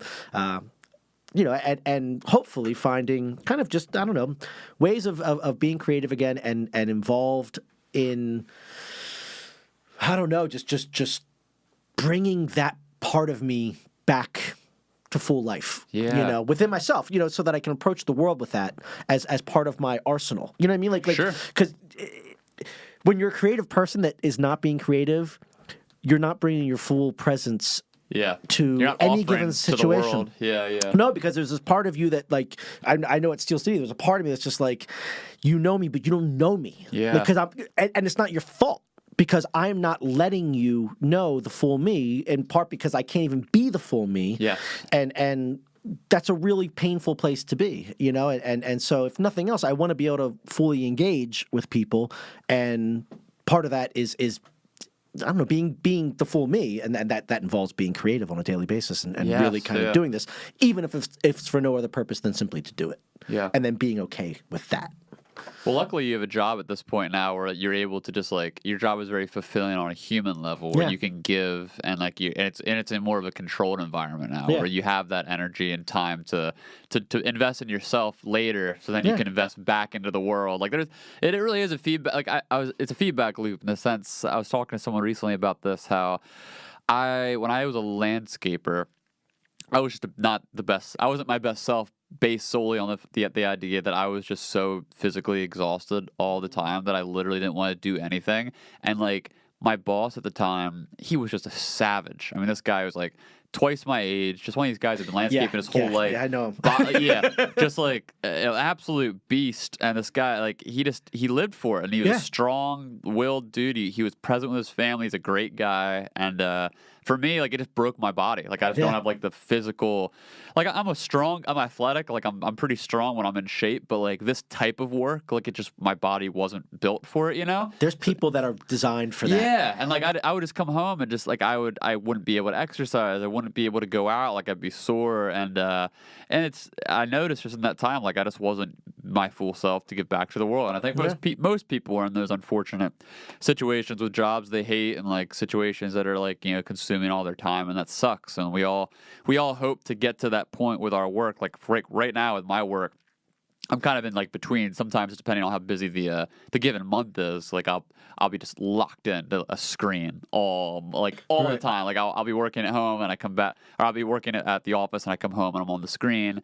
Other months I get more time to myself, and I try to, like, weave back and forth with that balance. But I think for me, like, this podcast was, like, the thing that I needed to, like, get back to that human interaction, that level of just, like, I know these conversations they're invigorating to me, and I know that I've gotten enough feedback, at least, where, like, I know there's other people who also enjoy them and get something from them, and, like, that's what it's all about to me. It's, like, just those little things, like you're saying, break bad habits, because you're always going to have bad habits, and just, like, keep pushing those, like, new ways to reinvent yourself, and, like, to really refocus that creative energy. Because like for me, it was always songwriting, and then work took over my life, and then I couldn't do songwriting as much. And then once I kind of got my balance back with work, then I found this, and it's like there's always something we could be doing, even if it's little. Like it could be little, but just something. Yeah. And who knows? I mean, like in 5 years, I might find a different thing. Yeah, that like, I really want to kind of learn how to do this or whatever. But it has to be something. Yeah. It has to be something or else that you're not a whole person. Yeah. Well, I mean, like Joe Rogan.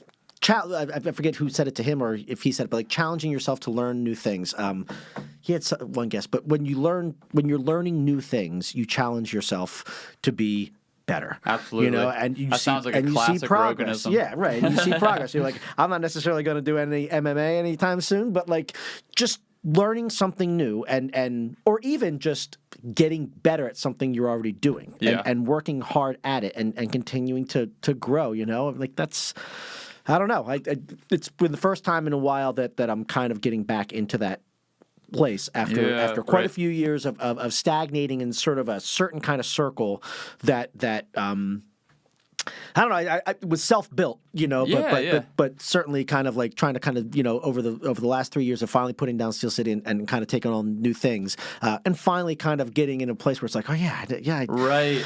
I used to do this all the time. I kind of know how to do this. I can do this, and I got to get back in the flow of it. And then the more you do it, the better you get at it, and the more it feels, and then the more you want to do. And dude, it's so funny. Like I feel like for all of the controversy and like polarization around someone like Joe Rogan just for being who he is and all that. Like he is, I've seen him memed as the male Oprah. Like he literally is like as like a figure and like the style of personality and the guests he has on, like minus some of the more political stuff, just like his general vibe and the guests. Like it really is great for specifically people who are like they're looking for that boost. He's almost like inadvertently a life coach for a lot of people. What I mean? I think he's got a healthy way of looking at kind of how to live a balanced life. Right, exactly. And some people just need to hear that. Yeah, that's all. A lot of like people locked in their cubicles and they just like need someone to be like, get your shit together. Dude, come on. It's like, you know what? All right, yeah. I tell you, my wife and I, and another person, Gordon Ramsay is another kind of person. My wife and I, we watch, whatever, Hell's Kitchen, and like, but there's something to be said for kind of, I don't know, like not to get too wrapped up in it, but like he comes in some cases with people that are just like, I mean, it was hard. We used to watch, he does this like 24-hour kind of thing. He has a show where he goes into a restaurant that's failing and like helps them kind of. Yep. And we used to watch it and like, it would break my heart. I would almost be in tears because it was like, that's me. Like that is, I got all this debt. I just got nothing but work ahead of me. Yeah. Like, I don't know how the fuck I'm going to turn this thing around. Like, I mean, like, we're making ends meet. Like, fortunately, my situation was a little bit better than maybe some of them. But it was really hard to fucking watch, like, him come in and just, like, he's walking into my life. Like, all you do is work and you're not sleeping. And, like, oh, my God, it's breaking my heart. And, but, like, I don't know, a lot of the ways that he kind of can communicate with people really helps them. I mean, like, I don't know whether it necessarily saves their restaurant. But it certainly gives them a new kind of perspective on kind of how to approach whether they want to save the restaurant is sort of up to them, Totally. In a certain kind of way, and like whether or not they, do you really give a shit enough? Like only you can decide that. Yeah. But the first thing you have to figure out before you do anything is, do you give a shit enough? Yeah. Like and so, buck up. Yeah. Kind of, and figure out like, do you want to do this? And if so, okay, like you got to do this, like and. That kind of like, I gotta kind of get my shit together, don't I? Yeah, some people just need a kick in the ass sometimes. Yeah. And it's true. something. It can be that simple, and it's kind of cool to watch when that happens, and like because that's part of a little bit of what my current job is doing is we're starting sort of a new phase at my job where we've sort of done our pantry in I think a really effective, amazing way, such that. We have interest from other pantries all over the country, and they're coming out to ours and learning how we do it, and now we're being invited to go out to them or all these other places and speak to them about how we do ours and sort of replicate aspects of what we do. Like every place is unique. It's a different kind of situation, a different kind of clientele, a different situation in terms of location. Of course. Yeah, so many you're different like a variables. model. Yeah, totally. But you can certainly take certain things. And we had to sort of argue for this new kind of role within our jobs, or not argue, but advocate for it. Totally. And part of the conversation was just like, well, what makes you think you're going to be able to go to these places and they're just going to, do what you tell them to do? And like Gordon Ramsay was sort of like, well, have you ever seen like Gordon Ramsay? I mean, it's not so much of just like convincing people to do things. It's like, it's partially, putting things in place that gives them a chance of success. Right. And also about helping them kind of harness in on what they're trying to do and really kind of like turning their perspective around in terms of what is possible. And then they can, if you can do that, they can follow that up. It's a combination of resources and then a kick in the ass type of thing. And we can do both. And, we're not changing anything. Like, we're not just going someplace like, do this, see ya. Yeah. That will never work. That's work. Not what we're saying. We're saying, all these other kind of things. We had to put together this whole presentation and all that kind of stuff. But ultimately, that was sort of part of the sales pitch was just like, have you ever seen Gordon Ramsay? And they're just like, okay, all right. And we kind of get what you're talking about. Like, that's part of what this is. I mean, like, you go to a place and you show them the potential of what it could be, and you get them in touch with what they're trying to do and get down to the essence of what matters in what they're trying to do. And then if you can find that within them, then they can do it. Right. You know what I mean? And then you can give them the tools that allow them to do it, and whether it's, all the different kind of signage and different kind of protocols and things like that we can customize and we can put them together according to what they need. But ultimately, it's got to come down to meeting with them and the volunteers and giving them trainings that help them kind of really figure out what it is they do and why it matters. And once they get that back or just get it for the first time, because so many of these places, I mean, like, are dealing with such, inconsistent everything. Like, the infrastructure is just a mess. Everything totally. is. You know what I mean? Like, and so providing some rudimentary kind of like, here's some things you can count on. Yeah, right. You know what I mean? Like, here's just some basic kind of like foundational kind of stuff that like, okay, now you can walk on this. Yeah. And once you can walk, now we can kind of figure out what you need. But like, let's get to that place first. And then we'll build it, one level at a time. First, we're going to start with infrastructure. We're going to get to a place where this place can make some sense, where the flow works, and you're not having to hit on that thing every time you try. Like, that makes you pissed off 15 times a day. Yeah. You know what I mean? Like, of course you're not going to do a good job because you're fucking pissed at that corner thing that you hit every time with your hip and you get bruised. You're like, let's figure out a way that we can set this up where now this is a more open space and feels more, less claustrophobic. Okay, that feels better. Now let's put in some, like, there's those things that you can start to build into the process that allow them to kind of own it more and be a part of it. And then also kind of like make it less of a burden, and then they can build on that. So, well, it's all about, it goes back to like the whole economics like ramble. I mean, it's about telling people a better story, giving them a better story, and then providing the resources to build a better story. Well, and that ultimately, they have to build it.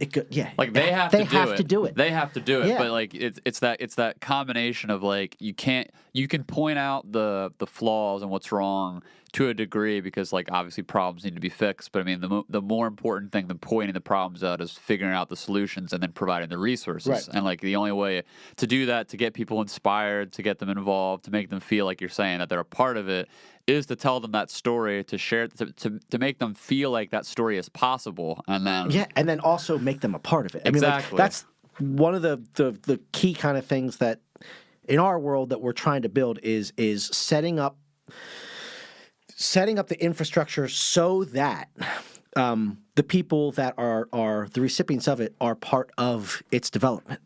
So important. As opposed to like, I mean, we go to so many conferences and just different kind of just this world, and it's so many people saying, it's less and less, I should say. More and more people are getting a hold of the same kind of idea, but a lot of it is here's a bunch of white people in this room talking about how we should treat, exactly, and it just kind of feels like no one in this room really deals with this, including myself. Like I am not impoverished. I am, I'm not wealthy, but I'm making ends meet fine. Totally. And everyone in this room for the most part is in the same place, and we're all kind of making assumptions about what the clientele wants or needs or is asking for, or like we're all just assuming we know what's good for them based on what's good for us. Yeah. And there's and then you start to kind of, so we've set up all these different programs that are client led and client developed, and they run, you know what I mean? And as a result, you start to get like the real feedback of of what you're doing. Yeah. You know what I mean? Yeah. Like and how to do it,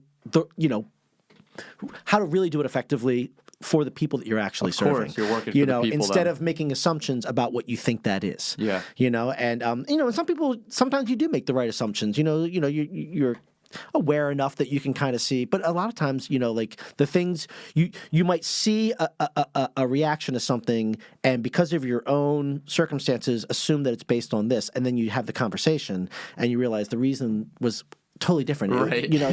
It was a whole other thing. Yeah. And the only way you find that out is by ongoing clientele part of the process. It's conversations. Yeah. I mean, like, they have to be a part of every step. And if they're not, ultimately, I think you're not doing them justice. Yeah. Because there's a lot of really great ideas that come from them that make the place just better.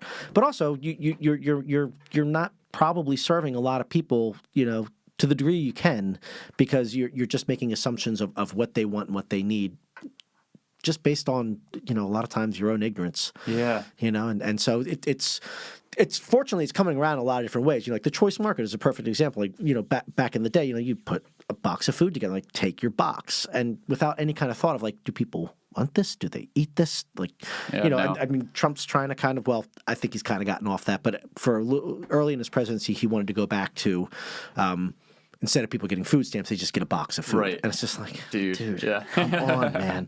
Like, don't you understand? Like, because dignity is so much a part of, I mean, it's so amazing to me, like, within the conservative world of, this idea of like this pull yourself up by your bootstraps, like the dignity of work and all this kind of stuff. And I agree in certain kind of respects, with at least maybe the ethic of what that was maybe 25 years ago. Yeah. As opposed to what that right. is now. Now that's code for a couple other things as well. Of course, yeah. But maybe even longer ago. But when I was growing up, sort of my grandfather's version maybe of what that is, a kind, loving man who wanted people to succeed on their own merit. Yeah. And like, yeah. It's a lot more complicated than that, but I get what you're going after anyway, right? I get what you mean by it, even if you're not fully understanding the complexity of what that is. Well, it was Reagan who just as like a quick tangent, like who came up with the term the welfare queen with his his staff, and that was actually based on, they found this woman, I forget Linda Taylor, I want to say, you know the story? Right, yeah. Linda Taylor, yeah. who's like the notorious person who had all these identities that stole all the food stamps, and then propped that up, and then that became the narrative around the bootstraps what it is. thing. That's what everybody is. Yeah, so there was I think there was always a sentiment there that he tapped into. Like there was already the sentiment of individuality, pull yourself up by your bootstraps, which was like you're saying has a good ethical meaning to it, which is just we should push each other to be our best, but then that was co-opted by propaganda. And it turned into, of course, meaning so many other separate things. Exactly.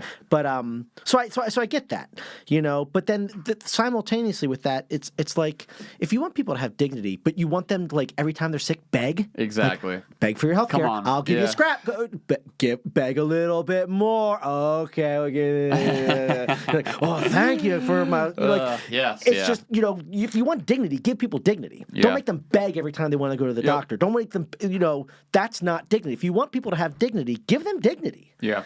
Give them a voice in their situation, and maybe they'll step up and start to take on a voice in other things too, and I mean, you have to build that generation by generation. I mean, there's a great program called Bridges Out of Poverty that I was trained in, and I train other people in, and it gets into just kind of, I don't know, the cognitive effect of poverty. I think a lot of times people perceive poverty of if I was in that situation, I would do this, and this. Yeah. And what people don't realize is if you were in that situation, you wouldn't be you. Yeah, there's no free will here. Yeah, you didn't choose. Your whole cognitive makeup and perception of things would be drastically different, and so you're starting from an unrealistic premise of kind of how poverty gets resolved. Right. It's so it's so much deeper than that. It takes a 4-hour class to even fucking start touching on it. I know. You know what I mean? But but it's amazing. Like, you do these trainings and people that have certain perceptions. Like I said, like a lot of these Trump folk that I work with that like are really good people. They start to kind of see. Right. Oh, okay. The curtains lifted. Yeah. Like the reality of what this is and how this like kind of functions when when your whole life. They call it multi-generational poverty, but like when there's 3 generations or more that have never known anything but poverty, and what that does to it's psychological. Yeah, absolutely. Like deep, not only the trauma of it, you know what I mean, which is a whole nother thing, but also just sort of how like kind of you language things, how you perceive situations radically different, how you live in this emergency kind of mentality at all times. It's like the Maslow's hierarchy of needs thing. Like you're always at this lower rung, whereas like for people like you or I, who like again, like you said, maybe not like super wealthy, but like had our base needs met. Like we were able to like kind of ascend to those higher rungs just by nature of having the time and the resources and all that. Yeah. And you get beyond what it's called the tyranny of the moment, and when so many things, when the world is just like almost always crushing you from some way. Like, how am I going to, like every month is how am I going to make rent? Every month is how, like you get to a point like where, negotiating with kids isn't where you're at. Yeah. It's get the fuck off the thing. You know what I mean? Like, and so you're not like, Billy, if you want to get the you're going to have to get off, be a good boy. Like you're so freaking beyond that at that point. Like, it's, Billy, get the fuck off the thing. Yeah. Now. You're in the negative. Yeah. It's every moment is filled with such consequence. Again, I'm not there. I'm speaking based on... It's a generalization, but that's how you have to have to speak in these generalizations when you're talking about these issues. And this is what a lot of folks live in every single day. And so this idea that you're going to be this thoughtful, what I ought to do. It's such bullshit. It's a skill. I mean, you're future oriented, like, and that's a learned skill to future orient, to think. Okay, if you never learned it, or if you lived your whole life and your parents lived their whole life not thinking that they had a future, that's like the whole thing too. Well, I mean, like you and I think to ourselves, all right, if I save $50 a month, and then like in 6 years I'll do the thing, and then then I'll have the degree in the like you future orient yourself. Yep. You think about a goal you want to achieve in 10 years, and you start to put pieces together step by step, but the freedom to think about a 10-year goal is something that you have to actually learn. Like, you have to be taught it and see it, modeled in front of you every single day in order to actually catch on and be able to do it. For starters, that's a cognitive brain activity that has to be, so if you never learn that, first off, you're not going to think, what am I going to do in 10? Like, first, you're probably be dead in 10 years in your own mind in a lot of ways. A lot of people living in poverty, like that's how they're not seeing 10 years down the road. It's a very realistic chance that any number of different things are going to happen. Their friends have gotten shot. That are going to totally. Exactly. It's not death. Like, I might not be living here. Like, I could get kicked out of my apartment. I'm living in Denver then because my aunt lives out there. Like, I mean, future orienting yourself 10 years down the road is just not going to happen. So you don't learn. So the kids don't learn that.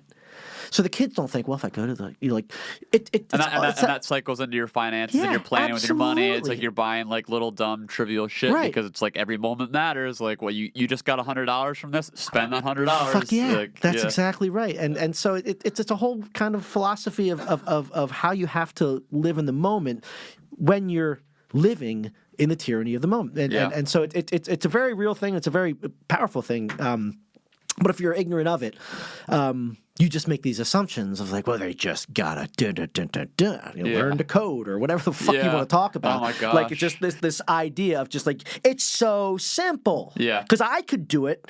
Right. It's like, but you and even other people are just like, well, I grew up poor. It's like, yeah, but multi-generational poverty and single generation poverty are different things. Yep. And they manifest themselves in such completely different ways, and support networks are different. I was just going to say, depending on where you live, to even just one person that can take you, all those things figure into play, and not to take anything away from anyone that's built up their own life. That is an amazing thing. Good for you and all that stuff. But there's, with multi-generational poverty, so centralized, where you are surrounded by everyone with multi-generational poverty. So there's really there's very few connections to anyone that's not living in that similar kind of world. Yeah. It's very hard after the age of 7 or 8 sort of to kind of make a jump to be able to there's a story within the program of this judge, and she's a judge, so she's doing all right, but she still has a very difficult time future orienting. She's learned so many things in her life, but she still has a difficult time doing that. That's still a challenge because she didn't learn it. It's not an innate kind of thing. Well, dude, it's like technology we were talking about. If you grow up in it, you become part of it. But if you have to learn it at a later stage, it's such a bigger challenge. It's like trying to learn piano. Right. It's like telling someone who's just learn piano. Just do it. Well, I was going to say, this is the thing with every major sports athlete. I mean, specifically in the black community, there's that show. Have you ever watched? I've watched a few episodes of it, The Ballers on HBO. No. Interesting show. It's not something I'm interested in specifically because it's about sports. I'm not a big sports guy.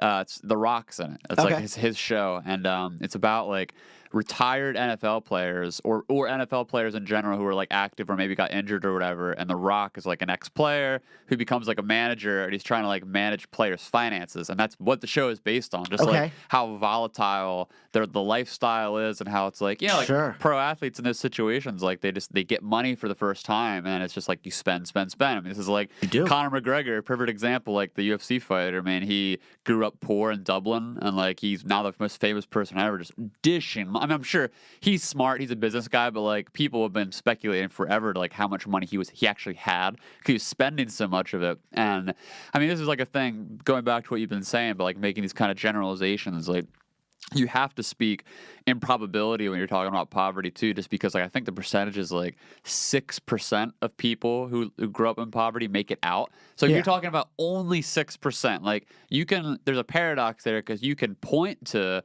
the NBA or the MLB or the NFL athlete, whoever that emerged like a phoenix from the ghetto and then became the star, and now they're inspiring other kids, and that's great.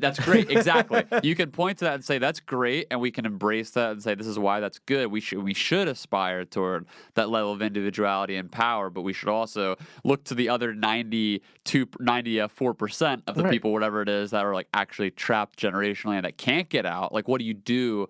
Because it's not not everyone's gonna be that star that breaks through. Right, and you don't want. I don't know. I think it's a mistake. So be a professional athlete or a rapper. Yeah, exactly. Come on. Yeah, we're an influencer now. But that'd be great. That'd be great if you were a professional athlete or a rapper. But there's so many other things you could be. First off, that would be awesome for the world to have, and awesome for you to be. And the fact that there's not even the thought that that's a possibility. Exactly. All of our cultural understanding. I'm a rapper or a basketball player, and that's sort of it. Yeah. An influencer now. That's and I think part of the conversational kind of thing, that kind of going back to politics a little bit, is this idea that we point to try.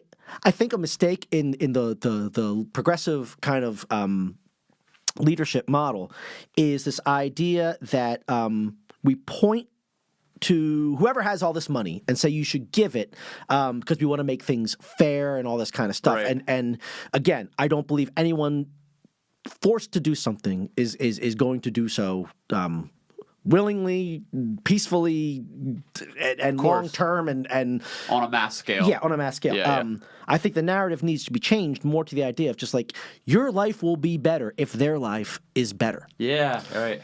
You will have first off, we need to stop thinking of sort of this one-dimensional view of what success and happiness, like this American idea, and maybe westernized idea, just like we judge everything like, did you make money? Yep. Like, and that's the I got to keep all my like that's the monitor of our happiness, or our success, or whatever. And this idea that just like there are other things that other barometers we can use to whether or not you're having a happier life, first off, and it's not just about money, like are you a happy person, Right. and trying to kind of speak a language that isn't so blaming, but more about like there are all these things that we can do, like and that Bill Hicks kind of thing. We can explore space together. Yeah, right. But your life will be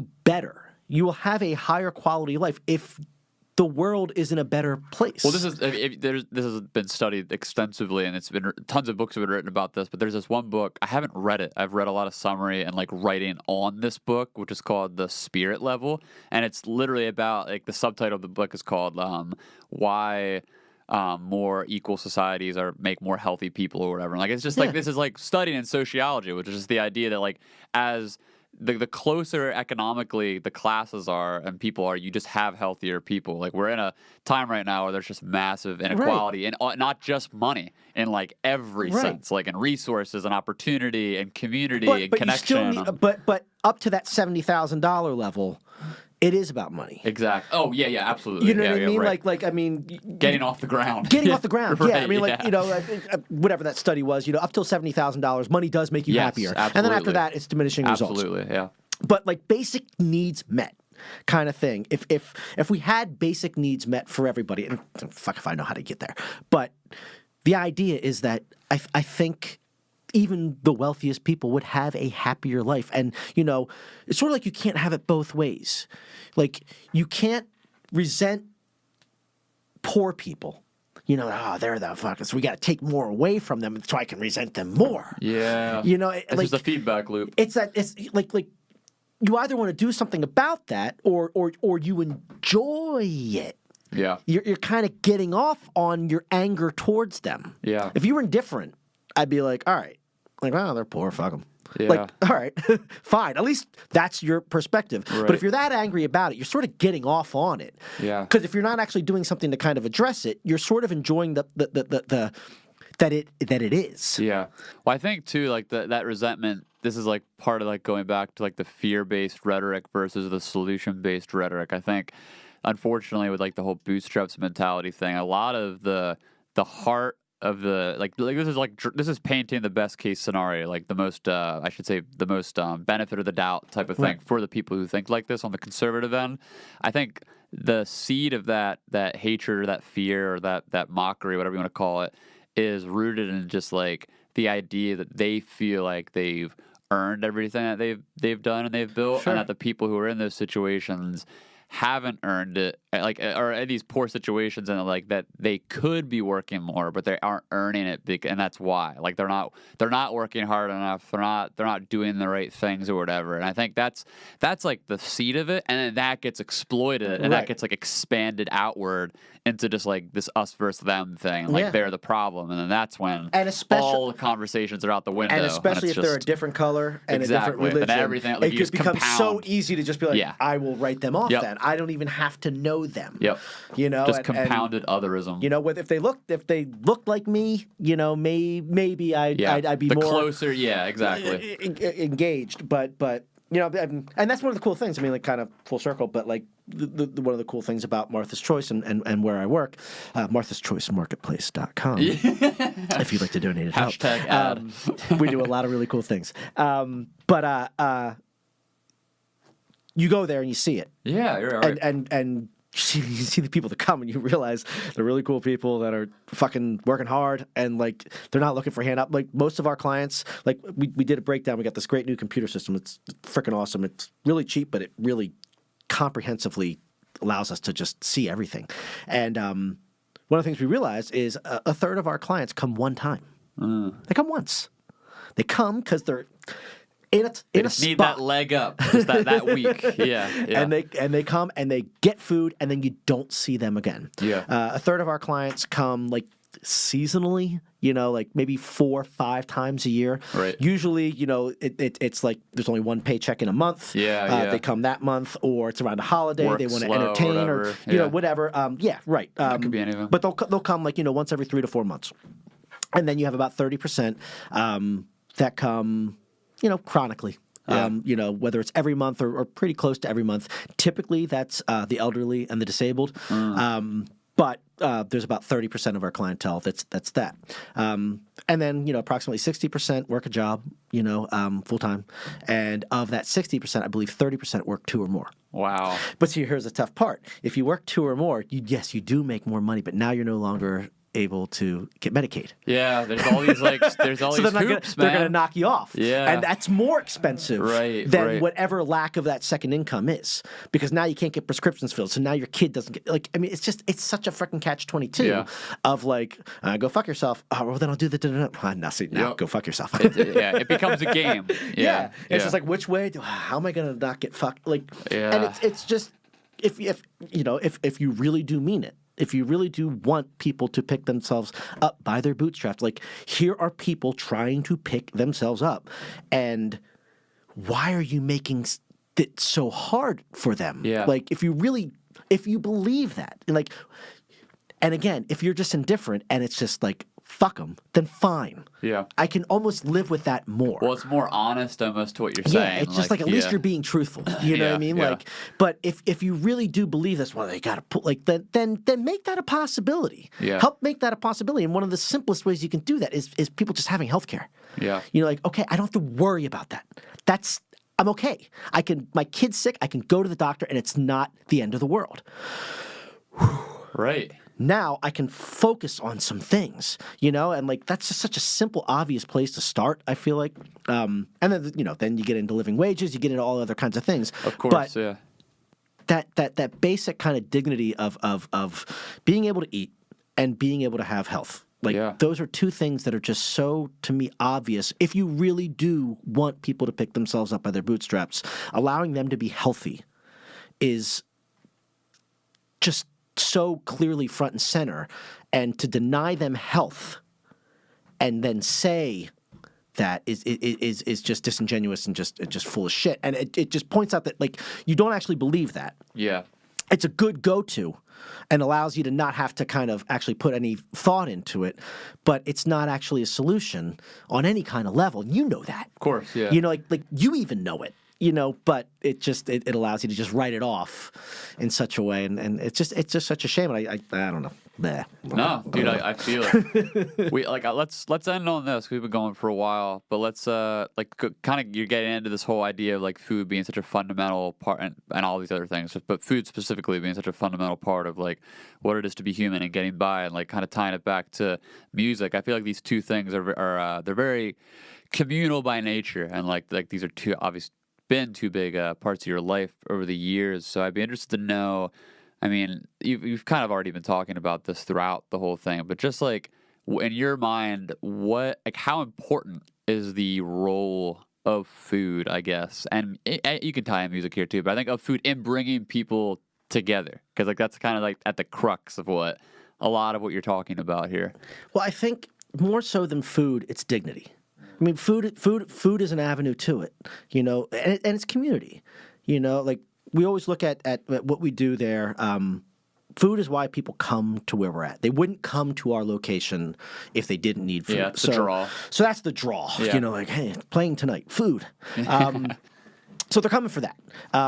But there's such an opportunity there to kind of create I don't know, a community of people that can start to self-resource, and so they come for food, and so we set up all these different kind of, we're in the process of setting up. We do this one thing called the Coop, and the Coop is a member-based group that they pay into. Yeah. and they get to kind of run it the way they want it. They do with the money whatever they want to do with it. They've chosen to donate all of it thus far after 2 years, and basically it gives them control over the operation, Right. and reliable food access. So now instead of so at our place, people come once a month, which is good, and it helps hold people over, but obviously it doesn't do that much. The Coop allows them to come sometimes it's every other Wednesday, so sometimes there's 3 Wednesdays or 5 Wednesdays in a month. Yeah. So that's like 3 extra trips, of getting food. So food is covered. So then they start doing other things. Then there starts to be skill sharing. So people doing simple stuff like, here's how to fix tile coming out of your bathroom, and here's how to keep flies away from, like, simple things. But base just needs like, met. Let's move up a rung. Let's move up a rung. Yeah. They start to self-resource, ride sharing because someone else, help another person find an apartment, like different things like that. But it's creating a place where people. The movement out of poverty essentially comes down to forming relationships of trust, and almost every kind of study has come to that conclusion that if you're going to move beyond poverty, like, there's the rapper and there's the basketball player or whatever. Okay, fine. But for most people, if they're going to get beyond that, it requires relationships of trust where they are able to put themselves into something, and not go into it with a self-defeating mentality. And also, they have ownership over the process. Ownership over the process is huge. When someone tells you to do something, your first instinct is to just like, fuck you. Yeah. What the fuck do you know? So someone coming like, you know what you ought to do?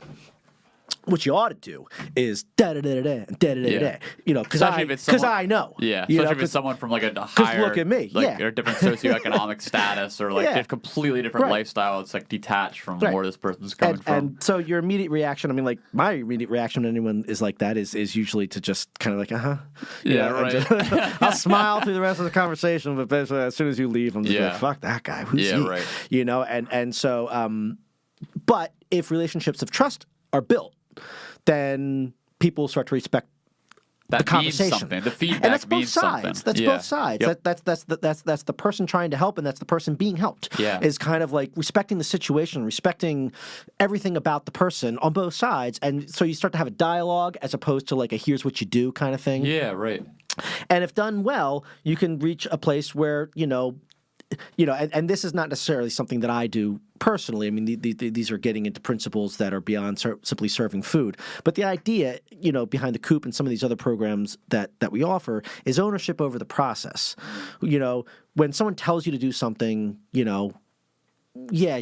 you take the advice, but more often than not, you don't. But if someone helps you come to kind of a path to a conclusion, like, you own that process, and now it's yours to kind of live. Yeah, and the success of that is significantly higher than when someone just tells you to do the same thing. Someone tells you to do it, you do it at X percentage. But if you come to that conclusion through just kind of like discussion, and you get to own the process of coming to that conclusion, you're much more likely to follow through on it and do it.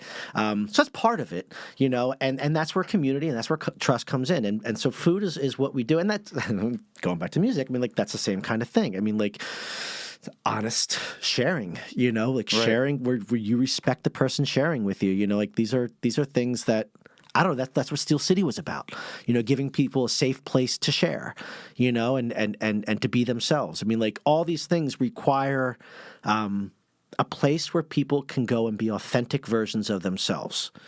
And that's what I love, kind of trying to find places and establish places where that can happen. Yeah. Because I think that's where people kind of, I don't know, like, the potential in people is always pretty high, but it's certainly oftentimes unutilized unless they can find a safe place, like, and I don't mean a safe space. I mean a place like, where where they're genuinely respected, and they can really be and act upon the highest parts of who they are, right? And Yeah. Then Well, this is really cool something things happen. religious communities do the best in the world with churches. I mean, it's just like they're better than anyone else at that. Just like organizing human beings and lifting them up and creating that community. So like when you have those other third spaces like you with Martha's Choice and then Steel City, it's like these are cultivated communal spaces then where you have to a similar effect where it's like you're offering up space for people to express themselves, to meet other people, to help each other, like to Form grow relationships and then and they can get and it's ultimately like you've been saying, ultimately it's on them. They have to make the decisions. Then but they can do it. Yeah, but the if you try to do it for there. them, it won't work. If you try to do it for them or tell them how to do it, it won't work. But if you give them a place to do it, right, and give them put them in a situation where they can learn how to do it, right, and do it on their own, cool shit happens. That's what it's all about. Eli Wenger. It's been great, man. Was there anything you wanted to touch on or add here? Nah. Gonna go home. We ran around the world. That was That's about it. Gonna go home. Let the dog pee. See what happens. All right, cool. Yeah, I'll put in the show notes. Just all like the links to your work and cool. and all Thank that, you. and whatever else you want. But I'll give you whatever. Yeah, we're starting a whole new membership campaign. There you go. It's gonna be cool. That's it. Yeah. Well, thank you, right. Nathan. I appreciate it, brother. Of course, it's my pleasure, man.